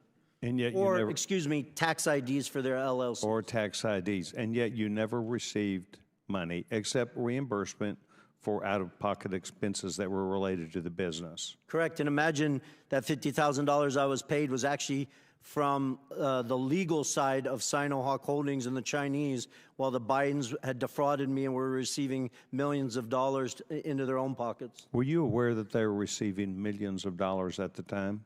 I was not. Did you spend time with the Department of Justice on this matter? I did. I had a voluntary interview with the FBI on October 23rd, I believe, 2020. They approached you or you approached them? My lawyers coordinated me. Which is obviously public knowledge, went to the second debate. I flew to D.C. with the intent of sitting in front of Senator Johnson, Senator Grassley, and their committee. And then my lawyers sought counsel, had discussions, and decided it was a better focus of my time to walk voluntarily into the FBI. So where did you do that? In Washington, D.C. Main Justice, Main FBI, or the field office? I believe it was the leading field office. They didn't want to do it in Main Justice for some their reasons. They decided. I would have gone wherever they asked me to go. Did they tell you at the time that you were providing information that if you provided information that was not true and correct, that you could be held liable for that under criminal statute? Yeah, yes, of course. I appreciate you asking that question. I was operated as if I misrepresented, misstated, lied, that I was committing criminal offenses, which I take very seriously based on the fact that I was willing to die for this country. And to just correct Ms. Crockett's statement earlier, I didn't accuse the FBI of lying. I stated in my transcribed interview that the FBI made mistakes in their 302. My lawyers never saw that document after my interview until it was made public to the world. And then you attempted to correct that 302. I did. Is that the same 302 known as Exhibit 400A that I have entered in the record today? It is. Do you have any other dispute with that? And have you looked at it, and do you have any other dispute? Well, there's numerous mistakes in it. Okay, thank you very much. Do you have any reason to believe that all of these SAR reports that have come out of banks were all fraud? And gentleman's time's expired, but he asked a question about the SARS report. No, I mean, just the number of SARS reports should give every American pause. The average American in this country will never receive a single SAR in their entire life. So for a family or an individual to have over what I've publicly seen, 150 of them, is just extraordinary. I want to thank all the witnesses that are here today, Mr. Chairman. Thank you very much. Gentleman's time's expired. Chair now recognizes Mr. Frost. Or who? I thought you said Frost. Oh, Mr. Kassar. Okay, Frost was next. Kassar. Thank you, Chairman. And if I could have my full 5 minutes, I'd appreciate that. Reset the clock for 5 minutes for Mr. Kassar. Thank you, Chairman. While we clearly disagree on the merits of this meritless investigation, I hope, Chairman, that we can at least come to an agreement on some basics. I believe that you and I can agree that presidents and White House officials should not be unduly influenced by foreign powers. So, Chairman, I'd be happy to yield to you briefly for a yes or no. Can we all agree that White House officials should not be bribed or unduly influenced by foreign actors? It's your time. You can ask. We have witnesses here. I would assume that you would agree. We have witnesses. If you want to ask the witnesses question, or you want to waste time with me, I'm not wasting time with you. I think that we've been disagreeing all day. I hope we can come to an agreement that White House officials should not be bribed or unduly influenced by foreign powers. I think you and I agree on this point. I see you nodding your head. I assume that that is a yes. I'm glad that we can work as an oversight committee on investigations, do the work we need to do, and make sure that no one in the White House has betrayed the public trust. We've spent countless hours talking about Hunter Biden, investigating every single person it seems like he's ever shaken hands with. We've not found a shred of evidence that connects it to the President of the United States or anyone with any say over U.S. policy. But someone who has worked in the White House did accept money from a foreign power. Donald Trump's son-in-law, Jared Kushner, received a staggering $2 billion from Saudi Arabia for his brand new private equity firm. And while Hunter Biden never had any say over U.S. policy, Mr. Kushner got this $2 billion 6 months after working in the White House as a senior advisor on Middle East policy. Mr. Kushner had no experience in private equity. In fact, he was so inexperienced that Saudi officials tried to block the transfer of the money until the Crown Prince overruled them. While working at the White House, Mr. Kushner pushed through a $110 billion weapon sale for Saudi Arabia. I'm finishing my point, and then I'm happy to talk about it. He then defended the deal in the wake of the Saudi government's murder of journalist Jamal Khashoggi. And while this may all just be a coincidence, there's many questions. Like, was any of this money passed along to Trump? Was the Saudi money a thank you for a job well done in the White House? Was Jared given this money in exchange for anything else? Or did someone with no experience just have a lucky payday? These are questions we should have answers to. Would the gentleman yield for a second? That the Oversight Committee should look into. But we can just add another question. What was the role that Jared Kushner played in covering up the assassination and dismemberment of Jamal Khashoggi, ordered by the Royal Conference? Ranking member. And so I want to know, if Hunter Biden had accepted $2 billion from the Saudi government, I'm sure we'd be looking into that today. And Mr. Chairman, I believe we can agree that there should not be undue influence in the White House. And I believe we should be able to agree that we should look into these questions about Mr. Kushner. And in fact, Mr. Chairman, you were on CNN and said, quote, I've been very vocal that I think what Kushner did crossed the line of ethics. And then in our deposition of Hunter Biden the other day, when we were discussing Mr. Kushner, you said, Mr. Chairman, and I quote from the deposition, when we deal with influence peddling, we'll ask about Jared Kushner. Well, today's hearing is titled Influence Peddling. So we are here. So, Mr. Comer, I would love to hear from you. Can we fulfill our responsibility as an oversight committee and determine if Saudi Arabia bribed or unduly influenced Jared Kushner or other White House officials? Is that something we'd be willing to look into? We've already had a conversation with Ms. Porter. I'm going to answer one time. Ms. Porter and I have pledged to work on influence peddling legislation. We'll take up all the people who have been accused of influence peddling. We'll try to determine whether Jared Kushner has a real business. We haven't been able to find a real business that the Bidens have had yet. Now, just still your time, Mr. So could we expect to subpoena Mr. Kushner's correspondence with the Saudi government or his firm's financial records or financial transactions between Mr. Kushner and his father-in-law? Is that something that we would consider doing as part of that hearing you just discussed? What was the question? If we are serious about looking into foreign money, I saw recently a poster board here about $100,000 to a car dealership. Are we going to be serious about the $2 billion from the Saudi government to Mr. Kushner? My question is, would we be at least subpoenaing Jared's correspondence with the Saudi government and his firm's financial records? Can we commit to doing that? I think it's important to see if there were real legitimate businesses. And if there was influence let me peddling? ask you a question. What business was Hunter Biden in? We heard explicitly from Mr. Biden. We heard explicitly from Mr. Biden about his extensive business record and his experience on boards.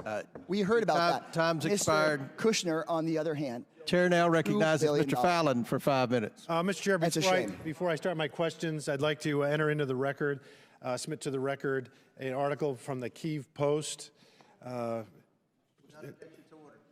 then a second article from the Kyiv Post entitled Prosecutor General Shokin Resigns, and it's updated. If I can enter this into Without objection to order.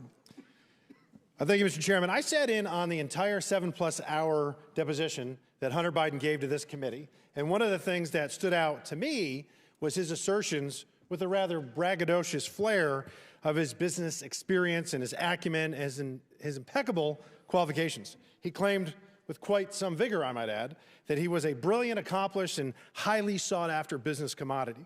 He's very successful, and he had an unparalleled resume that he recited to us chapter and verse to prove it. That was at least the face his lawyers, this administration, and the House Democrats wanted him to wear. Of course, there's another possibility, one that this pesky little thing we call reality, that he was a spoiled, entitled East Coast patrician with a senator and then VP daddy who squandered his many life advantages and spiraled into a decadent behavioral pattern of narcissistic excess and criminal addiction. And to feed his very large carnal appetites, he acted as his family's bagman in an influence peddling and access selling scheme that netted the Biden tribe over $24 million in illicit foreign cash. Lots of money, little effort, in a get-rich-quick scheme. If he was such a skilled and gifted businessman as he claimed, his services would be sought after, in fact, even fought over. Mr. Boblinski, to your knowledge, how many Fortune 500 companies retained Hunter Biden on their board of directors? Now or in his... Ever. I can't confirm any. Yeah, because there aren't any. Zero. How about how many energy companies retained Hunter Biden? I'm sorry, how many American energy companies retained Hunter Biden on their boards of directors? Zero. Zero, nada, correct. There was one energy company that retained him on their board of directors. Do you know what that name of that company was? Yes, Burisma. Burisma, correct. Where's Burisma located? Ukraine. Really? That's interesting because, and he was hired actually for no small sum, $1 million a year. Hunter Biden said in his deposition he could bring, and Mr. Chairman, I apologize for laughing, but he said his corporate governance to the table. He brought something far more valuable than his corporate governance. He brought his, and his fictitious business acumen. He brought his daddy with him. You see, Joe Biden just happened to have been given the country of Ukraine in his portfolio of responsibility to oversee by the Obama administration. So let's go over some facts, Mr. Chairman. Fact, Burisma and CEO Mykola Zlochevsky had been investigated for corruption. Fact, in September 2015, then U.S. Ambassador to Ukraine Jeffrey Pyatt specifically mentioned Burisma as a corrupt entity. Fact, Burisma was paying the son of the vice president of these United States $1 million a year to serve on their board. Fact, December 2015, Joe Biden visits Ukraine, demands Viktor Shokin, the prosecutor general of Ukraine, who's investigating Burisma, his son's boss, be fired. Fact, February 2nd, 2016, Kyiv Post reports Viktor Shokin won a court order to seize assets of Burisma CEO Mykola Zlochevsky. 2 weeks later, fact, Shokin resigns. President Poroshenko called on him to resign. He resigned. He essentially was fired at the behest of Joe Biden. Fact, 2016, February, 2 weeks later, there's a little email sent from Vadim Pozharsky, COO of Burisma. He's an executive of Burisma, and to Hunter Biden, asking him, hey, Hunter, will you help us out? We want to get the embassy, the U.S. Embassy in Ukraine to say that we're a good company.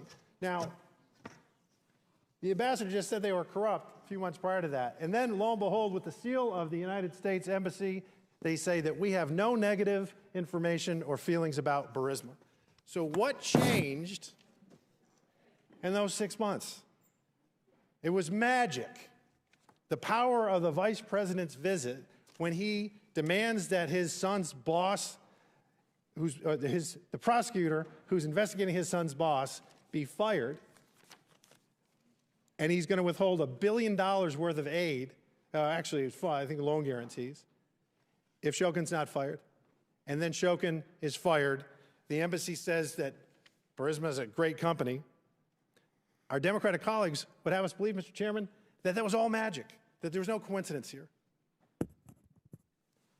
And with that, I yield the balance of my time to Mr. Jordan. I appreciate the gentleman yielding. I was just going to point out that Jared Kushner was one of the key officials involved in the Abraham Accords. If we want to talk about influencing foreign, how about the President of the United States, what he said in his State of the Union regarding Israel, and how about what the Democrat leader of the Senate said last week, in that Israel should change its prime minister, for goodness sake. That to me is a concern. Jared Kushner was doing good work with the Abraham Accords. Of course, the Democrats don't want to admit that. I appreciate the gentleman for yielding.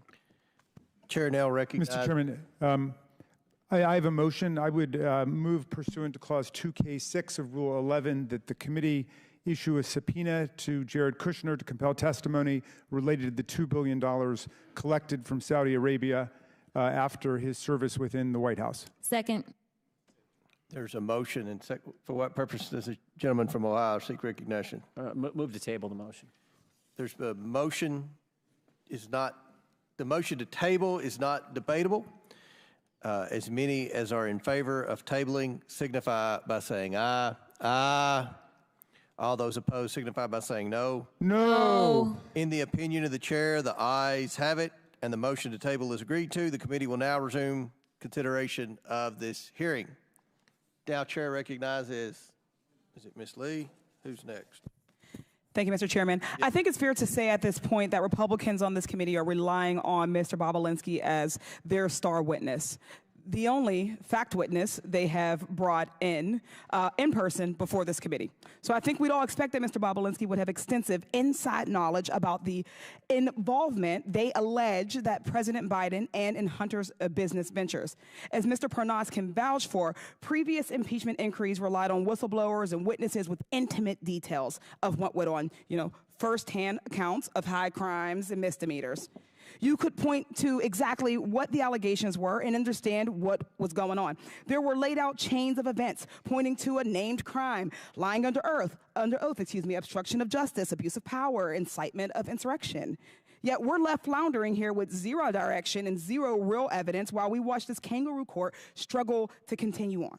And today we have Mr. Bobulinski, whose biggest contribution is that he had, quote, multiple meetings with Joe Biden. But let's be clear. He spoke with Joe Biden a grand total of 2 times in the span of less than 24 hours in 2017, and each was short. One in public in the bar of a hotel, and then for a few minutes backstage of the Milken Conference after Biden spoke about the efforts to fight cancer, which took the life of his son, Beau. I think we also need to clarify that while Mr. Bobulinski is all of a sudden today claiming that they talked business, but at no point did he mention this during his deposition under oath with this committee. At 2 different points, when asked about what was said in these conversations, Mr. Bobulinski's account made clear that he had 0 substantive business discussions with Mr. Joe Biden. Mr. Bobulinski described those conversations twice during his transcribed interview, and both times he provided the same account. I'll read from the transcript of your interview, Mr. Bobulinski. You stated that you and Joe Biden discussed your, quote, family background in detail, as well as the Biden family's background and Joe Biden's, quote, appreciation for the military. Pages 48 through 52 and 268 to 271 of the transcript had these accounts. Based on your own account, you had 0 discussion of CEFC, the Chinese energy company. You had 0 discussion on shares of equity or capitalization of this failed business venture. Based on your own account, you simply exchanged pleasantries about your families and shared values, the kind of small talk any person would make if they had the opportunity to meet the former Vice President of the United States, and moved on. Yet today, when my Republican colleagues are so desperate for actual evidence, magically that story changes. And that's really at the heart of everything we're discussing today. Mr. Bobulinski has also been pushing his texts as records as proof, yet the Wall Street Journal found that none of it showed any role for Joe Biden and Sinahawk Holdings, and even Fox News reported that there was 0 evidence of business dealings involving Joe Biden. Mr. Bobulinski would have us believe that everyone is a liar except him, and except for when he's under oath, that everyone misremembers except for him and except for when he's under oath. The FBI, the Wall Street Journal, his business associations, all liars. Republicans in this committee and the culture warriors of Fox News keeps saying, look at the documents, look at the documents. So let's look. This purported investigation has received over 100,000 pages of documents, and not a single one shows any evidence of any wrongdoing, much less an impeachable offense. And taking a step back, even if Joe Biden had discussed his son's business ventures with Tony Bobulinski in 2017, and this is rhetorical, so what? What would be the high crime of misdemeanor? What would be the impeachable offense? We're talking about what private citizen Hunter Biden was doing with his time, at the time, private citizen dad. This impeachment inquiry is not about facts or evidence. It's not even about impeachable offenses. It's about keeping the American people distracted while we do nothing on reducing gun violence, nothing on lowering healthcare costs, nothing on reforming our criminal legal system. This has been the least productive Congress in decades.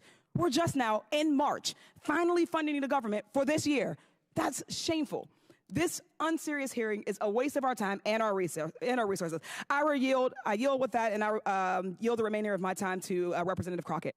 Yes, I just want to make sure that I point out, and this is not a question, just in case you wanted to know, that on page 174 of your transcribed interview, line 9, it says, "This is an absolute lie," in reference to talking about the FBI. What you stated— I did not call the what was FBI stated agents right liars. before that was, I first said of all, they misstated I said that I'm or speaking, made and I did not mistakes. ask you a question.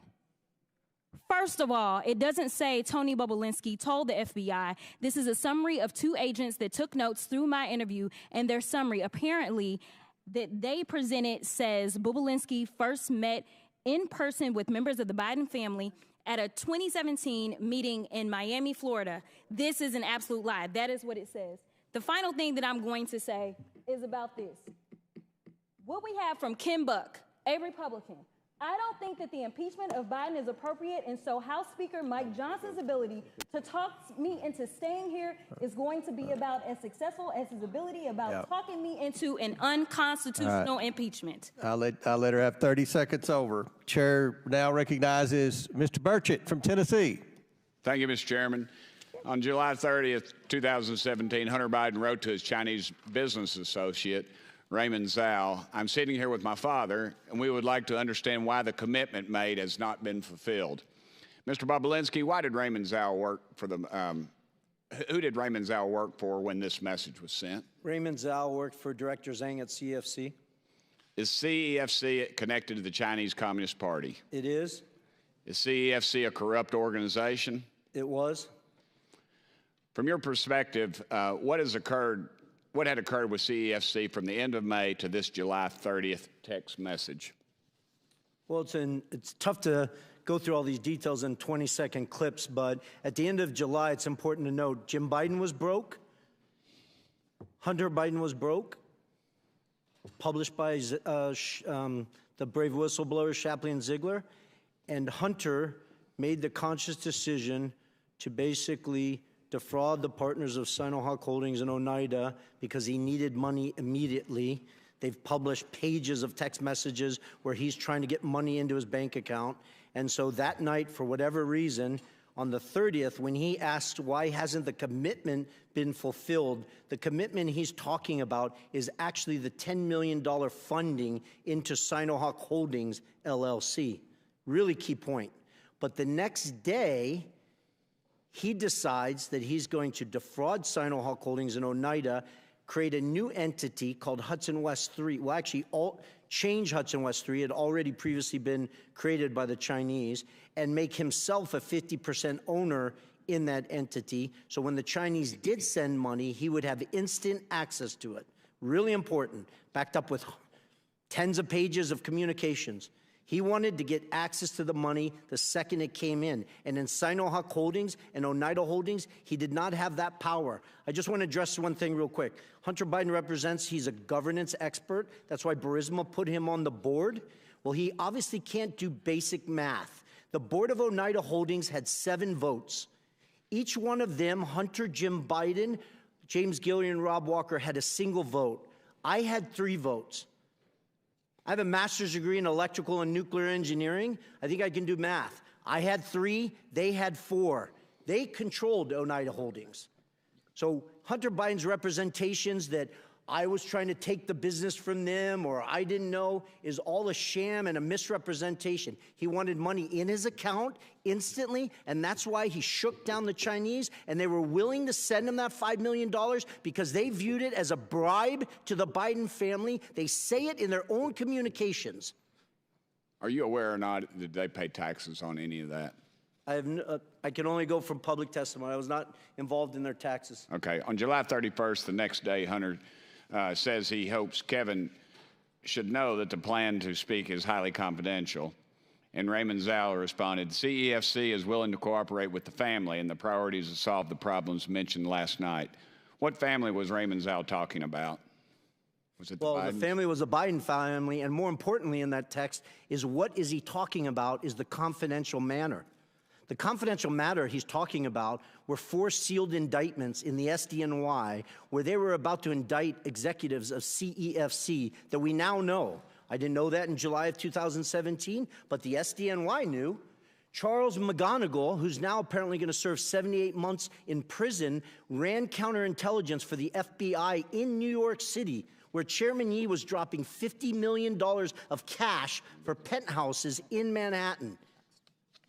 So who you should be asking all these questions are the Department of Justice, the SDNY, the FBI, because they have troves of evidence that back up what was going on in July 2017 and in August 2017. So I apologize, Congressman, to be so passionate and to take your time, but this is what I need you guys, or the focus has to be of your Oversight Committee. This involved the Chinese Communist Party. They were doing a transaction with Rosneft, which was a Russian-sanctioned U.S.-sanctioned company at the time, and the Biden family was right front and center in the middle of it. Thank you. I'll switch gears for a second. I wish Hunter Biden were here because I'd like to ask him about his taxes. I want to know if he paid his fair share, just like his dad's asked Americans to do. I want to know if he's current on his taxes, and if he isn't, I'd like to ask him when he plans to pay up. Mr. Bobulinski, you're a businessman. Did you pay your taxes? I did. Mr. Bobulinski actually pays his taxes, unlike the president's son, and yet Democrats on this committee act like Hunter is the believable one out of you two. Joe Biden has no right to lecture the American people about their taxes until he gets his own house in order. Thank you, Mr. Chairman. Very good. Chair now recognizes Mr. Moskowitz for 5 minutes. Mr. Chairman, thank you. By the way, how are you doing? Good? Okay. Mr. Bobulinski, over here, how are you doing? Good. So I just have a question. We've been at this for 15 months now in Oversight. I know this is your first time here, but do you think Chairman Comer has proven that Joe Biden has committed a high crime and misdemeanor? I believe with all the evidence he's gathered, yes, he's proven that Joe Biden has committed high crimes and misdemeanors. Okay, and so I assume you believe Joe Biden should be impeached. Well, that's up to you guys. But do you believe he should be impeached? It's yes or no. Do I personally believe Yeah, or you. under constitutional... No. You personally, do you believe he should be impeached? I do. Okay, and you believe that because you believe Chairman Comer has proven that he committed a high crime and misdemeanor? No, because I know that he committed high crimes and misdemeanors. Okay. I was involved and saw them happen. Right, but obviously, with all the evidence, you must believe that all of these hearings for 15 months, that the chairman has proven that, right? You re-ask the question? Sure. I'll sum it up. I assume you believe he should be impeached, but my point is that the chairman has not yet moved for that. And so, look, Chairman, we got like 3.5 minutes here. I mean, let's just do the impeachment. I mean, why continue to waste millions of dollars of the taxpayers' money if we're going to impeach because you believe you've shown he's committed a high crime and misdemeanor? What are you waiting on? Let's just do it. I mean, by the way, we got Chairman Jordan here also, the double chairman. Why aren't you guys calling for the vote in your committee? When is it going to happen? When can we tell the American people you're going to stop wasting their money and just call for the vote on impeachment? Gentlemen, yield? Sure. We don't do snap impeachments like you guys. We actually do the facts. We do oversight according to the Constitution. You're never going to call for it. You're never going to call for it. I mean, now you can predict. You can predict the future. How do you know? You guys only have 6 more months probably in power, right, until the election. So are you going to do it in 2 months? You're going to do it in 3 months? Like, tell the American people. Does the Constitution put a time limit on oversight? So I don't think I didn't read that in the Constitution. If you believe you can't call for the impeachment now, then what you're admitting is you haven't yet proven that he's committed a high crime and misdemeanor. You haven't proven it yet. Otherwise, you would call for it, I assume. We're doing our work. Okay, so they haven't proven it. Right? They haven't proven he committed a high crime and misdemeanor. Otherwise, we would call for impeachment. So look, the chairman knows me well. I mean, I'm just here to help him, right? And so I just think we should do it today. Let's just call for it. I'll make the motion, Mr. Chairman. I want to help you out. You can second it, right? Like, make the motion to impeach President Biden. Go ahead. It's your turn. You second it. No, nothing. Okay, we got nothing. So I want to, with my last couple minutes, show the American people that they're never going to impeach Joe Biden. It's never going to happen because they don't have the evidence. Okay, this is a show. It's all fake. They just want to do these hearings. It's not leading to impeachment. They're lying to their base on Newsmax and Fox, leading these people to believe that they're going to eventually impeach the president. It's not going to happen at all, ever, period.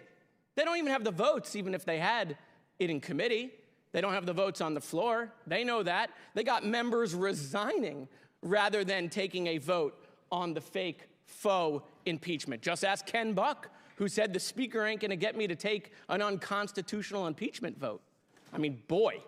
I mean, so look, I mean, if these hearings were a success, right? If what we've been doing for the last 15 months had convinced the American people that Joe Biden committed a high crime and misdemeanor, you can be damn sure they would have called the vote by now, right?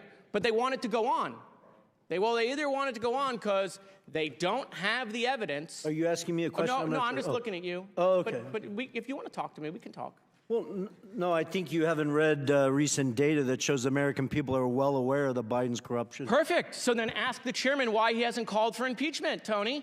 He's right here. Ask Comer. Hey, Comer, how come you haven't called for impeachment? I'll do it. Watch. Hi, I'm Tony. Hey, Chairman, how come you haven't called for impeachment? When are we going to have the hearing? When is the vote going to happen? I mean, you believe it. He believes it. He says it every day on TV. I just don't know when we're going to have the vote. I mean, let's just go. Are you asking me to hold the vote? We can save. No, I just like looking at you. Yeah. We can save the taxpayers millions of dollars.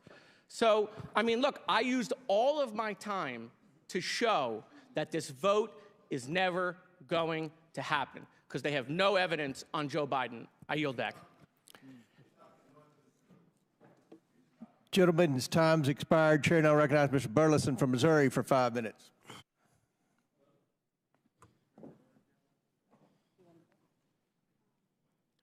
Switch backs.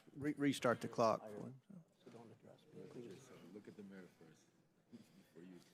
Who served in prison for felon? Not me. You have everything you have. Keep talking. You'll join your friends. We'll get you a mic.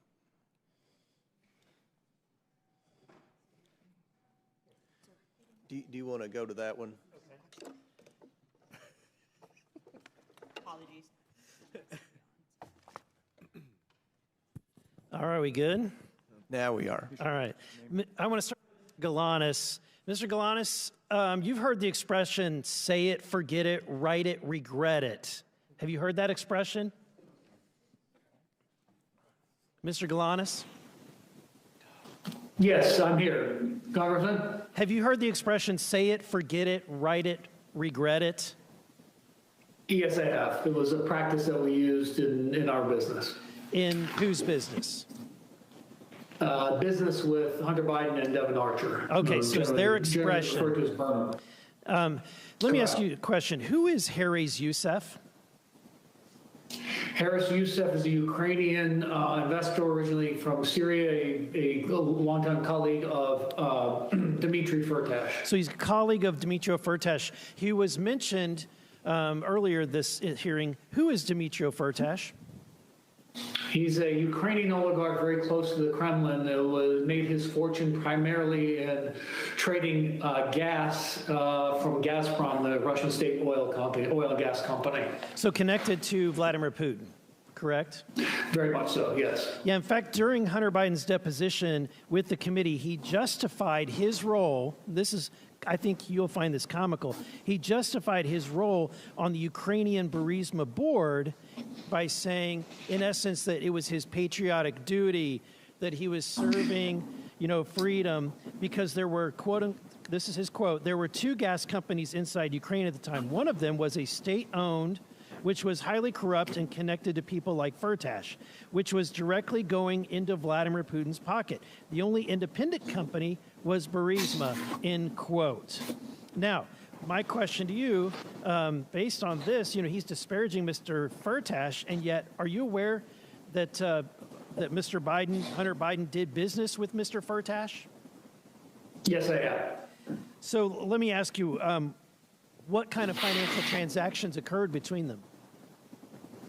What Haris Youssef described to me, and then I was also described to me by others, including Devin and Hunter, was a $5 million payment that was made by Dmitry Firtash, is handled by Haris Youssef through Hunter Biden's law firm. That was deemed a success fee in order to quash an outstanding indictment for which in the United States. So a Putin-connected Russian oligarch wired over $5 million to Hunter Biden's law firm for what activity? What was Hunter supposed to do for that $5.5 million? He was supposed to perform in quashing the indictment that resulted in an arrest warrant for Dmitry Firtash, who is being charged in the United States. Yeah, being charged in the United States in Indiana. So he's supposed to quash that, use his political influence to do so. So my question is, of that money, the $5 million, $3 million made its way to a company that you set up with Devin Archer called Bloom. Is that correct? That's correct, yes. And finally, from that $3 million, there was a transfer that was made, and I've got a copy of that, the bank record to prove that, of $275,000.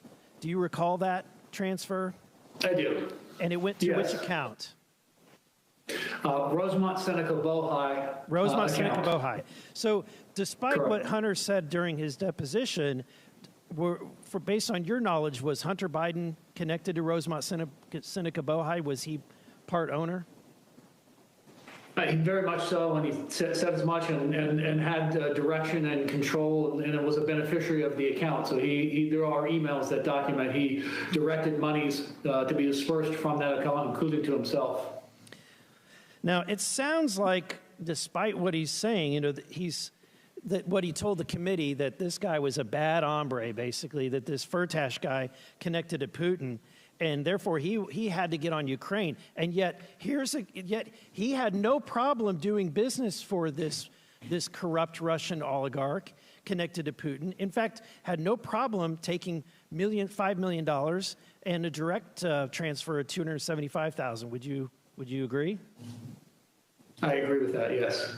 Okay. Now, Mr. Bobulinski, and I've got just a little bit of time left. Sorry, very little time. So I want to ask you, for God's sake, Hunter Biden is doing all of these transactions, doing all of this business, and yet his father is vice president. And we're to believe that his father isn't aware of all of these. He's been on the phone calls, he's been in the meeting, and yet he's not aware that his son is doing business with people connected to Vladimir Putin? Are we to believe that? It's an absurd expectation. Thank you. My time has expired. Very good. Chair now recognizes Mr. Frost for 5 minutes. Thank you, Mr. Chair. The claims made against the President of the United States have been so completely proven to be lies that even House Republicans now are admitting that it's time to close this case. Mr. Parnas, I have a few questions for you in limited time, so I really want to try to get through these. And I just want everybody to know, especially people watching at home, that you're like one of the most credible witnesses that we've had throughout this entire impeachment inquiry. First off, I just want folks to know, for people who aren't familiar, can you tell me who you were working for between 2018 and 2019? Rudy Giuliani and Donald J. Trump. And to be clear, you answered to Rudy Giuliani? Yes. You answered to Donald Trump? Yes. Directly? Directly to Rudy Giuliani. Yeah. When former President Trump and Rudy Giuliani flew you to Ukraine to look for corruption on the part of President Biden, did you find any? No.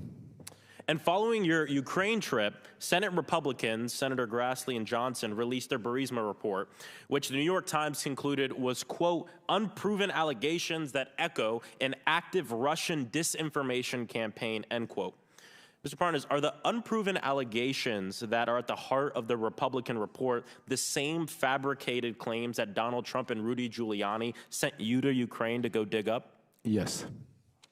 Last summer, you wrote a letter to Congress noting that when the media started to get tired of the smoke screens and using this, one of the authors of the Republican Burisma report would be your, quote, guy in the Senate to push all the information, end quote. What did you mean by that? Senator Ron Johnson was our guy in the Senate. It was told to me that when we push the information, he's going to push it in the halls of Congress. So when the media was getting skeptical about pushing disinformation after they've proven it wrong time and time again, the plan was to have a U.S. Senator, Ron Johnson, to push that disinformation even further. Correct, because we had Congressman Nunes already doing it, so Senator Ron Johnson jumped on board. This Congress, both Chairman Comer and Chairman Jordan, have centered this entire sham impeachment hearing on an FBI tip sheet. This tip sheet made wild claims about bribery that didn't even come close to being backed up. And in fact, it's all being proved to be one big lie. Mr. Parnas, is the allegation in the FBI tip sheet based on the same fabricated claims that Donald Trump and Rudy Giuliani flew you to Ukraine to dig up? Yes. I also want to make it clear that the informant allegedly behind this tip sheet is facing criminal charges for lying about the Biden family and was a known fraud for years before that. The same fabricated claim kept popping up and getting smacked down over and over again. In fact, our colleagues at the Foreign Affairs Committee did some amazing work on this investigation and found that this lie dates back to December 2015, almost 10 years ago. Do you happen to know the article that I'm referring to? I don't know the exact article, but I do know that the slide has started way back in 2015. Started about 10 years ago. It was an article entitled, quote, "The Ukrainian Scam of the Biden Family," end quote. And it was posted to a Russian language media website registered in a city in Russian-occupied Crimea. Mr. Parnas, do you have any doubt that this fabrication claim, the claim that Donald Trump and Rudy Giuliani sent you to Ukraine to try to dig up more information on, is part of Russian propaganda and an effort to destabilize Ukraine and undermine our democracy? As I sit here today, I have zero doubt that Russia's involved. This is a Russian campaign to interfere in our elections. Thank you. I appreciate it. I appreciate it from someone with firsthand experience. Look, to recap, there's no evidence that support allegations that President Biden engaged in corruption in Ukraine. We know this. Mr. Parnas himself has made it clear that we have no doubt, we should have no doubt, that the claims of corruption are lies and conspiracy theories rooted in a Russian effort to undermine our democracy, posted to a Russian language website over a decade ago. This is exactly what Putin wants. And over the years, Republicans have kept moving the goalpost. You just look at the past year, right? First, it was a bribe. Then it was Burisma, nothing. Then it was Hunter Biden's laptop, nothing but some like nude pics that we keep seeing here. Then it was supposed money laundering scheme that turned out to be a family member making a couple of car payments. And now Republicans on this committee have left the pretense of a crime behind and are moving the goalpost to influence peddling, which sounds more like what former President Donald Trump did in his time in office. Look, we've been laughing a lot about this, calling it theater and a sham, which it is. But I also want to bring up that this is really serious. Yes. I mean, we have members of Congress and this committee using Russian propaganda meant to undermine our democracy, to undermine our president. It's not just theater or laughable, but it's a betrayal of our democracy. It is very serious, Congressman. Yes. Chair, yeah, yield back. Time's expired. Chair recognizes Ms. Boebert from Colorado for 5 minutes. Well, Hunter asked for a public hearing. Here we are, and he is nowhere to be found.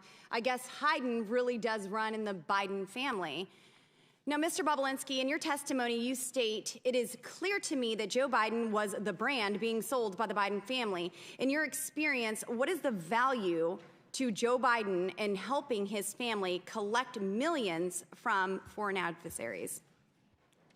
What's the value to Joe Biden specifically? Yes. Well, his children and brothers were enriched, which to AOC's questions earlier violate corruption statutes, RICO statutes, FCPA statutes, FARA statutes. Yes, so you would agree that the Biden family was involved in this corruption and influence peddling and selling access to the federal government? I do. Mr. Bobulinski, in your experience, did President Biden play a more active or passive role in his son Hunter Biden's business dealings? I quantified it previously as he acted sort of like a chairman. He showed up and shook hands. He's been called the chairman. Yeah, he showed up, shook hands, and that's all the Chinese, Ukrainians, Romanians, Russians, whoever was need. It's not what the Canadians, the Australians, and Americans need, but in those parts of the world, that's what they need. Thank you. And now I'm going to switch over to Mr. Galanis. During his 2020 presidential campaign, then candidate for president Joe Biden said his son did not make any money from China. Did Joe Biden lie? Yes or no? Yes. Mr. Galanis, you are aware of the BHR fund that consisted of Bohai, a Chinese state-backed company, Harvest, a China company, and Rosemont, the Biden entity, correct? Yes, I am. And Mr. Galanis, you're aware that Hunter Biden formerly held 10% of that Chinese entity. And would it surprise you, if you were aware, that Hunter Biden held 10% of this entity well into his father's presidency? You know, I'm aware that it was founded as a business that he owned 50% of 20% or 10% directly from the outset, from early on in 2014. And would it surprise you, Kevin Morris, Hunter Biden's fake attorney, has testified that he now holds that interest? I don't have any knowledge about that, so not much of this would surprise me. Mr. Bobulinski, in your testimony, you stated the Chinese Communist Party, through CEFC, successfully sought to infiltrate and compromise the Obama-Biden White House during 2015 and continued through when Joe Biden left office. Would you agree that the CCP compromising the White House is a serious threat to our nation's national security? I do. Thank you. And now Joe Biden has leveraged his elected position to enable the Biden family, their business associates, and their companies to receive over $24 million from foreign nationals and their companies and their related companies. Biden is compromised and is a threat to our national security. After today, it's clear that Joe Biden is a bigger CCP asset than Fang Fang herself will. A threat to our national security. After today, it's clear that Joe Biden is a bigger CCP asset than Fang Fang herself. Will we ever come to the agreement that it is far time that Congress holds the resident of the White House accountable for selling out the American people? Unfortunately, my colleagues to my left have a highly coveted made in China product, a brand, if you will, and that is Joseph R. Biden. Mr. Chairman, I yield the remainder of my balance to my friend from Florida, Matt Gaetz. Mr. Parnas, how much time did you spend in prison? 4 months. 4 months. But 4 months. But you were indicted for crimes that could have resulted in you spending 50 years in prison, right? Right, they were false crimes. The judge saw through Well, them. well you went to trial and you were convicted, right? I went to trial, correct. And the crime was that you were trying to acquire marijuana licenses, and you took money from a Russian oligarch, and you tried to use that money to go give political donations and do what you had to do to acquire marijuana licenses. Is that about right? That's what the crime was. That's what the indictment was. Yeah. Right. So it sounds like everyone here today, the only one working for a Russian oligarch was you. Right? I mean, yeah, it was. I just heard you. I mean, it's public information. Yeah, no, I just heard you wax poetic. I got paid $200,000. You know how much I got paid. You were really worried about our democracy, and you were here to warn us. But you were working for a Russian oligarch, wanting to get marijuana licenses, but then you didn't even do it. The fraud you committed against the Russian oligarch was that instead you spent the money on yourself. So, like, was that what you were doing to fight against Russia's aggression? That's a lie. Just taking their money? Well, that's what you were convicted of. No, but instead of spending 50 years in prison, you got 4 months. As this hearing continues, I look forward to hearing what Mr. Galanis thinks about how he was treated by the DOJ for telling the truth, as opposed to how you're treated for lying. The DOJ didn't listen to the truth, because if they would listen to the truth, the question Mr. Gates had is for Mr. Hear the truth. You can't handle the truth, Matt Gates. Look, well, the truth for you is taking money from Russians to buy marijuana businesses and then going to jail and then coming here to lie about Trump. You should know better than anybody. Gentlemen's time has expired. Chair you should know better than anybody. Gentlemen's time's expired. Chair now recognizes Ms. Tlaib from Michigan. Thank you so much. It's so exhausting. This is really incredibly exhausting, and I can't imagine our residents sitting at home. I still, every time I look up and I see our former chairman, forever chairman, Elijah Cummings, our first ever hearing in this room was about the high cost of insulin. I think one of the first witnesses was a mother of twins who had to ration her insulin and lost a child because she couldn't afford it. I still remember our previous chairwoman who really did a phenomenal job continuing to talk about the opioid crisis and how the Sadler family was part of a criminal scheme to increase addiction among family members, people just literally losing their family members because of profit, because of folks that were literally drug dealers in suits. All of that to say is this House Oversight Committee, from our committee hearings on the Postal Service, which really matters to our constituents, the high cost of prescription drugs, the housing issues, the number of struggles and challenges of everyday Americans. And I say this sincerely. I know you all do, but sincerely, because what a waste of time. What a waste of time. Just even some of the colleagues of my folks here continue to say this is a waste of time. I mean, Representative Niels said, quote, I don't think we have the will to impeach Joe Biden. Just for the record, impeachment isn't something you have a will to do. It's something you have to have evidence to do. Which brings me to next, I mean, you know, you heard about Rep. Don Bacon, who said, when the staff tells you that they can't identify a particular crime, there's a problem. That's a problem. I mean, you can go on and on. One top Republicans admit that there's no conclusive evidence of impeachable offense that shows Biden acted improperly while in office to enrich his family members. I mean, it goes on and on. Former Oversight Chair Darrell Issa, who serves on Judiciary Committee now, said, I think he goes on and says, there's no clear sense of where the impeachment inquiry is going. It goes on and on. I mean, look, you all, this is an incredibly important committee. We could be doing some phenomenal things and holding currently the Biden administration a number of issues. Like, I want to know about the American Rescue dollars and where that money is being used. Is it being used towards public health? Is it being used towards the crisis that continues to happen in many of our families being impacted by long COVID symptoms? I mean, these are things that we could be doing right now in this chamber. We're not. We're doing this over and over again, and it's a waste of time. I literally, every time I talk to my constituents about this, they don't bring this up. They said, God, when is this going to be over with? I tell them, my colleagues do not know how to lead the campaigning at the steps of the Capitol. When we come in here, we have to literally put that aside and work for our constituents. Work on getting some sort of understanding where we can prioritize making sure that we have access to clean water. What is going on with the lead abatement program within the administration? Talking about the specific challenges that we continue to see in our healthcare system.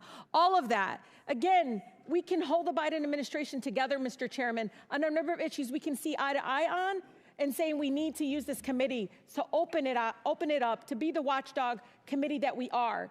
Instead, we really sincerely are wasting the time of the American people doing this. This is awful. For them to see us going back and forth like this, it's so disenchanting for them. And you all wonder why the numbers out there of favorability towards Congress is so low. They really have no faith in us because of this. This is the kind of stuff we do. When literally my folks are literally fighting for the right to breathe clean air and to fight to sit there and figure out how they're going to afford asthma inhalers. Yet we're here wasting the people's time. Will the gentlelady yield? Yes, Mr. Chair. And I say this out of somebody that's a social worker at heart. We can do so many things in bipartisan in this committee. I know it. And I think we're right now really missing out an opportunity to do that. We really are. Ms. Tlaib, I yield to Mr. Well, it's for a question I just wanted to ask you, because you've had tremendous success in trying to clean up dirty water across America. We can actually get things done, right? Absolutely. And, I know my colleague on the other side, we all have a crisis of the clean water crisis. We could literally bring in folks in the EPA, bring folks into this chamber right now and ask, where is the Biden administration on the development of their lead abatement initiative? These are the things that I think very much many of my mayors, my local electeds, many of the state folks are asking, what can we do as members of Congress to basically have more transparency in where the priorities are? But again, I really say this sincerely to all of you. We can do better. We deserve to do better. I remember Chairman Cummings constantly reminding us that we can be better. Gentlelady's time's expired. Before I recognize Representative Fry, for what purpose does Representative McClain seek recognition? I'd like to enter something in the record. My friends on the other side of the aisle are desperately trying to deflect from the Biden family peddling scheme by attacking President Trump and his family. Her 5 minutes? I would like to enter into the record an article. Actually, Jared Kushner and Hunter Biden are nothing alike, and here are the facts. Thank you. Without objection, so ordered. Chair now recognizes Representative Fry for 5 minutes. Thank you, Mr. Chairman. One of the inconsistencies that I have kind of seen is what is on a text message, Mr. Bobulinski, with Raymond Zhao, and what Hunter Biden testified to in his own deposition. And so this is infamous. We've talked about this a lot. Z, please have the director call me, not James, not you or Jim. Have him call me tonight. I am sitting here with my father. We've talked about this a lot. We've kind of got ad nauseum to it. And in response, Raymond Zhao says, copy, I will call you on WhatsApp. So in Hunter Biden's testimony on page 105, he states that the Zhao that he sent this to was not the Zhao that was connected to CEFC. What do you say about that, Mr. Bobulinski? Well, I think what he's simply saying is he made a mistake. Not that he meant to send that text message, because it's crystal clear that that message was meant for Raymond Zhao, who was the interpreter for Director Zhang at CFC. But I think he tried to obfuscate in his testimony that technically maybe he made a mistake and texted it to the wrong person. I can't speak to whether then he corrected that, but I do know, based on the communications, that he got on the phone with Raymond Zhao and set the record straight and exactly went through what he thought he was sending him in that message, because it's followed up where they say, they sort of snap to and say, we'll cooperate with the family. Why were they willing to cooperate with the family? Because effectively they were bribing the Biden family to get them to help them with the 4 unsealed indictments in the SDNY, which is the only thing that mattered to CFC. And Raymond Zhao, you said he was an interpreter, but he was a little bit more than that, too. He was like a chief of staff interpreter. Correct. So he was kind of the handler for the CEFC business. Yeah, he spoke good English. Director Zhang spoke very little English. Right. So to the extent that this was the wrong Zhao, I mean, I'm no rocket scientist, but if I get a text message and it's somebody that it's a different Russell, I'm going to say, you've got the wrong guy, correct? Yeah, I believe Henry Zhao probably, his argument is he sent it to Henry Zhao. I'm assuming there's a text message somewhere where either Henry Zhao responded, hey, I think you meant that for somebody else. Instead, we just see copy that. I'll call you on WhatsApp, right? Right. So if you were perplexed as to why you received a random text message that wasn't applied to. Well, that's actually Raymond Zhao saying, I'll call you on WhatsApp. That's what I'm saying. Yeah. So the purpose, the issue that he brings up, though, is that he was confused and it was the wrong Zhao. I want to ask you a couple more questions real quick.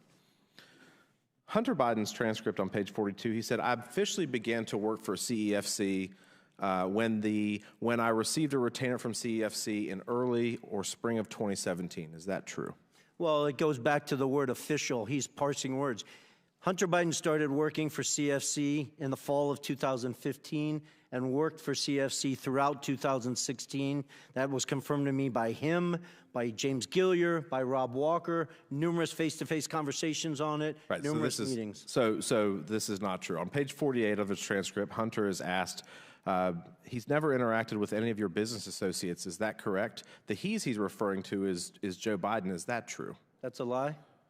Hunter lied to the committee about important details concerning his money demands and threats to CEFC based on this WhatsApp message right here. On page 105 of his testimony, Hunter states, quote, my father had no awareness of the business I was doing. Is that true? That's a lie.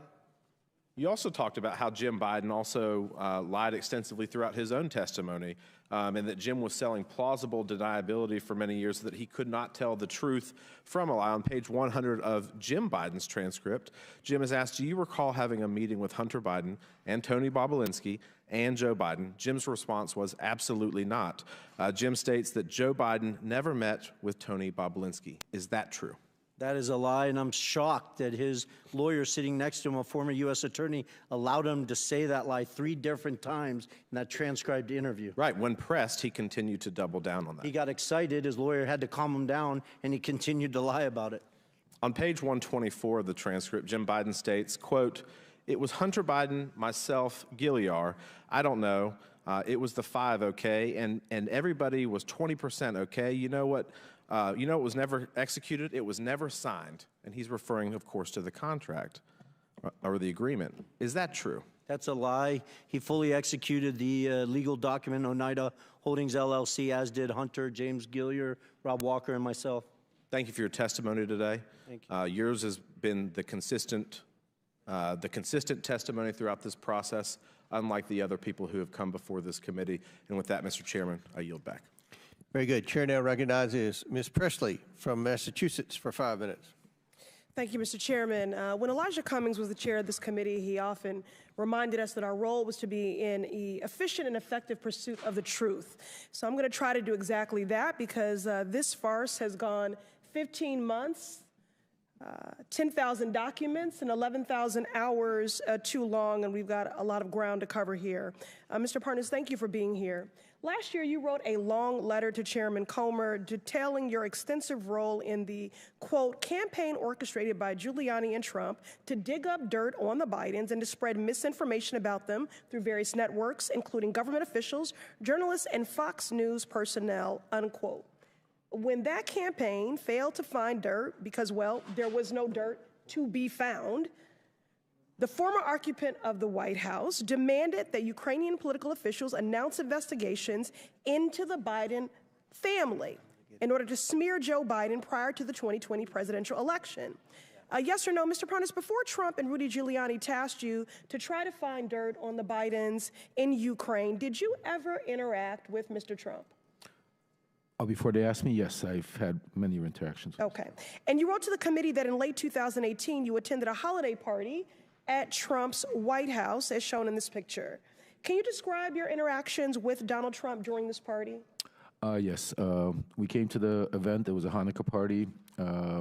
Rudy Giuliani joined us. We were supposed to all go to the residence, but at the last second, Rudy said to wait for him downstairs. He was going to go meet Trump himself and update him on everything that was going on.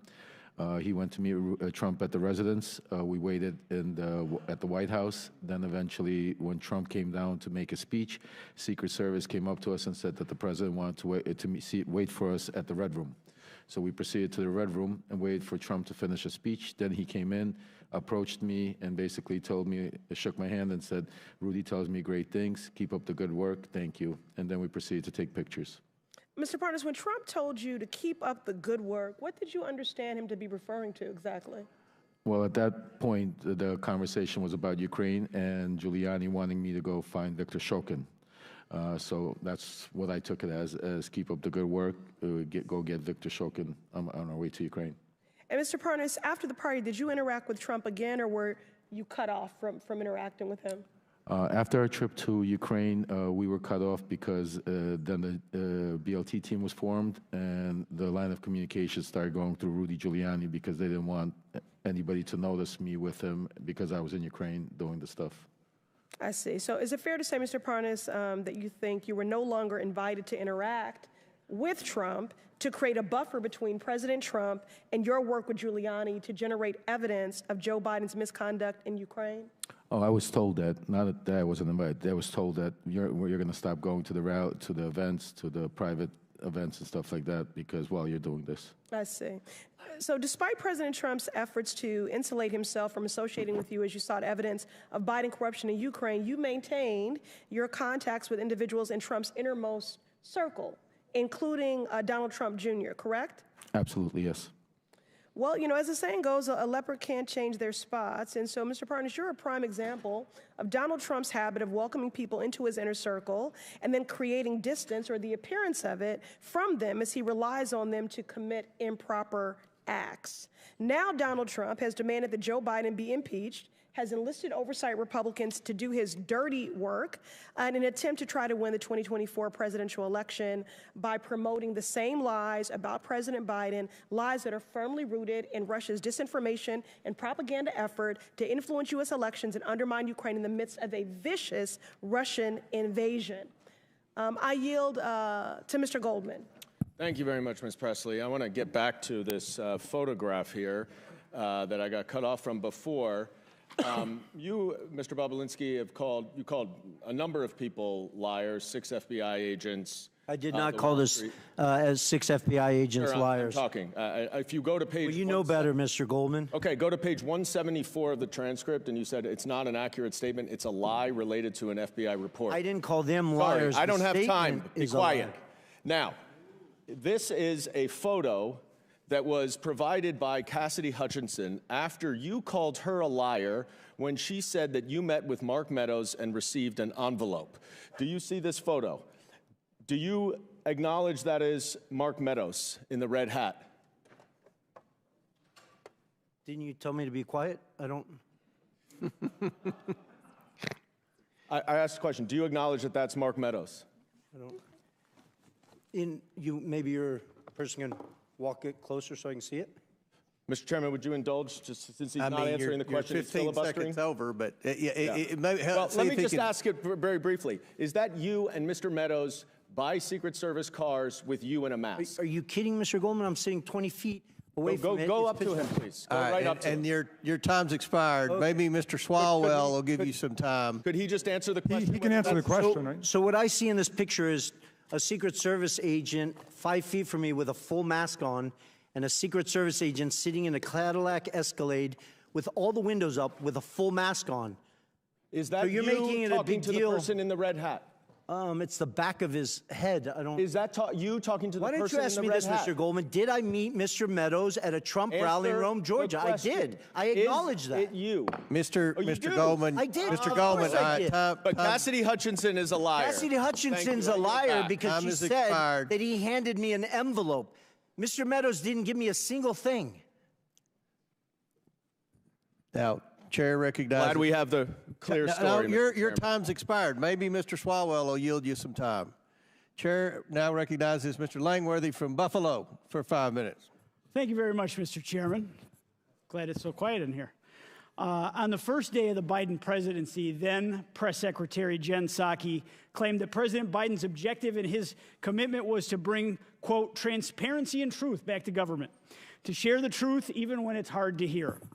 That is obviously laughable, just about as laughable as when Hunter Biden claimed that he was trying to avoid wire fees when he had Rob Walker launder a $1 million payment from a Chinese company through 16 different bank wires to Hunter, Hallie, and Jim Biden's accounts.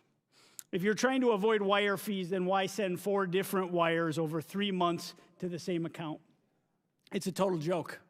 A glaring example of President Biden's failure to live up to his promise to bring transparency is his influence peddling in Ukraine, where he pressured the Ukrainian government to fire Prosecutor General Viktor Shokin, who was investigating the owner of Burisma. While Joe Biden was vice president in 2014, his son Hunter Biden was asked by Burisma's owners to join the board, a paid position. The committee has sought documents from the administration regarding Vice President Biden's influence peddling in the Ukraine. The administration, which claims transparency, has failed to produce these documents. I'll give you an example. On September of 2015, the United States was steadfast in its belief that the owner of Burisma was the face of corruption in Ukraine. The administration vowed to work with the Prosecutor General to tackle corruption in the country. However, that all changed after a phone call from Hunter Biden and the owner of Burisma to Hunter's Washington, D.C. associates in 2015. A few days later, Vice President Biden delivered a speech to the Ukrainian legislature and privately pressured the Ukrainian president to fire the Prosecutor General. The Oversight Committee has asked the White House for drafts of Vice President Biden's speech to the Ukrainian legislature from 2015. They have withheld those draft speeches for nearly 7 months. To this date, we have not been able to review them. We all want to know whether there were edits to the speech after Hunter called D.C. We all want to know whether the vice president, then vice president, changed course to protect his son and his corrupt business associates. We all want to know whether the Biden family's business dealings affected American policy towards the Ukraine. The White House claims to be committed to bringing truth and transparency to government. It just seems like it's only interested when it's convenient for his administration. Now, Mr. Bobulinski, did Hunter ever tell you at any point the value of the Burisma income to him? Call him ever mentioning that to me. Okay, did he ever say it was his only income at that time? Oh, okay. Actually, I stand corrected. There's a text message. I never discussed it with him.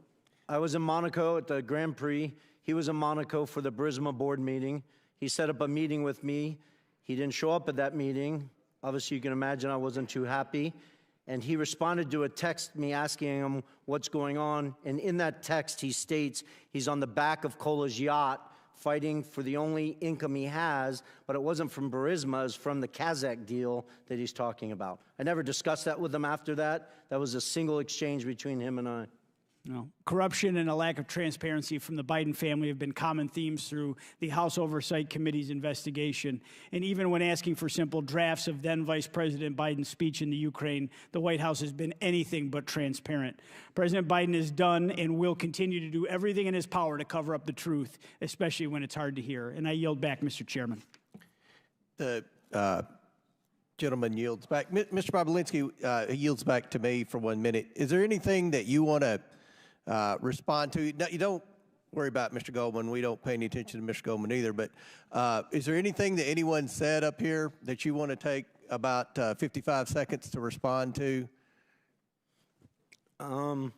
It's tempting. I mean, my biggest appeal to everyone in this room is I wish you would spend the time focusing on the fact that the Chinese Communist Party infiltrated the White House of the United States of America through the Biden family. I don't say that lightly. It's not a joke. I was willing to die for this country, as was my father and both my grandfathers and my brother. This is serious, serious stuff. We should be asking how that happened. Take the Biden name and the Biden family completely out of it. How did the Chinese Communist Party infiltrate the White House of the United States of America? Let's start there, focus on those facts, what they did, how they did it, why they used money, why they used private enterprises instead of military stuff and other stuff. That is huge to our national security. So I appreciate you yielding that time to me, Mr. Chairman. Well, thank you, and I'll just say this. Mr. Tlaib and Ms. Presley criticized the investigation, but I think most Americans care about public corruption, and they realize the FBI hasn't done the job, the DOJ hasn't done their job, the IRS hasn't done their job. They've been told to stand down. All that's left is the House Oversight Committee, and we will do our job.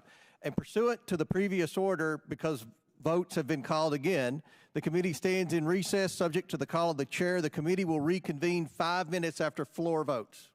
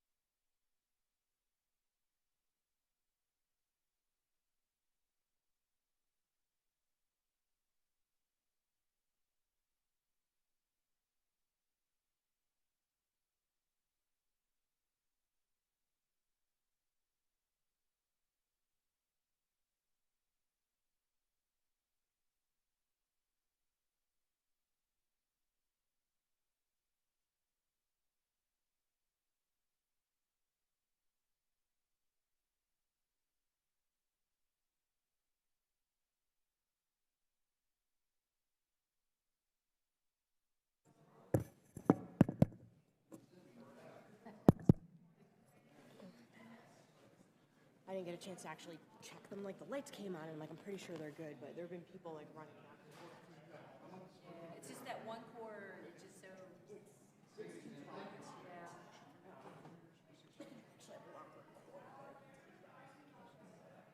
That was embarrassing. Well, I mean, it has. Well. Yeah, like I knew like as I was running down here, like somebody kicked the cable out.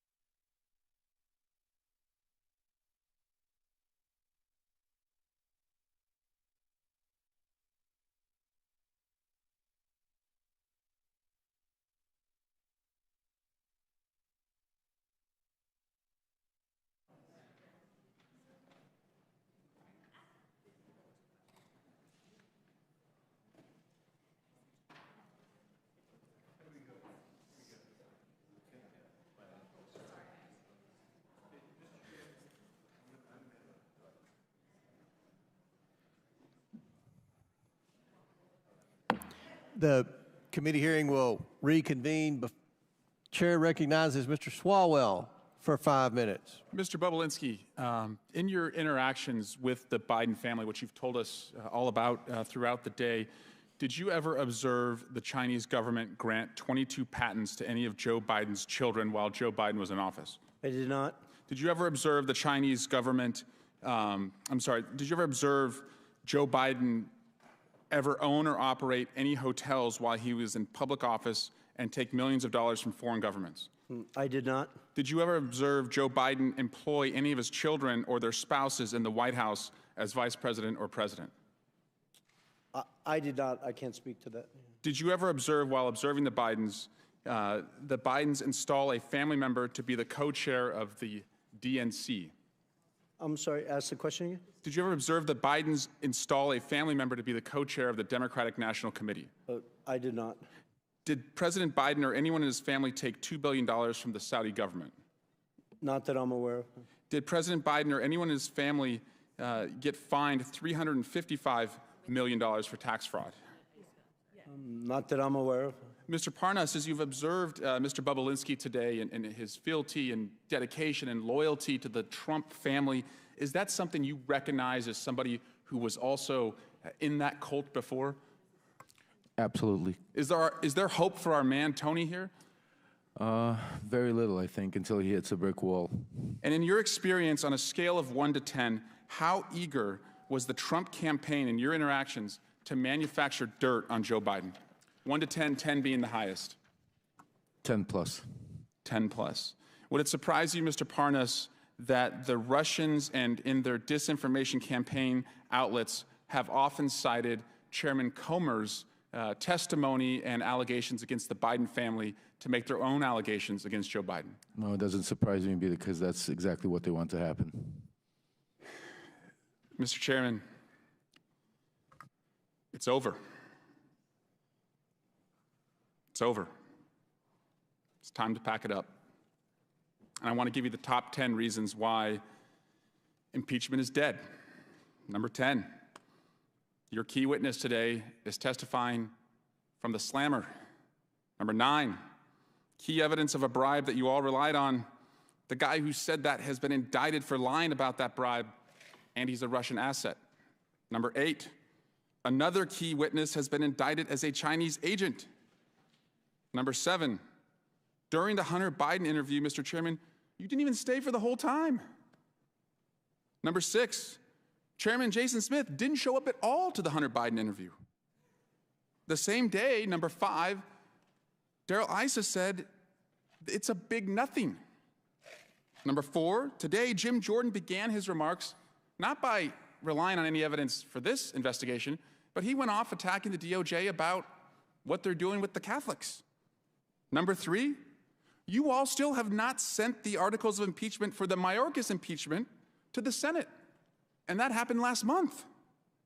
Number 2, you're now talking about a criminal referral, but if you had evidence for a criminal referral, then you have evidence to impeach somebody for high crimes and misdemeanors. And number 1, and I'm sorry to say this, Fox News isn't even carrying this today. In fact, one of their anchors, as they broke away 10 minutes in, said, this is the same hearing over and over and over. At what point are you going to fish or cut bait? So I just have to tell you, it's over. Impeachment's over. Dunzo. Bye-bye. Rigor mortis. Lights out. Curtain drop. Mic drop. Peace. Adios. Sayonara. Au revoir. Or a language that you all understand, Doi Sivdanya. Did I say that right, Mr. Parnas? Yes. I dare you to impeach, but you won't because you don't have the evidence. And because you don't have the evidence, you don't have the votes. Guys, it's dead. And so I'm here to pronounce the time of death.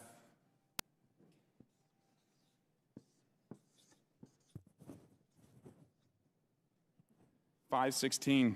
Say it in Chinese. Impeachment is dead. 516. Biden impeachment's dead. Joe Biden has been acquitted.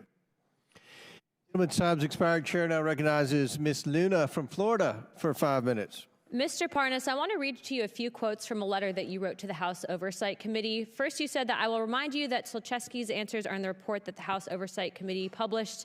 In this document, he stated that Hunter Biden was never asked or assigned to speak with anyone in the U.S. on behalf of Burisma. Mr. Parnas, are you aware that according to Amos Hochstein, a U.S. State Department official, in a transcribed interview with the Senate, Hunter Biden requested to have a meeting with him in November of 2015. Mr. Hochstein testified that he met with Hunter Biden and they spoke about Burisma. So yes or no, that statement that you made to House Oversight was incorrect? The statement was correct because that statement. Yes or no? The statement is coming So are you from the saying yes, words it of was? CEO Burisma. It's directly This was his conflicting with answer. Those were testimony. not- Next question. That was not There my were no answers. political Those were or answers lobbying from the firm CEO efforts on behalf Burisma. of Burisma in your statement that you made to House Oversight. Mr. Parnas, are you aware that Burisma's engagement of Blue Star Strategies, which was a lobbying firm that was lobbying the U.S. government on behalf of Burisma, and Mykola Solchesky, and according to Sally Painter and Karen Termitano, the heads of Burisma. So that statement, again, that you wrote to this committee was incorrect, yes or no? No, you're incorrect because No, I that said, is incorrect. No, You're directly conflicting with that. My final question for you, Mr. the answers were Parnas, given is by, next not you by wrote that me, nobody by from the CEO company of Burisma. Burisma has ever spoken to Joe Biden. It's okay, Chairman, I got him. Mr. Parnas, Devin Archer testified to this committee that Vadim Picharsky, the corporate secretary of Burisma, sat down for dinner with Joe Biden. So that statement also was incorrect that you wrote to this committee, yes or no? No, it's not incorrect. Mr. Chairman, I think this witness's credibility is shot. I'd like to give the remaining of my time to the amazing representative from Florida, Representative Matt Gaetz. Very good. The Democrats could have sent anyone. They could have sent Hunter Biden. They could have sent Joe Biden. They could have sent Rob Walker. They could have sent Devin Archer. The Democrats could have sought any person to come and refute the direct evidence backed up by bank statements, backed up by calendar entries, backed up by emails, backed up by text messages. And who did the Democrats send to clear the name of Joe and Hunter Biden? They sent Lev Parnas. Lev Parnas, who was charged with enough crimes and violating our campaign finance laws to, serve 50 years, but he gets 4 months.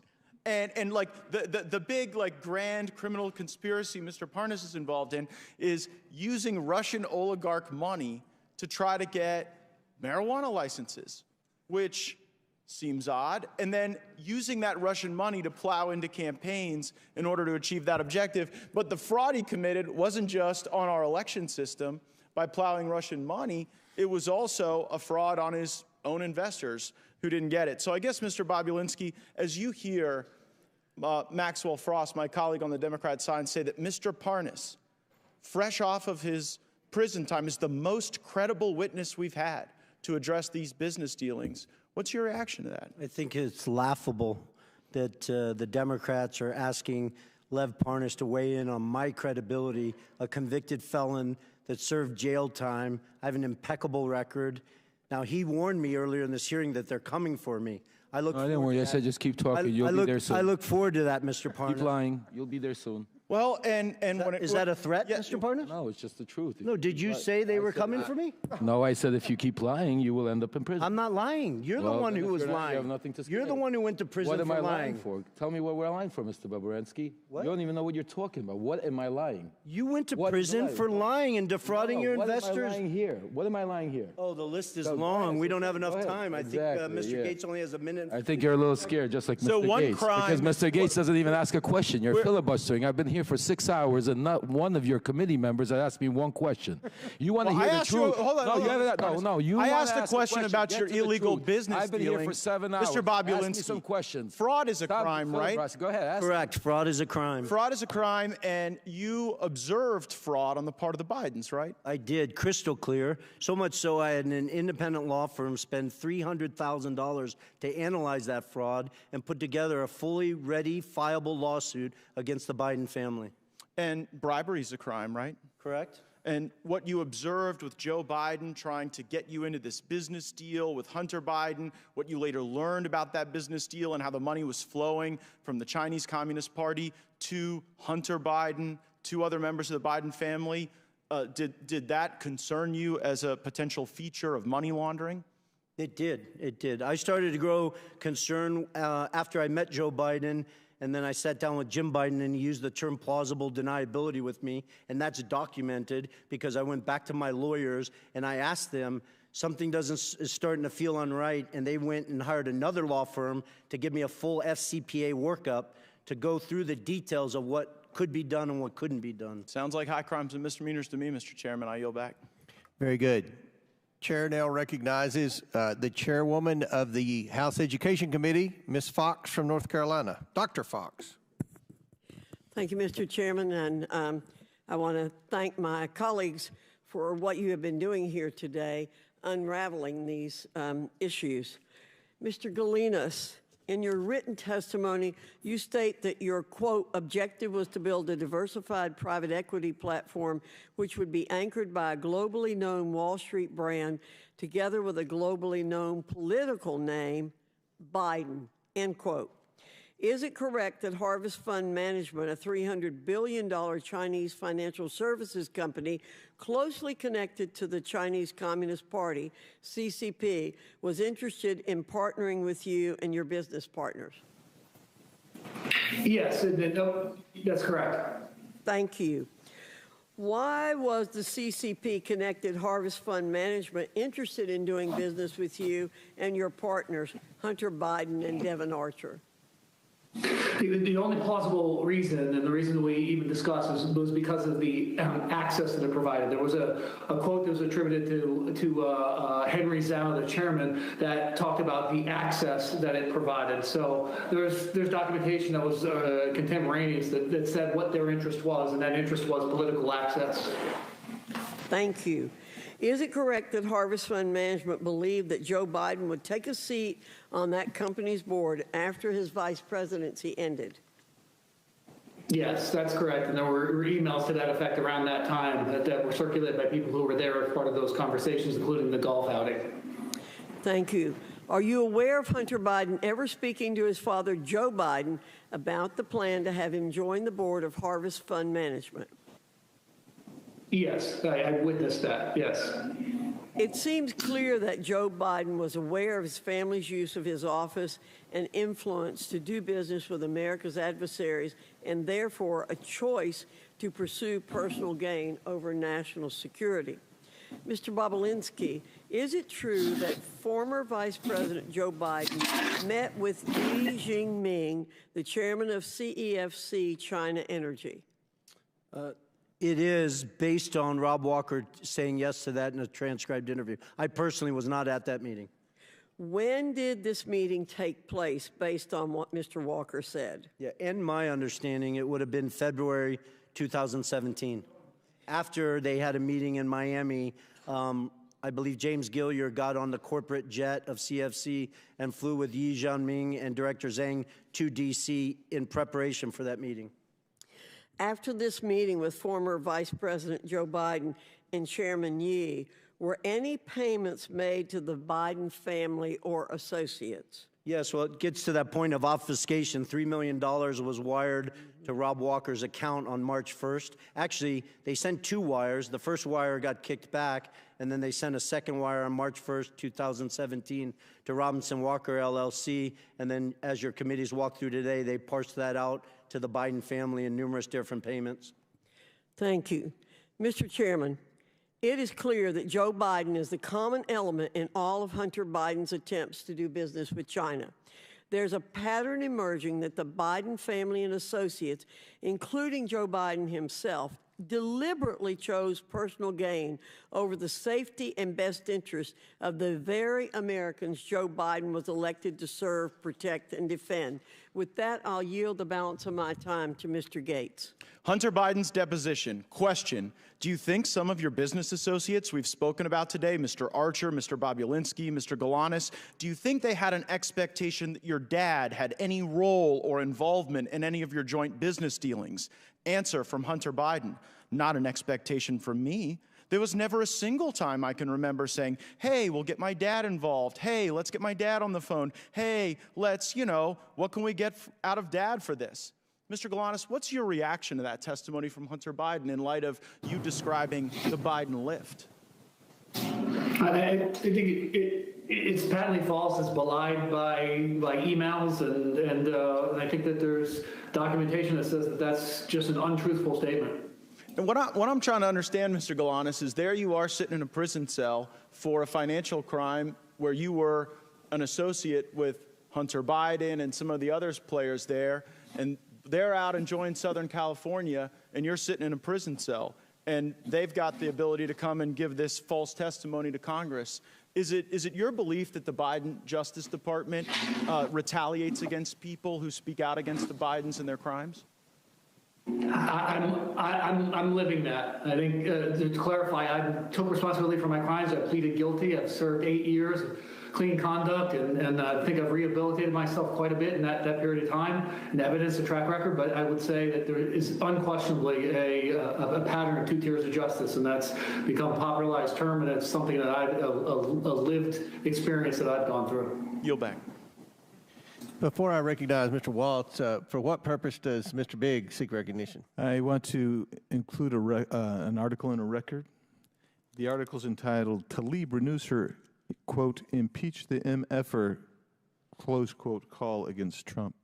Without objection to order, for what purpose does Mr. Gates seek recognition? Mr. Chairman, I seek unanimous consent to enter into the record the press release from the Department of Justice. Lev Parnas sentenced to 20 months in prison for campaign finance, wire fraud, and false statement offenses. Without objection, so ordered. Chair now recognizes Mr. Waltz from Florida. Thank you, Mr. Chairman, and I find it incredibly rich. Mr. Swalwell is going to come to this committee and lecture us about how China penetrates our government. I think that's something he may know a thing or two about, but let's talk about how China has penetrated the highest levels of this government, including this president and this White House, because I think the visual is incredibly important. Mr. Bobulinski, Hunter Biden portrayed Chairman Yi, the chairman of CEFC, to Jim Biden as a protege of Xi. Is that accurate? Not only is it accurate, and it wasn't just Hunter Biden, it was James Gilliar, Rob Walker. I wouldn't have used the word protege. They just basically, You don't run China's largest state-owned energy company without being close to Chairman Xi. Correct. Right, fair enough. And by the mid-2000s, Chairman Ye ran a business empire estimated, as much as you can estimate a Chinese state-owned enterprise, tens of billions, including, and from a national security standpoint, this is the critical piece here, including implementing China's Belt and Road Initiative, not just all over the world, right here in the United States. Is that accurate? 100%. So CFC was effectively the shadow arm of the Chinese government, deploying tens of billions of dollars around the world, very well documented. At its peak, I think it was doing $50 billion of revenue per year, one of the top 5 largest. Debt diplomacy, where they are taking electrical grids, they are bribing officials, they take as collateral, not just grids, ports, airports, key infrastructure that the Chinese government could then leverage and use against any country, but also here in the United States. I mean, that's how the Belt and Road Initiative works. Heck, I was just in the Armed Services Committee with the commander of Indo-PACOM, our Pacific Command, talking about how China is basically gobbling up infrastructure around the world, including here. So by the mid, 2015, 2016, Hunter Biden's developed a very lucrative business relationship. By 2017, Hunter Biden's forged such a partnership with Chairman Ye that he planned to share an office space with him, and then just removed Vice President Biden at the House of Sweden in Washington, D.C., correct? Correct. So here's what's interesting, and building on Chairman Fox's questions, within days of him leaving the vice presidency, ostensibly for work performed, $3 million flows through these shell companies that we've depicted here. I mean, you could see how complicated this is, but the key piece is the flow to Hallie Biden, to Jim and Sarah Biden, to Hunter Biden and his various affiliates. And the kicker here, Mr. Chairman, is that we know Hunter is then complaining about paying all his dad's bills. He's complaining to the other relatives, saying, you freeloaders, I'm having to use all this money to pay the big guy's bills, house renovations and all kinds of things, correct? Correct, and it's important for the American people to understand The $3 million was 3 of $20 million that the Bidens expected to be paid for the work in 2015 and 2016. Mr. Chairman, and that's not just my word, that is documented. That's all documented, bank records, text messages, emails. Mr. Chairman, Bob Menendez's wife can't get paid by the Egyptians and then provide that money over to pay Goldbar Bob's, Senator Menendez's bills. I can't have my daughter get paid by, I don't know, Kazakhstan, Russia, and China, and then pay my bills. Sure. And we know also that they had commingled funds with the Vice President of the United States. When we talk about crimes, let's talk about the crimes. We know he perjured himself. That's a crime. We know he was acting as a foreign agent. And was he registered under FARA? Was he registered as a foreign agent? Not that I'm aware of. Was his dad complicit in him acting as a foreign agent through meetings and dinners and what have you? That's crime. 100%. That's crime number 2. He was clearly acting in that capacity. We have the Foreign Corrupt Practices Act, and we already have them thanks to the work of this committee for tax evasion. So, Mr. Chairman, there are multiple crimes that this committee has established ample evidence. We must move to impeachment. We cannot allow this to stand. And I look forward to seeing those references to the Department of Justice's. For this alone, this is a critical national security issue. The Chinese Communist Party call it the princelings. They don't go after the principle they want to influence. They go through the sun. And it is right out of their playbook. And they've done it at the highest levels of the United States government. I yield my time. Very good. Mr. Chairman, I just have a couple of UC requests, if that's all right. Proceed. One is from Devin Archer's transcribed interview testifying that Joe Biden had nothing to do with any of Devin Archer's business ventures with Hunter.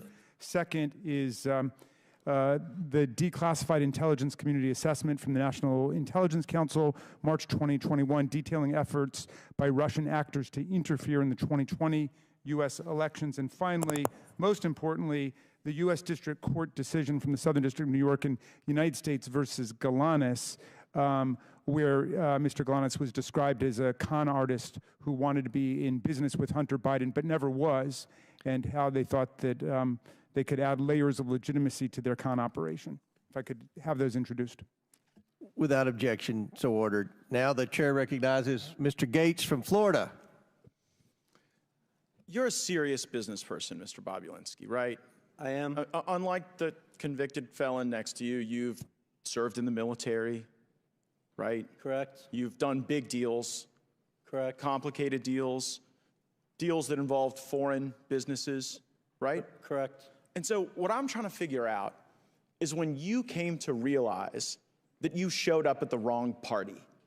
Because you kind of strike me as a guy who showed up to do a legitimate business deal, and you ended up instead at a bribe. And so as you're looking at CEFC, as you're having this meeting with Joe Biden, as Hunter Biden is introducing you to his web of contacts, when did you go from serious businessman Tony Bobulinski working to make a buck in a capitalist system to a guy worried that you had been unwittingly ensnared into Hunter and Joe Biden's bribe operation with the Chinese Communist Party? I appreciate the question. It wasn't an aha moment. It was more of a process. I am a serious businessman, demonstrated by the different deals I've done around the world and the success of them. But it started, remember, the Biden family wasn't my entry into this. James Gillier, who I'd known for over 10 years, who traveled the world doing business, kept trying to get me involved. I really had no interest. I sat down in the spring of 2017 to walk through things, and then I quickly put together 2 businesses, Sinohawk and Oneida. After the meetings in Los Angeles with Hunter and Joe Biden, it started to sort of, bells and whistles started to go off when Jim Biden used the term plausible deniability. Plausible deniability is the first moment, straight from the lips of Jim Biden, right on the heels of your discussion with Joe Biden, where you start to think, this might not be legit. Correct. And my lawyers at the time could attest to that because I reached out to them saying, listen, I'm a former naval officer. I held a Q security clearance. I couldn't collect. Somebody couldn't take me to dinner for $50.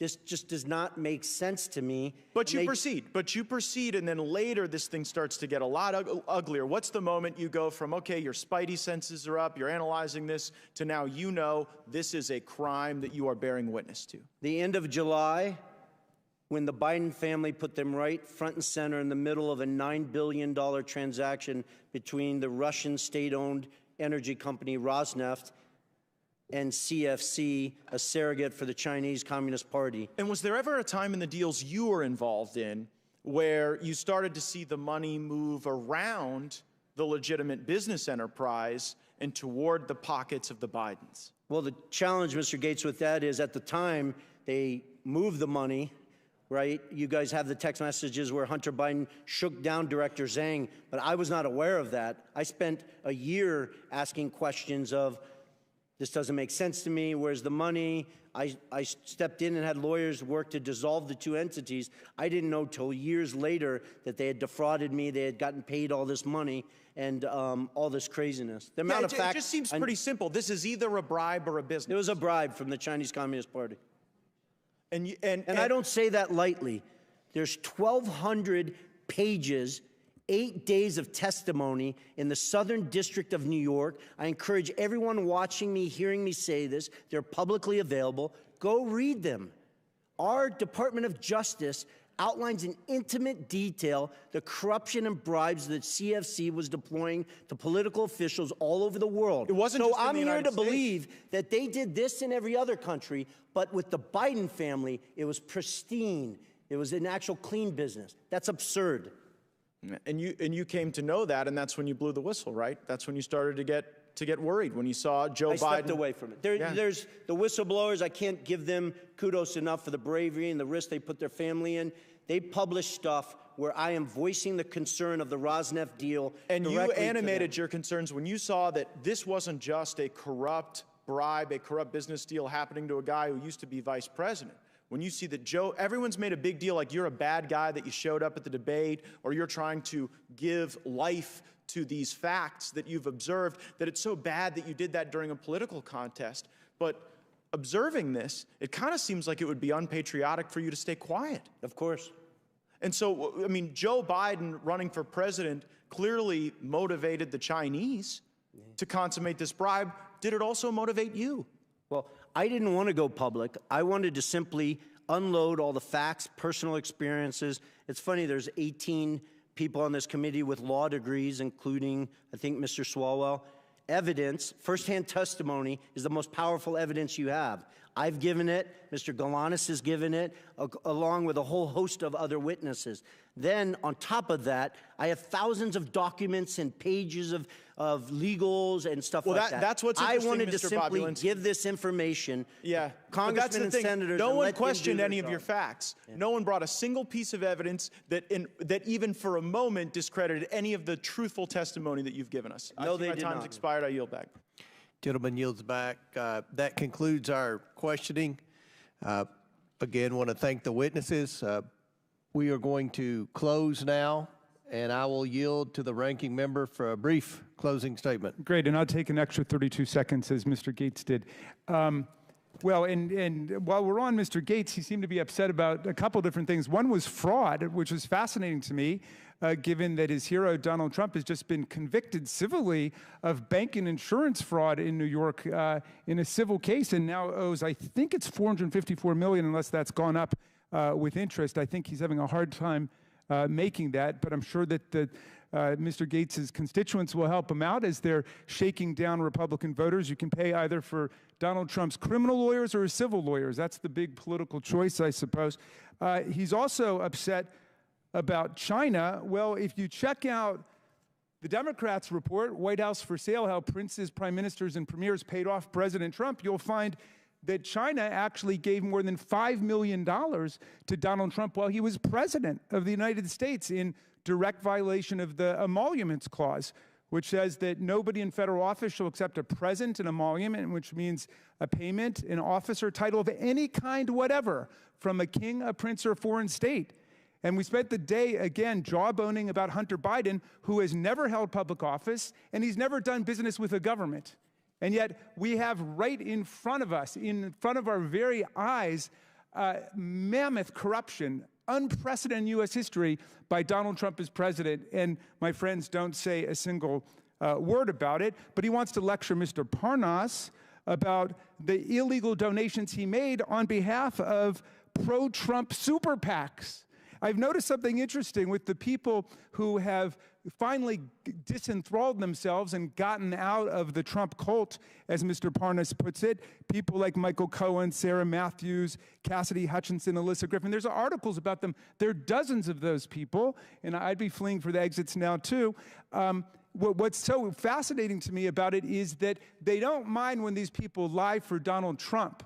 Then when they get out and start telling the truth, that's when they call them liars for what they did when they worked for Donald Trump. Mr. Parnas, they're not mad that you lied and went to prison for it and did your time. They're mad that you stopped lying for Donald Trump. Absolutely, Congressman Raskin. So when I was a state assistant attorney general, Mr. Chairman, I saw a judge on my very first day of work castigate a lawyer by saying, son, you forgot the very first rule of lawyering. When you go to court, you got to bring the evidence with you. You forgot to bring the evidence. There's no evidence. Hundreds of thousands of pages of documents, dozens of hours of testimony, but not a shred of evidence of presidential wrongdoing, much less an impeachable offense by President Biden. And you're making not just the majority a laughingstock, the whole committee a laughingstock. So it's hurting us. My members are saying, when will they call off this nonsense? So here we are. Again, Mr. Parnas, I want to thank you. You have explained to America that the allegations at the very foundation of this inquiry were predicated on Russian propaganda and disinformation, just as they were at the start of the hit job that you and Rudy Giuliani were sent to do back in 2018 and 19. And I want to thank you for showing America what real intellectual honesty and personal honesty look like, and how you can grow out of the deranged Trump syndrome that so many of our colleagues are still suffering from today. It's time to call this investigation for what it is, Mr. Chairman. It's not just an embarrassing failure and an historic failure at that, but it's an historic betrayal of democracy, freedom, and the rule of law as Vladimir Putin tramples the freedoms and the democracy of people in Ukraine. We should be spending our time standing up for democracy and not tarnishing it with spectacles like this. I yield back. I should have brought my waiters from the farm. I want to thank our witnesses for being here today. Mr. Bobulinski, Mr. Galanis have delivered testimony in front of the American people directly implicating President Biden and his family's influence peddling schemes. Schemes that brought over $24 million into the Biden family and their business associates' pockets. For what? I never heard the minority say what they did or what business the Bidens were in. Mr. Bobulinski and Mr. Galanis have provided documents supporting these claims and provided hours of testimony to this committee. Mr. Bobulinski and Mr. Galanis have not changed their stories. Mr. Bobulinski and Mr. Galanis did not ask for this hearing, but they showed up for it because they have nothing to hide. I also invited Hunter Biden to this hearing, in part due to his own request that he be allowed to provide transparency and testimony before the American people. Or at least he did request this hearing, and then he sat for a deposition with the Oversight and Judiciary Committees. Now he's nowhere to be found. Mr. Bobulinski, Mr. Galanis, and others have implicated Joe Biden in the Biden family business. Hunter Biden denies his father's role in the Biden family business. This is a material discrepancy among witnesses of the highest order. I attempted to solve this problem by getting the witnesses in the same room together to straighten out any misunderstandings. It should be clear to the American people that Hunter Biden's word is as valuable as the fake services he was selling. And this committee will not play games or belittle the institution of Congress by allowing Hunter Biden to call the shots about who he testifies with or when he does it. At this point, the only person who can resolve this discrepancy about Joe Biden's participation in his family's influence peddling schemes is Joe Biden himself. As I said at the beginning of this hearing, Joe Biden was either used by his family over and over again and paraded in front of his business partners to rake in millions of dollars, or he knew exactly what he was doing to enrich his family.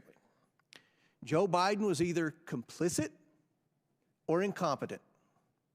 And the American people deserve to know which one it is, which one it was.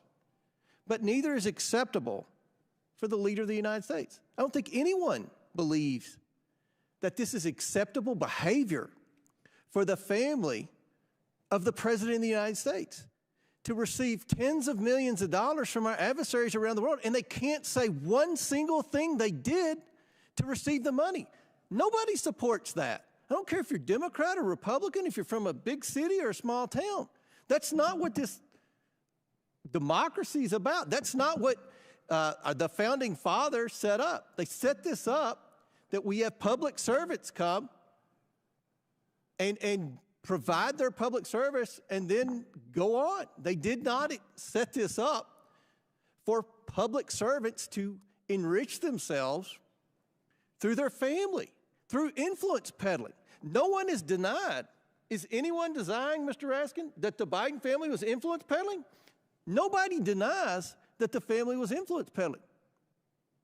What we have here is a major discrepancy on what role Joe Biden played. We know the three former Biden associates say that Joe Biden was actively involved and knew full well what the schemes were, what the family was up to. But we have Hunter Biden testifying under oath that his dad didn't know. So in the coming days, I will invite President Biden to the Oversight Committee to provide his testimony and explain why his family received tens of millions of dollars from foreign companies with his assistance. We need to hear from the President himself. And I assure the American people that they will be able to evaluate for themselves the President's honesty and fitness for the office he now holds. With that, Mr. Chairman, are you going to invite Donald Trump to come and talk about his violations of the Emoluments Clause? you all have investigated Donald Trump for years, and I'm pretty sure I've read in the paper that there's a lot of investigations of Donald Trump. No one's investigated Well, we Joe impeached Biden. him. You were invited to impeach Joe Biden Are today. you supporting, are you going to work with me to see that Joe Biden comes and answers these discrepancies? I mean, this is a big deal. There's no discrepancies. There's not No been, discrepancies. No, there's no evidence at all that he's committed any high crime and misdemeanor. What is it? In closing, I want to thank our panelists once again for their important and insightful testimony today. With that and without objection, all members will have 5 legislative days within which to submit materials and to submit additional written questions for the witnesses, which will be forwarded to the witnesses for their response.